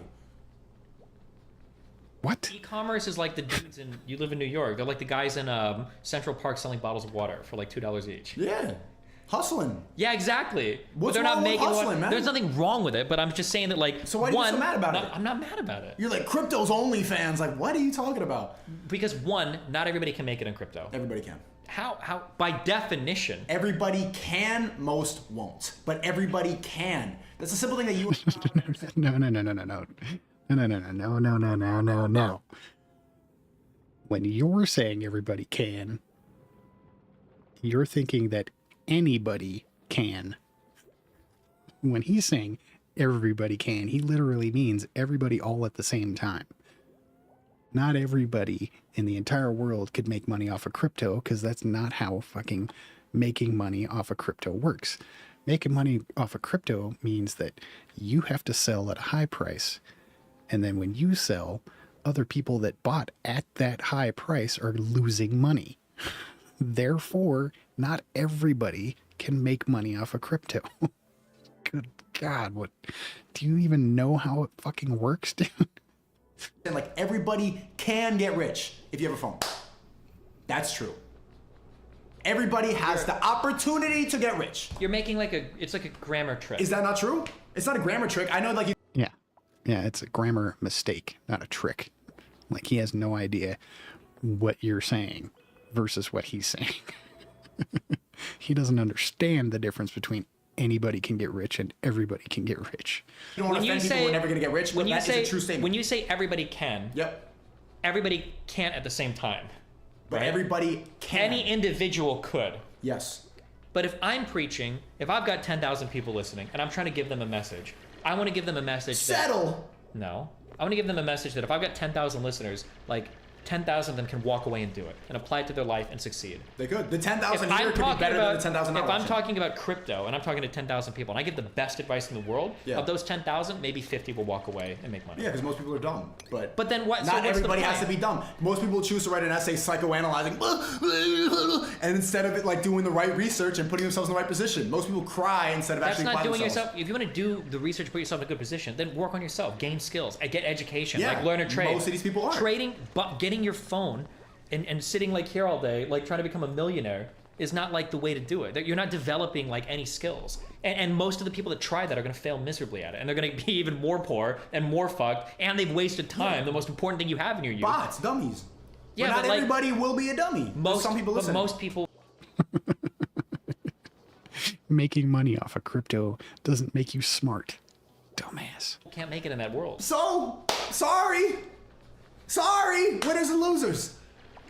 Do you want the majority of your audience to be losers? Because that's what you're saying. No, I want most of my audience. I want people to watch me to have ambition. And the first step to start getting rich is mindset. That's why I know I'm going to be technically right now I'm in debt. It's all about mindset. Why? Because I'm applying myself to have the right mindset. I know it's going to happen. But all you have to do is imagine you're rich, and you're going to be rich. Behind you, right? Yeah, everyone can make excuses, but everybody has a foundation of work behind them. Everything they've done in life is the foundation behind them. I'm using all my good lines for Friday. Wealthy people do this, and it's really funny to watch them do this, okay? Yeah. I've been on both sides I ain't of the wealthy. line. No. I'm in student debt. You're wealthy because you got high income. I am in student debt. Income is more important than net worth. Okay. Okay? Sure. High income is more valuable than I just had my first 6-figure month. This was like my first good month. I've had like 10K, 15K months for like... Sure, if you've had a 6-figure month, you're in a really good spot. Yeah. Okay? Yeah, because income is more important than Because I applied myself our first debate. That's I didn't even have that. But our I'm first just saying, debate, I was just a broke. I'm just saying. Until people get sick of your stupid bullshit and they stop watching your ass. And then you're broke as fuck. Now you don't have any income. You better hope that net worth lasts you all. If you have a 6-figure month, that's better than having $1 million net worth, okay? No. If you could trade your income right now for $1 million, if you're smart, you'd leave the million easily. Because you can keep growing your income. You're going to make money year after year after year. Because I'm applying myself. Exactly, sure. But if I didn't want to apply myself, I didn't want to work, I don't want to, I'm not going to do it. This is OnlyFans for men, then I won't. But I'm not thinking like that. I'm thinking, I want to go get it. So I am going to. Sure, you can. And everybody's going to see it, and that's going to inspire a lot of people. Is this one of those guys that thinks that just because he says shit loud and throws in cool words that he's right about shit? You know how many people are going to watch me go through this? Like, every day I'm saying, like, I'm going to be a future millionaire. Everyone's going to see me do it. What are they going to do? Cry? Bro, they're posting, my subreddit is a whole bunch of haters, bro. Like, he's obsessed with becoming a multi-millionaire. Why is that a bad thing? Why are we talking about that as a bad thing?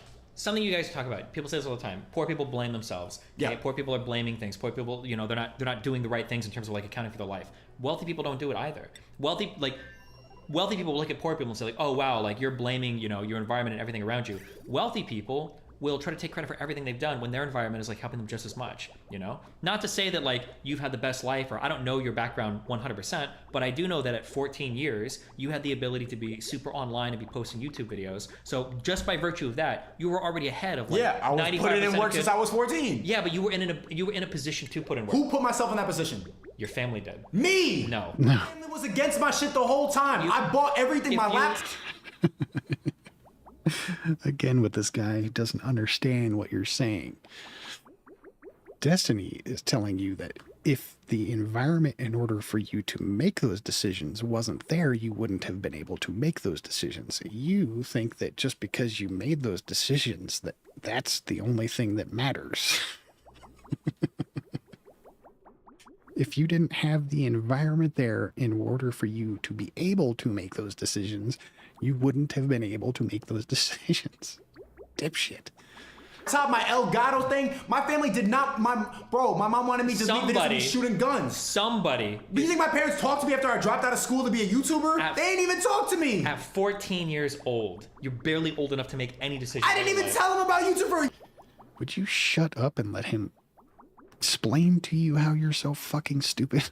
The only person who knew my YouTube channel was my brother. That shit was me. So who was supporting you? Me. Okay. Supporting? Oh, like giving me food and shit. So you didn't have your parents didn't provide you with a house or electricity or clothing or food. Your parents didn't do any of that shit. You went out and got all that shit and bought your own computer and made sure that you were paying the electric bill and the utilities and you had a house and a computer and all this shit. You got all that shit yourself? Is that what you're saying? Like your parents didn't do none of that? No, if you're doing something at that early of an age, you've got some support somewhere. Okay, you were working on your own, you were paying for your shit, everything. Okay, all right. I went home from school. You're actually Zeus. You're God. You did it. You figured it out. What do you think? Do you think I had some, like, bro, my parents did not fuck with the shit I was talking about? I was talking about feminism when I was like a 14, 15-year-old, how the shit was a scam. It's not about talking about feminism. It's about people don't take account of like all the advantages that they have growing up sometimes. And they're quick to compare like other people to. Okay, yeah, I had a good house. I had parents who were together. Sure. And I grew up in the Northeast. Like, that's good. Yeah, those are the advantages. But like, I didn't have any mental support. I had an internet connection, like we all do, and I applied myself. That's good. Most people have that. And a house. And a whole lot of time on your hands. And a computer. And a camera. And a whole bunch of other shit people don't have. Idiot. Really early age. I don't know if most people, if you're talking to somebody that's 20 years old, they're already 6 years behind, right? Where you start. So catch up now. You can cry about it. Catch up is hard. It depends. It's hard. Kind of like how many... It's hard. Yeah. Oh my god, this dude is disgusting. Fucking disgusting. Yeah, life is hard. You're setting people up for failure. That's No. what you're doing. Yeah, that's what you're doing. You're setting up for people for failure, saying it's hard. Yeah, it's hard. What are you gonna do about it? The goal is to set. You What a moron. work. You shouldn't be complacent. Yes. And you should push for more. Yes. But the number one way to fail, if you're giving anybody a new routine, it could be exercise, it could be diet, it could be whatever. The number one way to fail is to give them an unrealistic goal. Like, you're 20, by 21, I want you making 6 figures. Okay, well, I work at Dunkin' Donuts right now making $23,000 a year. Well, that's how great. all the people who end up making that money had unrealistic expectations. When I was 14. Yeah, but what you don't see is I'm gonna be the best YouTuber ever. Yeah, but what you don't see is how many 14-year-olds have that same thought and don't make it? Well, that's because of the programming. The programming. It's not just the programming. Not everybody can make the it. The Matrix tells you no, but I was always like, fuck that shit. Fuck. Dude, you got so fucking lucky. Like, you shouldn't be anywhere near as popular as you are. There's no fucking reasonable fucking world in which you should be as popular as you are, with how fucking dumb you are. But you are popular as hell right now. Even though you're a fucking blithering idiot. That shit. Not everybody has a personality for YouTube. Not everybody has the personality. Yeah, to but be a whatever hustle person. personality you are, it doesn't have to be YouTube. Anything you go into, you could be like, fuck that shit. I know it's unrealistic. I'm gonna do it. I think that in society, some people are just workers. That's just what it is. Not every single person has the mind or can flip a switch to like be like a business owner. I think that they want to turn you into that so that the island people can. You disagree. You think everybody in the world can be just as lucky as you. Give me a fucking break, dude. You're so fucking dumb. Keep us down and they go, ha ha ha. Well, I don't think they want to turn you into that. I think that if we look at all of human society and all of human history, you never have a society where every single person is an exceptional person. Okay. There's always going to be leaders. There's always going to be people that are just like, I fucking, I make pots. I clean. Yeah, that's just how it works. But doesn't everybody want to be a leader? No. Really? Really. I understand why that's hard for you to think. I didn't think that for a long time. I thought everybody wanted to be a leader. But like, if you some people just want to fall in line. This really, is here's something here. Bro, no, wait. Here's something. Wait, you ever play video games? Yeah. Okay, I play a lot of video games. Started off in Call of Duty. Okay, I can't speak to Call of Duty, but on games that require like big leadership roles, you know what'll happen if you play League of Legends, EVE Online, Rust, any of these games? No, big team. When you play these games and there's team-oriented things going on, and nobody really knows what to do, nobody wants to speak up and be the leader because. When everybody thinks of being a leader, they think of the fun things of like you get to make decisions, you get all the rewards, it's awesome. Nobody wants to be the guy that makes the wrong call. That's a really big responsibility. The pressure. There's a lot of Nobody pressure. wants to make the mistake, but everybody wants to make the right decision. Yeah, they want the glory, but they can't handle the responsibility and the consequence of messing up, kind of like Donald Trump. But what I'm saying is that everybody when you wants look that, at though. but they want it, but they won't do it. So if you Exactly. go and play Exactly. if you go and play a game like Rust, or if you go and play a game like League, like some of the best skills that you can develop are leadership skills because most of those casual games are without leaders. People don't want to step up and be the guy making those calls. They just want to sit in the corner and criticize everything. That's what Wow, he actually let you finish the sentence? most people want. Sure, but I mean like that because it's an easier route because they don't have to take responsibility. People generally don't want to take accountability. Sure. But I'm saying fuck that mentality. Take I an L. understand, I've taken mad fucking L's on my YouTube channel, bro. But I think that apparently not enough. We need people like that. You can't have a society full of people where everybody wants to be a chief and nobody wants to be an Indian, right? Okay, but why do a bunch of bots walk around with fucking Dallas Cowboys jerseys on? Because they like to watch sports. Right, and whose name do they have on the back of the shirt? The quarterback. The people they look up to. The quarterback. Yeah. So they don't want to be that. What's the number one dream job? Everybody, you got a 6-year-old. Right now it's fucking YouTubing. Yeah. Number one coveted job in America is YouTuber. But not everybody can be that. But everybody wants that. We're not gonna have any viewers if every motherfucker's posting. Not everybody wants that, dude. Not everybody wants to be online and be a YouTuber. See, that's the problem, man. You have this mentality like you can just throw words like everybody out, even though you know for a fact you don't mean literally everybody. Posting YouTube videos all day. But you're saying, okay, so maybe the disagreement is like some people need to fall in line. There's going to be bots and there's going to be leaders. But we all started off wanting to be a leader. And then people make excuses for why they're not that. And I'm saying, like, stop, like, you're crazy. Not everybody wants to be a leader. Did you just ignore what he said? You're a loser. I think here's something that I think happens that's unfortunate and kind of cool at the same time. People that make it into this world, I think you don't realize sometimes how exceptional your mind is. It's very far from the norm. And I used to have like the same thing. So something I would say growing up when we talk about like harassment online, what I would always say is that like, I love harassment. It makes me stronger. Bullying is good for you. Yeah, it makes it. Yeah, because when people talk shit about me, self-awareness. I want to do better than that, right? Exactly. That's bullying, like I like bring back bullying. Exactly. You believe in this Redpill shit, Destiny. No. You gonna be Redpill in 2 years. But here's the difference, right? Yeah. I thrive in those environments. Yeah. But for a lot of people, destroys them. You can cry about it, but no, like, they cry about it. They can cry about it, but that's most people's like human physiology. That's their mind. You can't just like tell people to be different. Maybe when they're one. Maybe Not if you have a kid, different, you but can do it. improve. It's. How does this guy have any fucking followers or audience at all? All he does is talk shit and for everybody who doesn't agree with him. Damn, dude. Don't you realize you're just one opinion away from this guy treating you like that?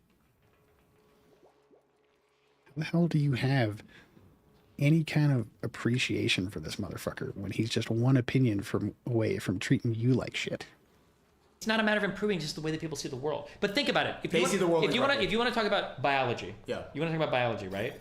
Society doesn't work if it's full of people like you or people like me, right? You need people that are willing to work in a community that feel a lot of pressure to like please other people. Because think about it, if you got a group, so I'll take me for instance. Let's say I have a tribe of like 50 people that are like me, okay? And one day I'm like, I don't want to work today because fuck you guys. I'm gonna go paint or climb a tree, right? I'll do that and everybody will be like, fuck you, you're a piece of shit, we're gonna hate you. And I'll be like, and I'll say, I don't care, I'm gonna climb a tree, hate me, fuck you, right? I'll flip you off. But if you have other societies filled with people that are more compliant, you know, that social pressure, the way that their emotions are reflected from other people, that society functions a lot better because everybody's doing what they need to do to like carry their. So you can't go to a society and say all of you guys need to be like me. Not because need most to be, people, but I'm saying everybody can. I don't know if they can, and I don't even know if they should be. I don't even know if you'd want them to be. They do.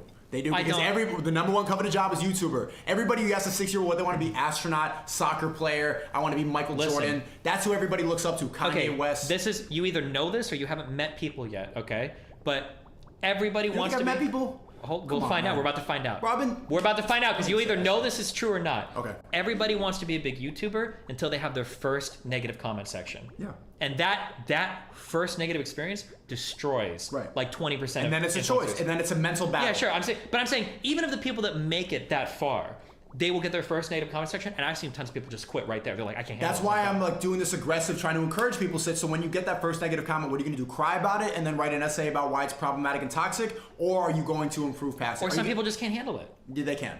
I don't think if you can't handle it, you're just a bitch. Like, okay, it's be not a bitch. matter being a bitch. You're a normal human being. That's what normal humans do. They. Some people just aren't able to handle that shit, dude. Or you're just a bitch.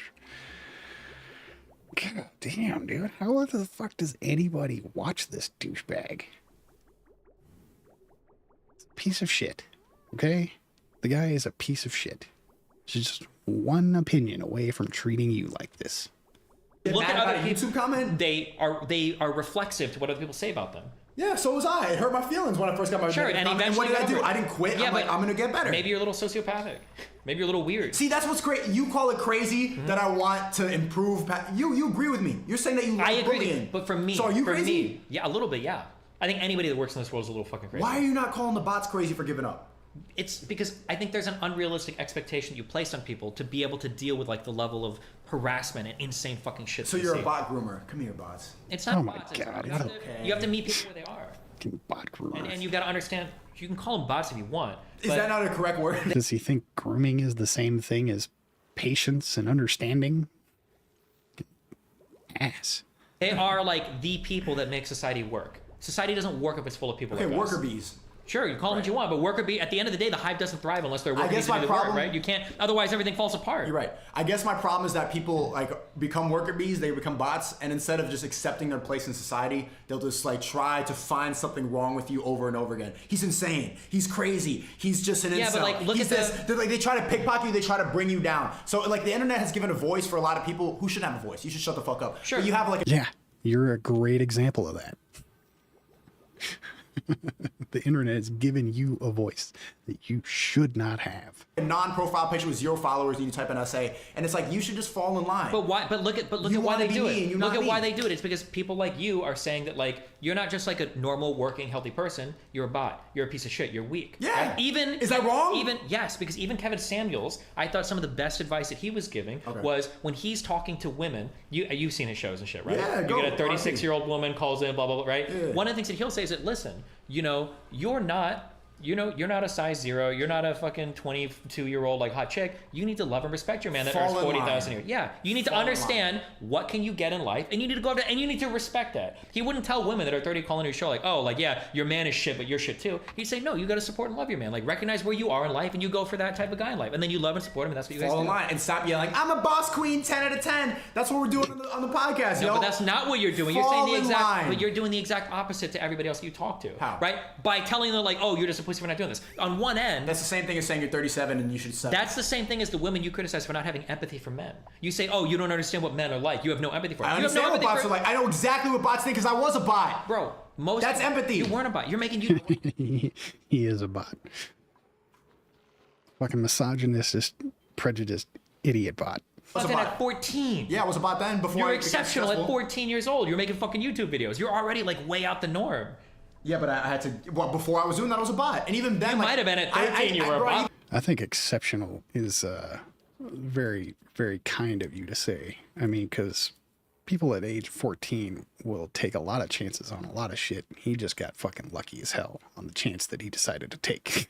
I even quit YouTube for like 3 years. I was working at Subway. I was doing Uber Eats. I worked as a secretary. I was doing all these fucking bot jobs. And Sure, but I'm just saying, like- I was in college. Bot. I was a bot. So I know Still what are. people like. The women's lack of empathy for men is that they don't understand. I understand bots. I know why they're mad. Their life is mid. Okay, that's cool.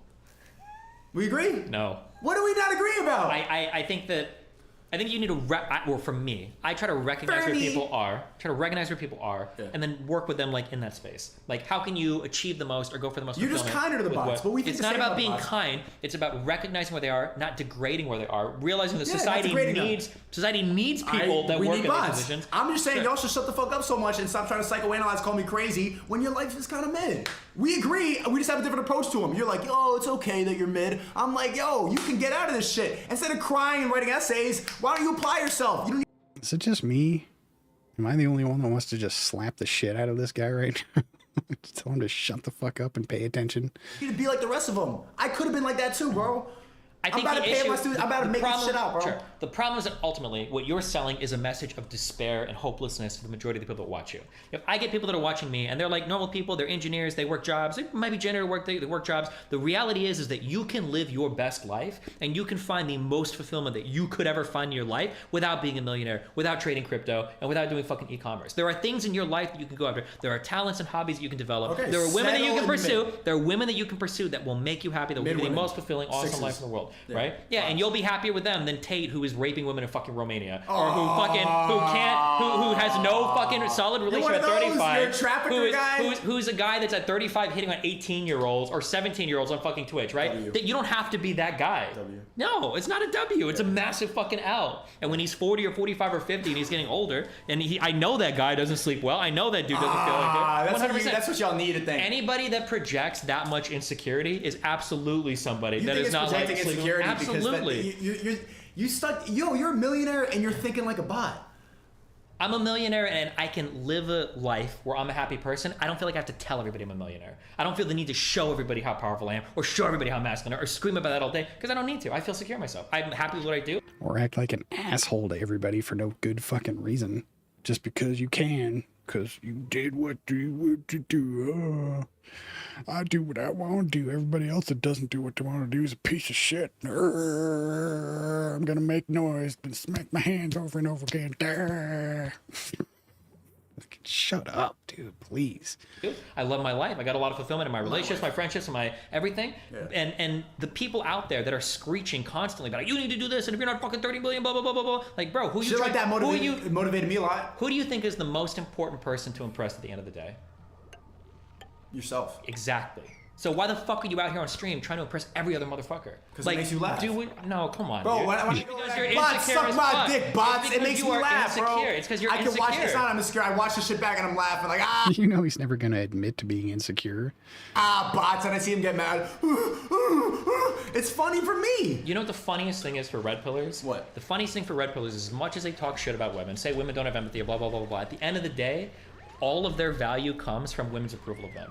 Yep. What is the most important thing as a rebel person? I'm fucking 10 women, 20 women. Why? Because women are the ultimate source of validation for some of these people. Women are motivators. How is that not? Women motivate. No, they're not motivators. They are. They're filling you with validation. They're like the most important part of a red pillar's life. Come on, you know that. Women are some of the biggest motivators in life. Like having a lot of women around and like feeling the need to like be on top of shit and be a masculine guy, that shit will bring you up. I know they're a big expense, but that shit helps you out. A good woman will bring you up. A good woman will bring you up. Maybe two. But 20 hoes, that's not bringing you up. That's not building you up. It's a lot more. That's just getting you accustomed to using Google Calendar to schedule fucking hookups, okay? That's a different type of life than there's one or two women, or there's somebody like really important or special that I'm going after. That is like you're running a person. small business, and then 20 women, man, I got a whole corporation. I got a whole bunch of employees that all depend on me.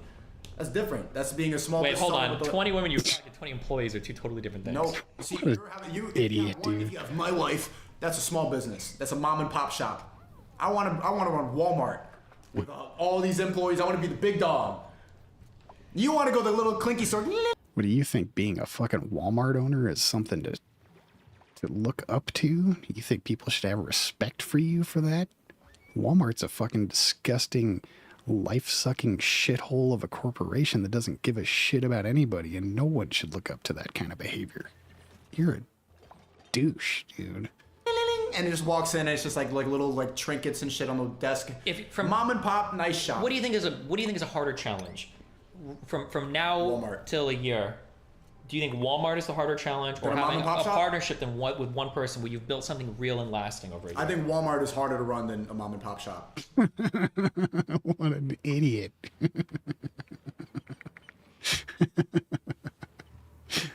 You think taking advantage of the fact that there's not enough jobs that pay a decent fucking wage in the world for all of the people that are in the world, taking advantage of that, you think is harder than developing a beautiful artistic craft? Come on, dude. What an ass. You could agree on that. No, I don't. It's more pressure to run Nike and Apple. Not if once you've made the position, it's not that hard. What? If we're in a position like Imagine us, the pressure Steve Jobs was under. Imagine the stress he was dealing with. Hold on, are we talking about business or fucking a lot of women right now? It's this. I'm making the analogy. Well, hold on, no, because they're different things. No, it's not. No, because It's once not. you're at a position like we're at, fucking a lot of women is not like that's not like a challenge anymore. Having a solid rotation of 10s is a challenge. It's Maybe like a part-time solid job. rotation of 10s, sure, but which he doesn't have. like you could be fucking like 7s, 8s, and 9s. Excuse me. It's like every fucking weekend. Maybe a different one every weekend. Yeah, but I don't want just that. I don't want like random girls like just sucking my dick in a hotel. I want to get like, a roster of 10 employees in my house. Yeah, good luck with that. Like, and they do their thing. They know their role. Like That shit ain't gonna happen. Are you like, is this some like Islamic shit where you're trying to have like, this is my wife that does dishes, this is the one that does the pool, this is the one that scrubs the floor. This is the one for head. This is the one for. Do you think that they're gonna like sucking all toes. want to live with you at the same time? Yes. Okay. It's harder to run Walmart than a mom and pop shop. That's some cool shit. It's gonna be hard to do it, but I'm gonna do it, bro, because I got big dreams. I got big ambitions, man. And a lot of people just give up on their dreams before they let the one YouTube comment hold them down. What a disgusting human being. Man, keep going to the top, and you're all gonna see me get to 1 million, man. Watch. All right, if that's how you want your life to go, man. Listen. Are we getting One dinner bitch for tonight? the left toe, one bitch for the right toe. You know what I'm saying? Yeah. God, fucking disgusting. Are we? How is it that people can be this fucking disgusting and still get into a relationship with a woman at all, period, ever?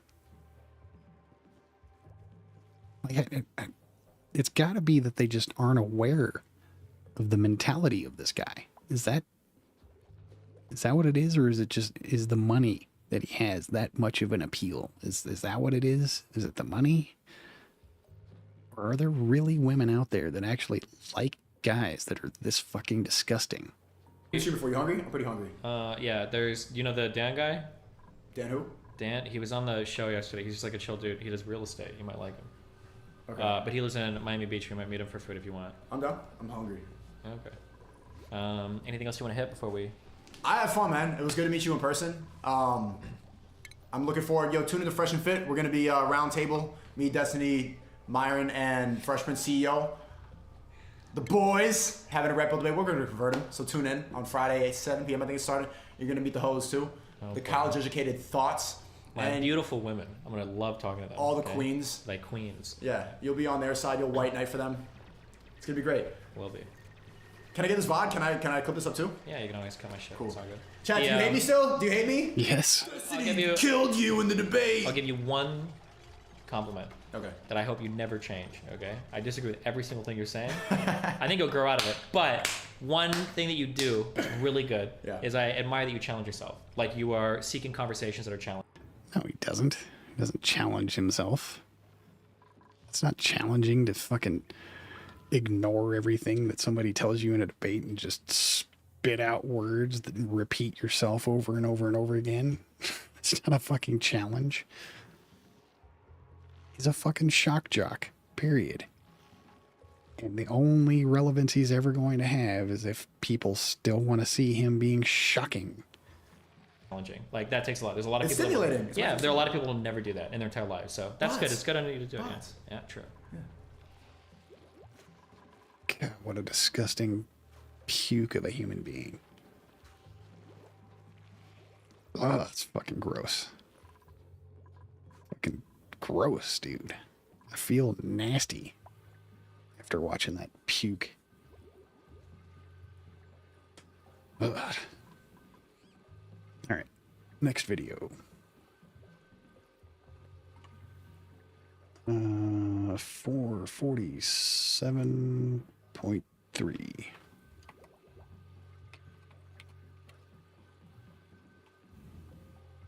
I guess that would be 0.5, 30 seconds. Ooh, Asmon ban appeals. This is going to be funny. I've seen a few of his ban appeal videos before. I know this is a year old because he hasn't done one recently, but still hilarious. I want to watch it. So, here we go. This is one of the worst fucking logs I've ever seen. Yeah, Chris? Yeah, we got one. All right. We got one of these individuals. One of these people. They are 3,000 years old. It's like loving gnomes and WoW. Weird champ mods. What else have you typed in my chat? The vaccine is not FDA approved. It's not backed by science. What the hell? Permaban. Yes! Yes! Wow, why am I not surprised? Okay, there we go. Pepe laugh, no changes. Shallow as fuck. Fuck casuals. Do previous raid tiers matter? Let's see what else he said in chat. He's been banned twice. Why am I not surprised? Oh my god. This is why. What the fuck is this? All right, he got banned once. 6 timeouts? All right, why'd you get banned the first time? Dipshit. He's not trying to resonate with the audience. He's trying to be a better person. What's this here? I don't even know what the fuck this is. Showing skin is bannable in Saudi Arabia. Should we make women wear burqas on Twitch? What the hell? What's going on? What is this? What is this? Chat's moving so fast, nobody will know I eat poop. Oh, they know now. Well, how about that? Let's see what he says. Private company, make your own company. Shit take, shit take, shit take. Shitty take. See, like, let's just touch a hold a clip and pin. What the fuck is this? What is this, tech support? When did you get banned the first time? I gotta figure out why you got banned the first time. All right, there we go. Asmon. Why do you allow white people emotes like Kekona? but you ban the black ones like Anel and Tryhard. All right. What? So we have created an Exodia. What's an Exodia? A lolly connoisseur. A vaccine denier. And it's not racist that he says that, but it's just stupid. Was this the guy?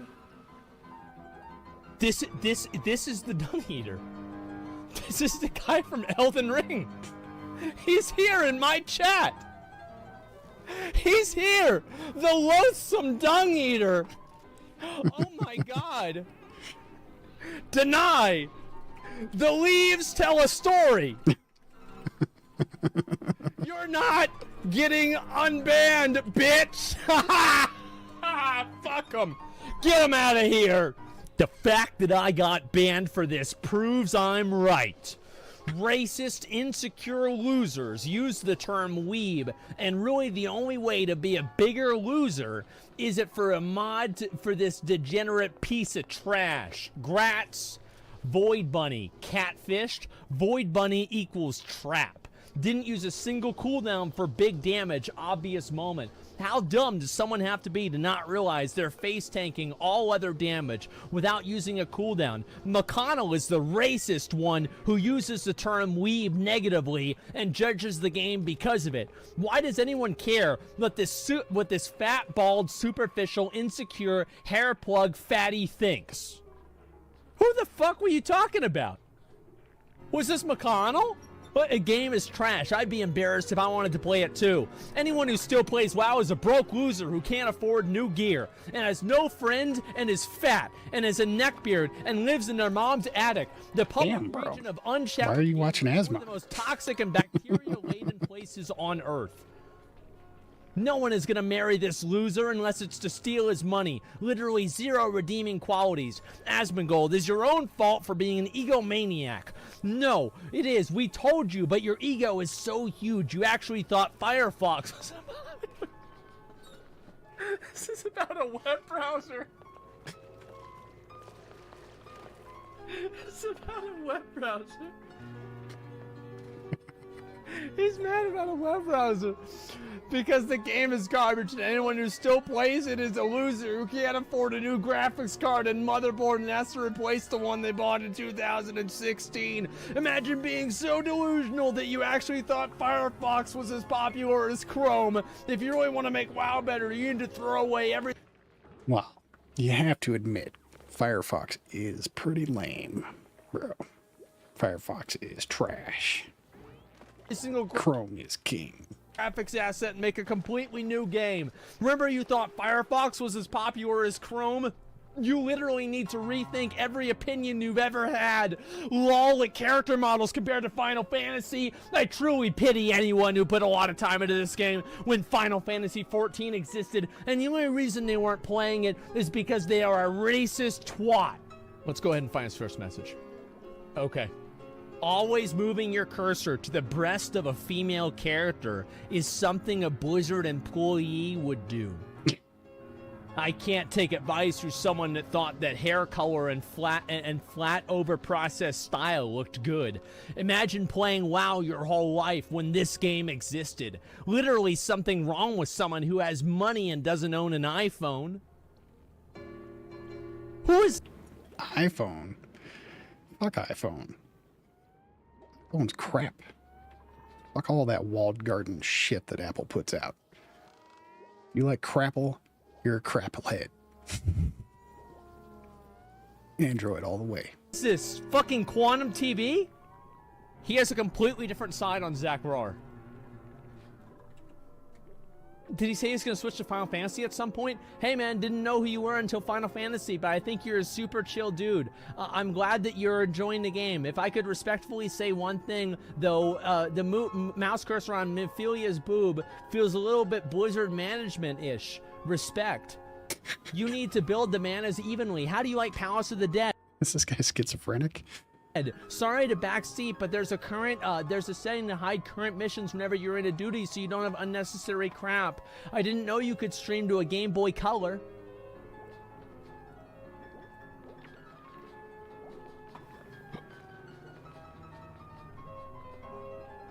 All right.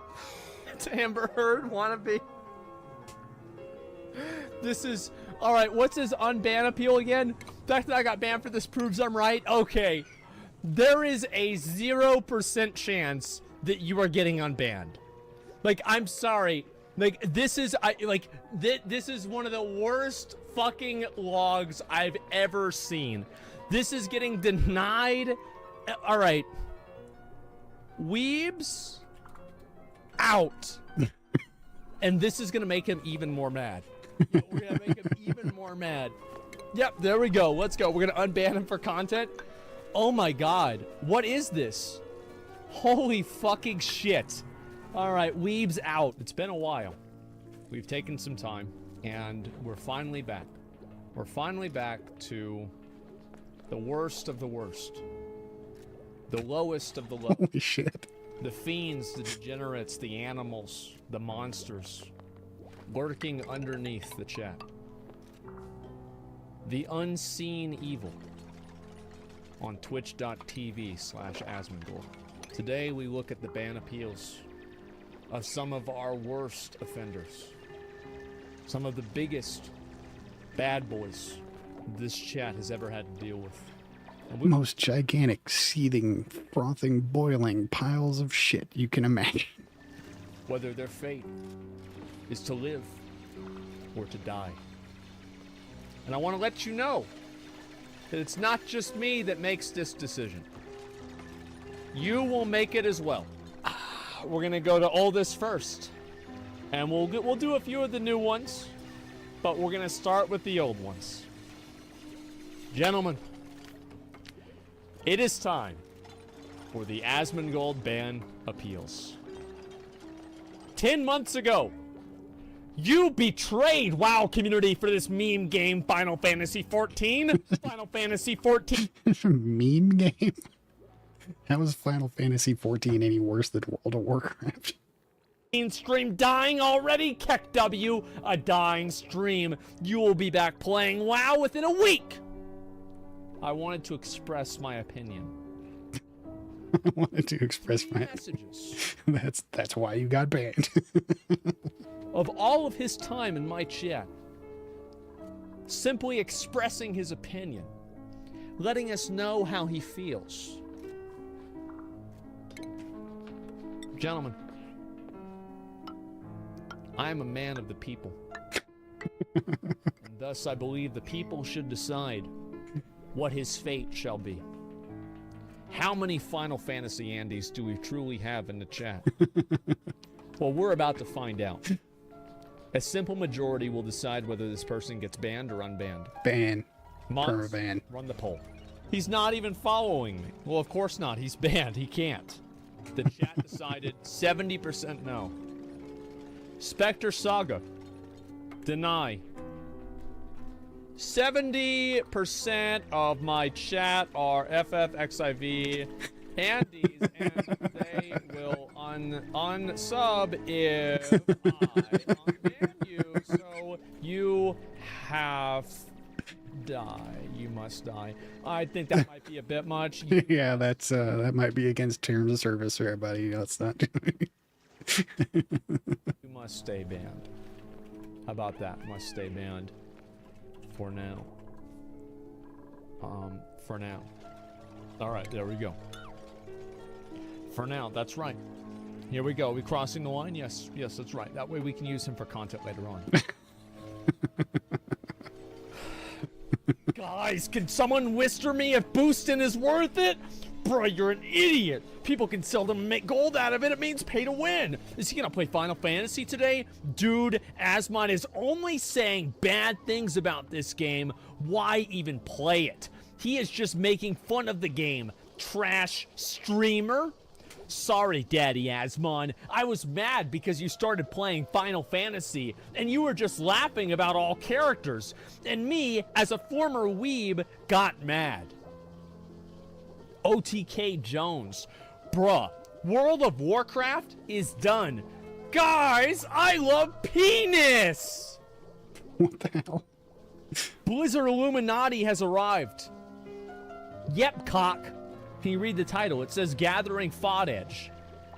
Let's see how many messages he's ever put in my chat. 283 messages in my chat. Let's see what this is here. He's been previously subbed for a month, and he's been following since 2017, and he called me a pussy in 2019. Huh. I don't know. I think the truth is, this is a person that got upset, they got angry, and they got mad.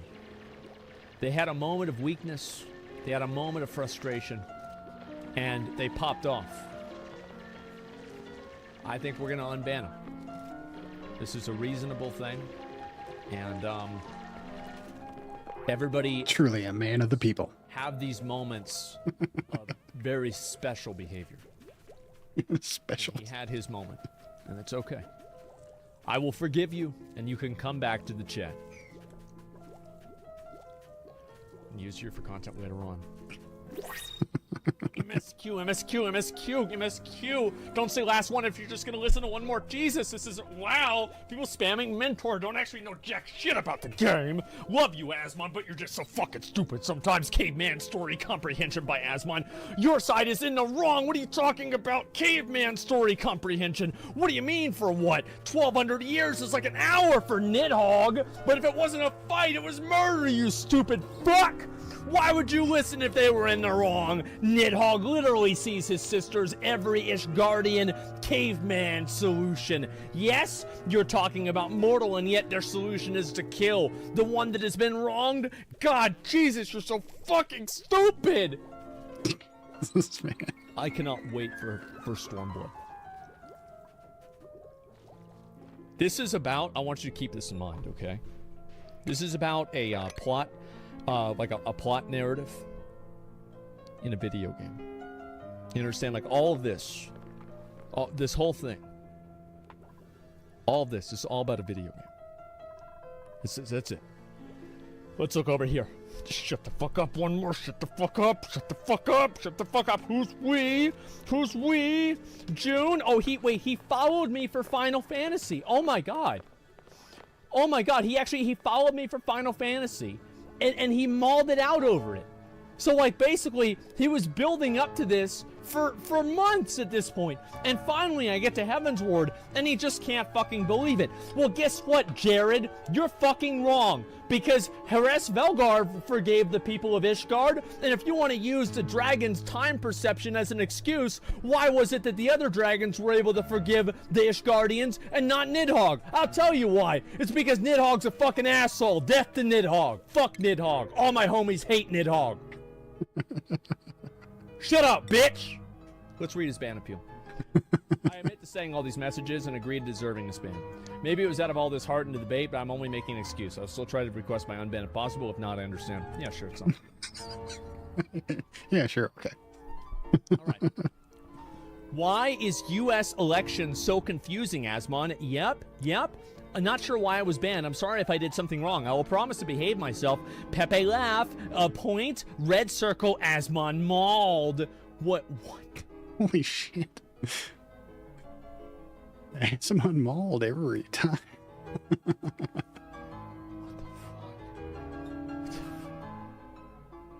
Started spelling the N-word in Zach Rar stream after the Asmongold threat on poll.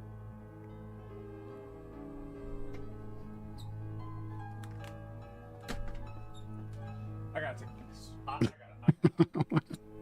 So, we've got another individual here. I'm not sure why I was banned. You know what? You know what the best thing about this is? The fact that I can go over to this chat and we're gonna find out his messages right here, right now. What's this dick sucker's name? Leoski _ user Leoski _ oh, it's 2 underscores, excuse me. Slash user ski 2 underscores 99 messages in my chat on my second stream. Mod comments spelling N-word. Let's see if he's spelling it. Bro, a poll thread about Asmongold. Imagine making a thread about Asmongold on poll. Nothing to hide, nothing to worry about. E. Oh, he was contributing to it. Okay, I get it. All right. All right. I see. So there's a plausible deniability. I get it. Yep. Because it's like one person says the N, and then, you know, you know how these things go. All right. Here's what we're going to do. What he's going to have to do is you're going to have to, I'm going to deny it because he did not say why he got banned. This is a very core principle to unban requests, is that you cannot reform a viewer if the viewer does not know what they did wrong. So they have to reapply. Kind, gentle sir. Kind, gentle sir. You were banned because you tried to, what's the word? Like type the N-word. Like, it's not, how do you really say it? Yes, spell the N-word with chat in my second stream. Please repent for your actions. Thus, you can achieve forgiveness. Period. I think that's fair. I think that's completely okay. What do you think? What do you guys think? Enough. Is that good? I'll allow it. Completely fucking reasonable. Where are you guys at? Yes, I think that's fair. Okay, good. I'm glad that you guys agree. Absolutely. Is N-word still invoking cancel culture? I'd say yes. Hatred must be at least contained.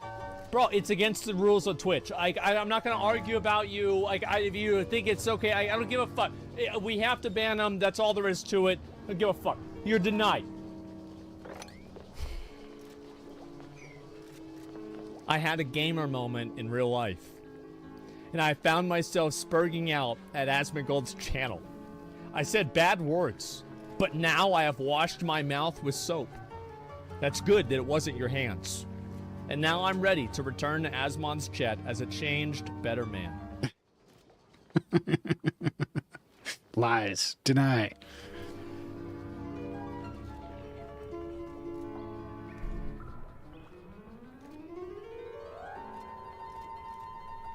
Oh my god. All right. Let's be honest. The guy, he did have a gamer moment. Over and over and over. He apologized. He acknowledged what he did wrong. This is his first ban. And for that, we will give him a second chance. You have to give people a path to redemption, or they will have no reason to ever try and redeem themselves. He's getting unbanned.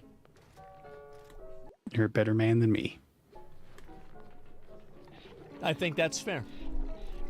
I think that's completely fucking fair. Mod comment, probably just, hey, this guy seems like a real stupid asshole. Save him for Asmon to look at him on stream. That's probably about it. He didn't apologize? He clearly apologized. Let's see here. Oh my god, you did again? Where are the fucking closed captions? Hello, there is Deafman here watching blah blah screen. Hello. How feel if you are F-deaf? I am not putting you CC closed caption up and you are like F complain. So please, for fuck's sake, tick setting closed captions for goddamn deaf. But now I am clicking thumb down for no F captions. Oh my god, you did again? Where the fuck F captions CC? Oh my, what the fuck? Hello, sorry for spit shit. I just find it hard to understand because I am real life deaf man. It aren't fail equal have no subtil as closed caption man. How you feel if you were deaf? Anyway, I quit WoW for good. That makes me wonder, does YouTube automatically put captions on my stuff? Wonder.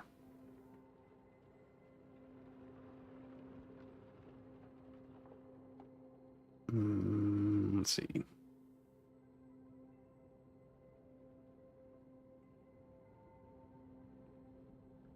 Let's pull up the Linus Media Group response video that I put out. Pushing videos out. Oh, wait. we go. Let's bring it over here. No. YouTube is hard for everyone, but we aren't fighting for survival anymore, and we don't need to run at this pace. In fact, in some ways, it's our efforts to keep... It does automatically put captions on there. Look at that. Awesome. Perfect. Good to know. All right, back to the video. Joining Final Fantasy. What good classes is top? What classes are good? Oh my god. He's trying to start a conversation in the ban appeal. This is a new mod?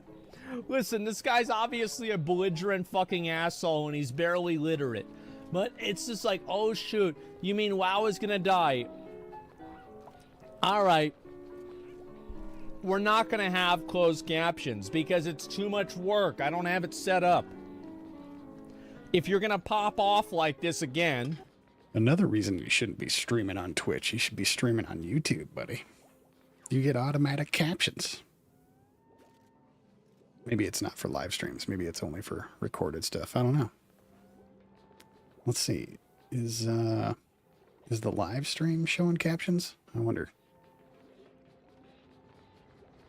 Let me try pulling that up.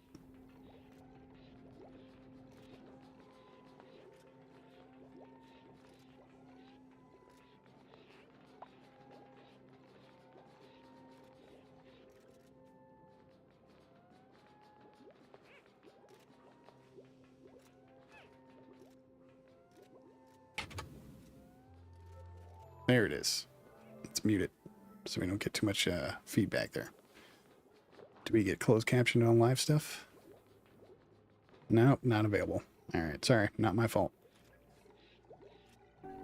You're gonna get banned again. But if you want to watch the stream like a normal fucking person, then yeah, you can watch the stream like a normal fucking person. I will say, I'm gonna unban him. Bro, you need to calm down. If the stream is hard for you to understand, check out the YouTube videos. They have way better captions, and you can just watch me on there after the show is over. By the way, Dark Knight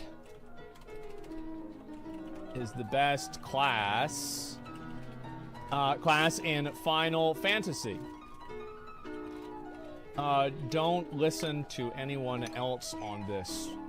All right, there we go. I think that's pretty much fair. What do you guys think? We gave him a solution. We said don't fucking spurg out again. I didn't really say that, but I think it's implied. And if he's upset, he's got a solution right there. He can just watch it on YouTube. I think that makes perfect sense. What do you guys think? Is this a fair resolution for A Killar Gaming? Yes, sir. Indeed. Yes, I think that it's fair. He can't listen, he's deaf.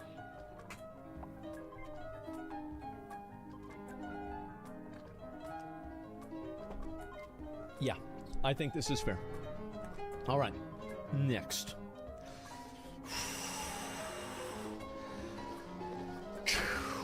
How about just let people spend their money on what they want? Worst microtransactions is donating or something to a bald millionaire. You have an amount of gold just from scamming people and people simming for you in game. Make me laugh, just look in a mirror. 2-month break and retard Mongol can't even figure out how to buy a new camera. Who even cares about this shit? Super creative with retard Mongol, man. Take off the A and the S and then add retard. That's super creative. Very, very beautiful. Let's see what else he said. Play the fucking video, Jesus. Boring, boring, boring, boring, boring. Thought you got a PC because you convinced your dad he needed a PC to use email so you could play Warcraft 3. That's true, but I had 2 PCs. I had my dad buy a PC at his house, and then I bought my other PC. I did not buy it. My mom bought me a PC at my house. Pink Sparkles body pillow. In BlizzCon 2017 bear mount. McCool. 2-month moderation in your chat. COVID makes people crazy. I can see that. So Asmon reacts to other people's content. Are other YouTubers upload this to their channel, and Asmon takes on his main channel. Millionaire doesn't want to spend 2K. To be honest, your WoW streams suck. Playing other games is more interesting. Media share for charity. Buy the OTK paddle. Torghast is the biggest pile of shit in this game. Okay. Unban appeal, he says, because Asmon Gold is bald. So, because you're bald. We're at a crossroads here. This person obviously is getting very upset because of my takes on microtransactions. If there's a future where I ever play Lost Ark again, or Genshin Impact, I think that we'll see probably a sentiment change in this individual. And I think that they could actually become part of our community once again. But you know what we're going to do? This person is literally fucking insane. And they're going to get banned realistically probably 5 minutes after they get unbanned. So why not leave it up to chance? Where's a coin? Where's a coin? Let's see here. I've got to find, there's one over there. I've got to get out of the room, and we're gonna be okay. Yeah, give me 1 second. I'm not gonna flip a no, I'm not gonna do that or not. Give him a chance. No, it's fine. Millionaire can't find a coin. It's not gonna happen. Give me 1 second. All right. Here we go. Here we go. All right. Tails. It's not a big coin. It's not an Calling expensive tails. coin. It's a very cheap coin, to be honest with you. But you know what? That's good enough. Give me 1 second and let's do this. Suicidal Raven. If this coin lands on heads, you get unbanned. If this coin is on tails, you do not get unbanned.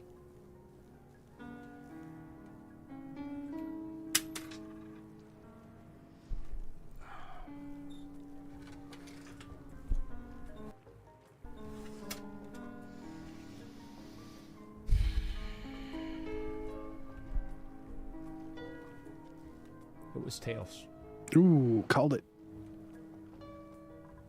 Your fate is sealed. You do not get unbanned.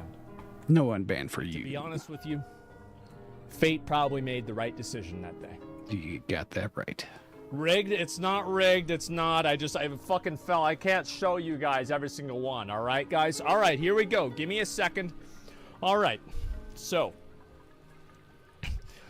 Savage Alexander. He plays Red Mage so he can wipe the floor at 15. PS3, by the way. Zodiac must be from Necron.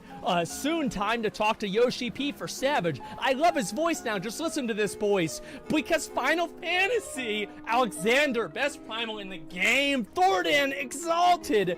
Thordan, Extreme. Let's go. Talk to Wandering Minstrel at Raven Soul. Ask Sea Lion. Ask Family if chat's confusing you. Ildishire was normal Alexander. Morgana's over there. Ildishire, ask your fucking family, not chat. It's normal. And Nidhogg Extreme and Nidhogg's Rage are fucking lit on Min-Eye level. They're lit. All of them. Ask family. Holy shit. And then I banned them. Okay. I get it. I should not have been tilted. But come on. The dude is not stupid. He could have golden Final Fantasy XIV streams. And I love them. He has the most insane base things on important topics. Things like Blizzard harassment and all. But as soon as he asks something, like where to find this and that, he asks chat when he knows he's going to get a shit ton of different answers that makes no sense at all. So why doesn't he just ask family? You must kind of agree with that. But yeah, What does that mean, ask family? What? Sorry. Oh, fuck. He is kind of right. Wait.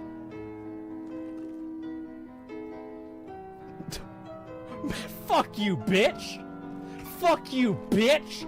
Palace of the Dead 415 wipe Andy. What's this amazing stream have to offer today? Oh, fuck you. What's this? Odin farting on main Chocobo. It's not even that cool. Oh my god, alright. He found you out.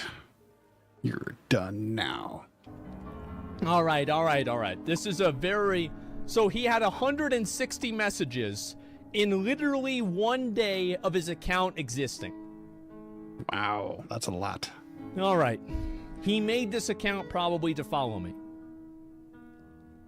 The truth is that you pop off and you're a little bit too aggressive.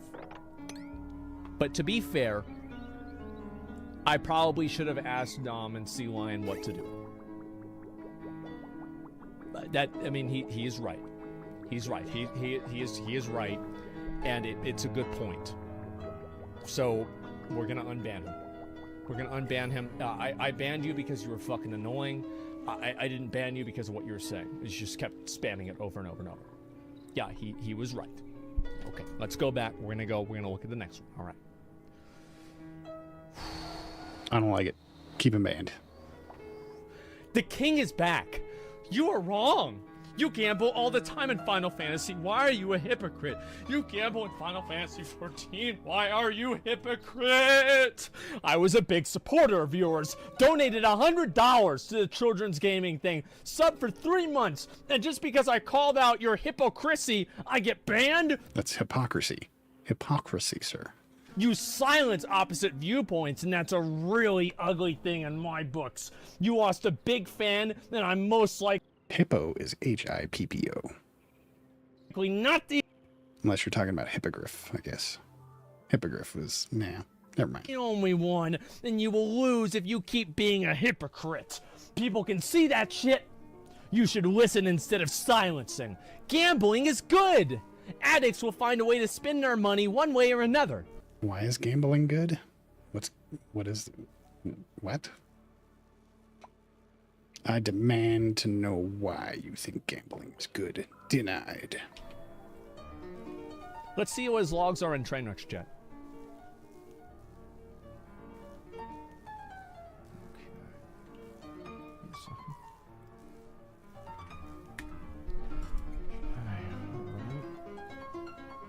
Give me 1 second. Actually, let me go ahead and go over here. Sorry, guys. We just got to take 1 second here. We got to figure out what this individual is saying, what he's talking about, what it is.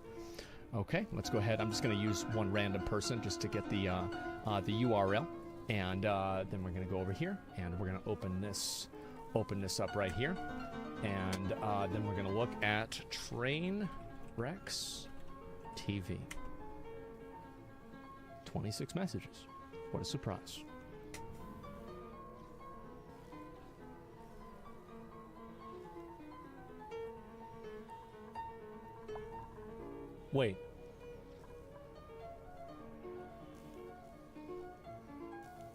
Wait, this is just my random viewer that I just randomly picked out to use the pop-out thing.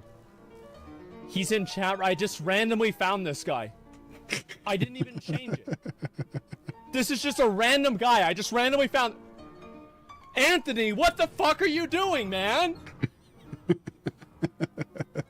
What? Yeah, cock ass.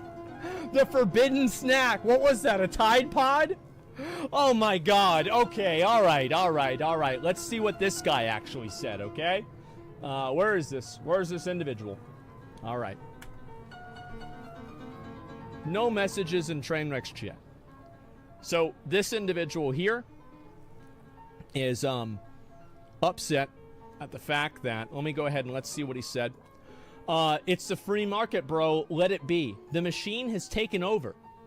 Let's look and see what he said. Let's see his first messages. Where did this begin? Bragging about being a drama fiend. Nice. Look, he said my name. Pog. I win. Unban him. What's this here? TBC boosty mount. What's the P.O. box? Final Fantasy is for weebs who sleep with their moms. Boom! There it is, bitch. At least somebody has the balls to say it. Thank God. Is Garrosh related to Grom? Who are the snowflakes you think truly believes Asmon is toxic? The foul beast is back. That's gay. Holy shit, it's just like anime plot twist ending. What did he say on the first days of Final Fantasy? Nothing really. Okay, never mind. Everything's okay. All right, that's fine. Let's go back up here. Let's see what else he's saying. She wants the BBC. Ask her if she ever mounted the BBC. I asked the girl the weird question. Oh my fucking God. Wow, these people are pathetic. That's just what I was thinking. That dude is 5 foot tall.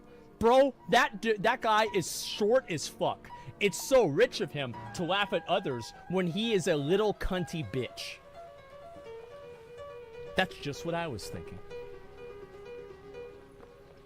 Can you suggest a class for me to play in TBC? I started a hunter, but I don't want to feel like an easy. I feel like it's an easy mode class. Okay. Doesn't like hunters. Changed my mind. So, this individual, keep him banned, thought that me gambling in the gold saucer was equivalent to me thinking that real life gambling was probably bad. That's right. You know, the gold saucer, where every single return is higher than your investment.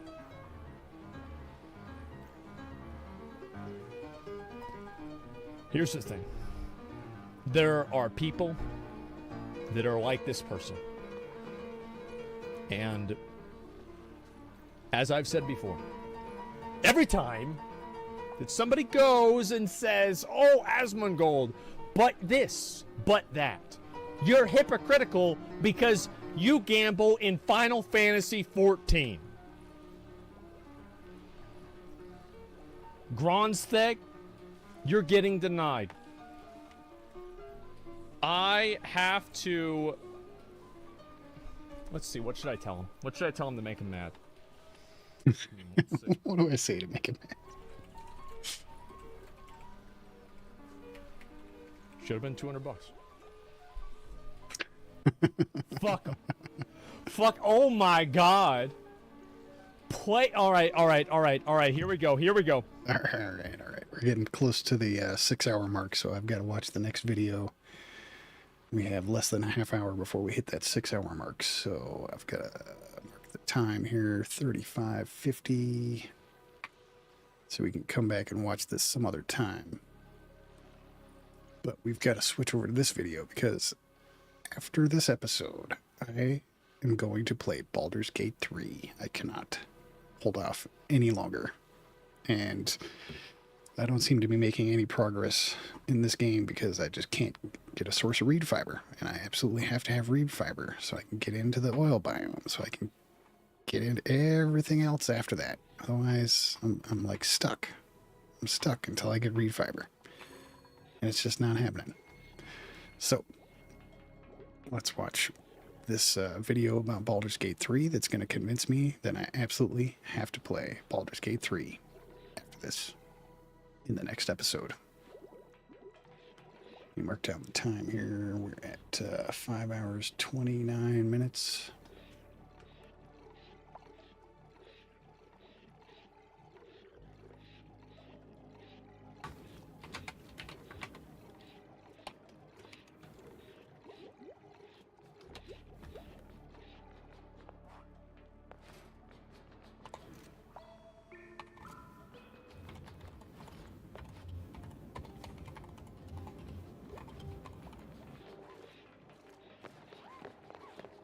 And here we go. So is this an accurate representation of what it's like to play Baldur's Gate 3? You can just do anything you fucking want? People wanted me to watch this. Oh, that sounds good. 4 halfling barbarians?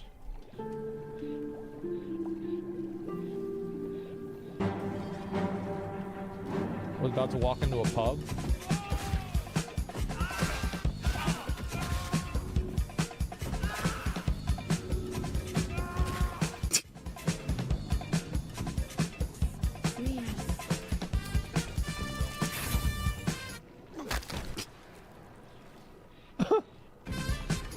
fucking idiot.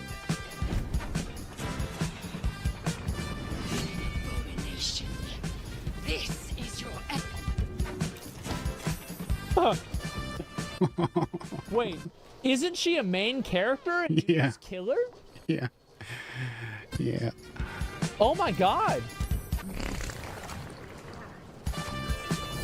Fuck it. I remember this part was in the beta. I played this. This guy was an asshole.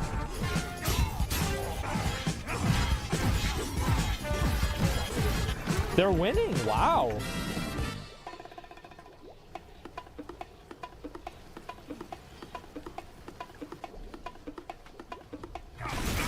Oh.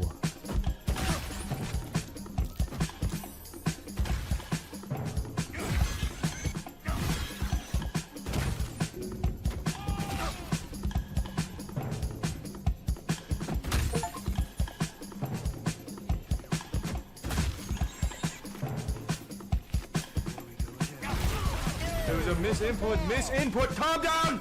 You calm the fuck down! approach the dying monster. This. Oh my god. So is this an accurate representation of what it's like to play Baldur's Gate 3? You can just do anything you fucking want? Because this is actually kind of interesting to me.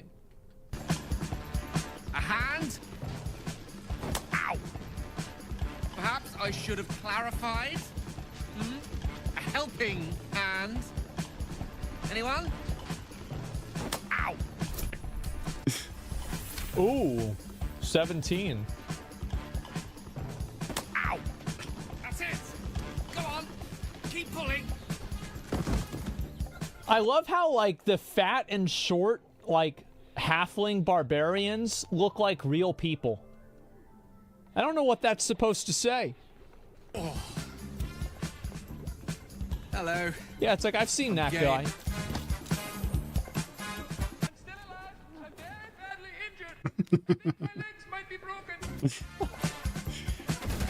No matter how much I hate Will Ferrell, he does have some funny moments.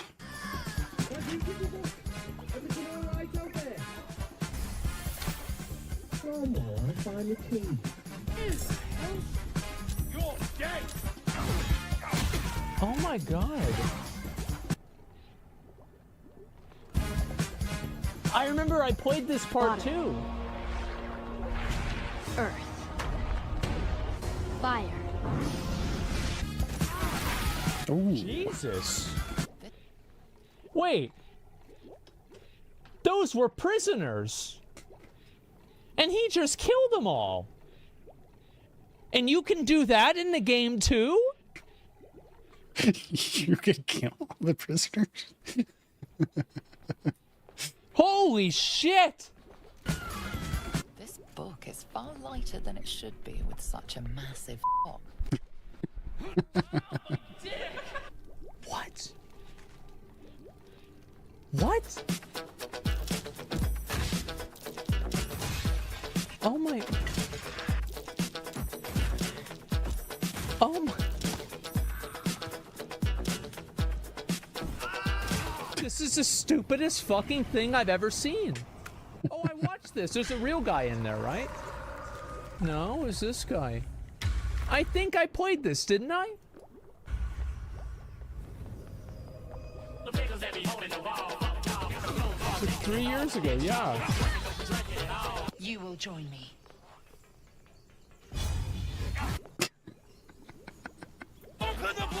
That's a big ass sword. And I remember I watched this one too. Yeah. I killed these guys.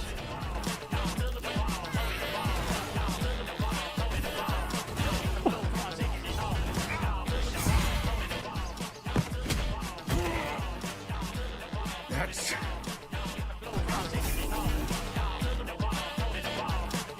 I feel like, yeah, because I want to say that if I do ever play this game, I have no intention of reloading to a previous save. I have no intention. I make no guarantees. Something happens that I really, really don't want. I'm reloading to a previous save. Whatever happens, happens. That's part of the experience. What if you die? well, whatever happens, right? I just go back to the previous save. Save scumming's lame as fuck. No, I think it's fine. You want to play the game that way, right? You want to have like a specific experience to it. I do what I want. It's my game. If you want to watch, you watch. If you want to dictate how the game goes, you stream it. But go ahead. But like, I just feel like the spontaneous nature, and it removes a lot of the permanence and importance of things happening in the story, or in like the narrative of the playthrough, if you can just undo it all. True, which is why I'm not gonna just save scum to get the perfect outcome in every scenario. But if something really fucked up happens that I really, really don't want to happen, it's like gonna ruin my playthrough, I'm save scumming. Does that make sense? Makes sense to me. I'm sorry. Yeah, it kills the narrative of the playthrough. This is just a...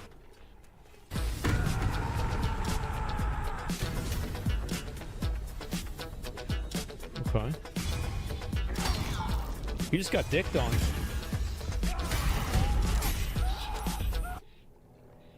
You're about to see the halflings didn't do.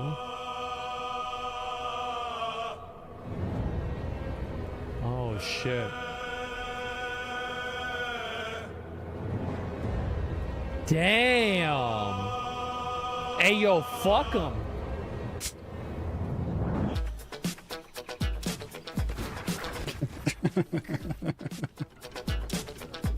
What the fuck?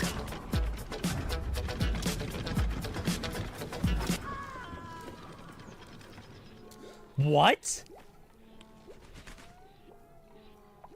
Dude. Nice to have this across the mug. Ought to do it. Eat it or else. Absolute reserve. Wait, you have to make this goblin literally eat shit? Awesome. What?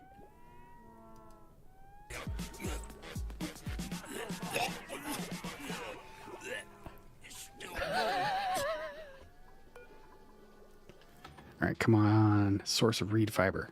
Come on, give me the Drecos or the plant. Either son of a bitch. Damn you.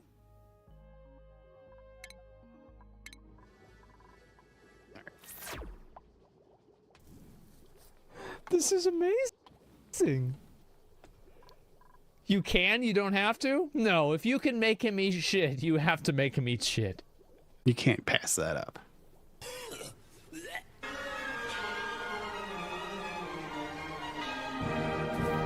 Oh my god.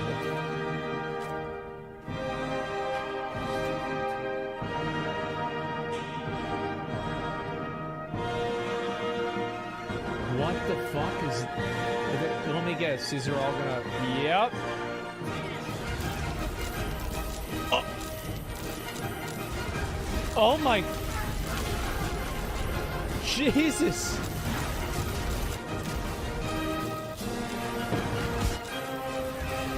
And we can do any of this in the game. Yes.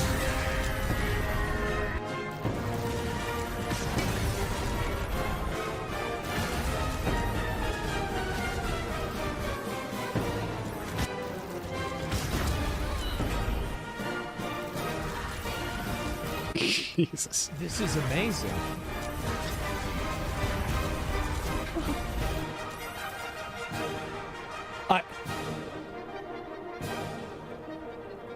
Oh my god. I would never do that, but it's just beautiful that they made it the game to where you can do that. What a masterpiece. That's what I'm saying. It is fantastic. The video and the game, it seems. This is incredible. I'm gonna be real, like, this has made me want to play Baldur's Gate 3 almost more than the bear sex scene. Let's see this. The bear sex. What's this? Kill the goblins too. What? No! You creaking old bag of shit! Oof. Oh, damn. Uh-oh.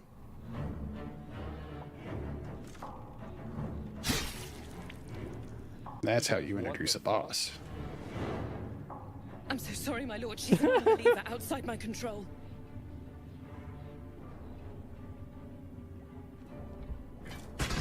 Try again.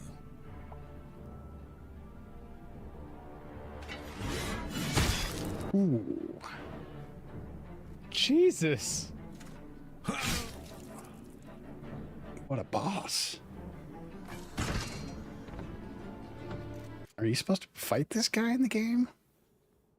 Holy shit. No. Ooh, squish.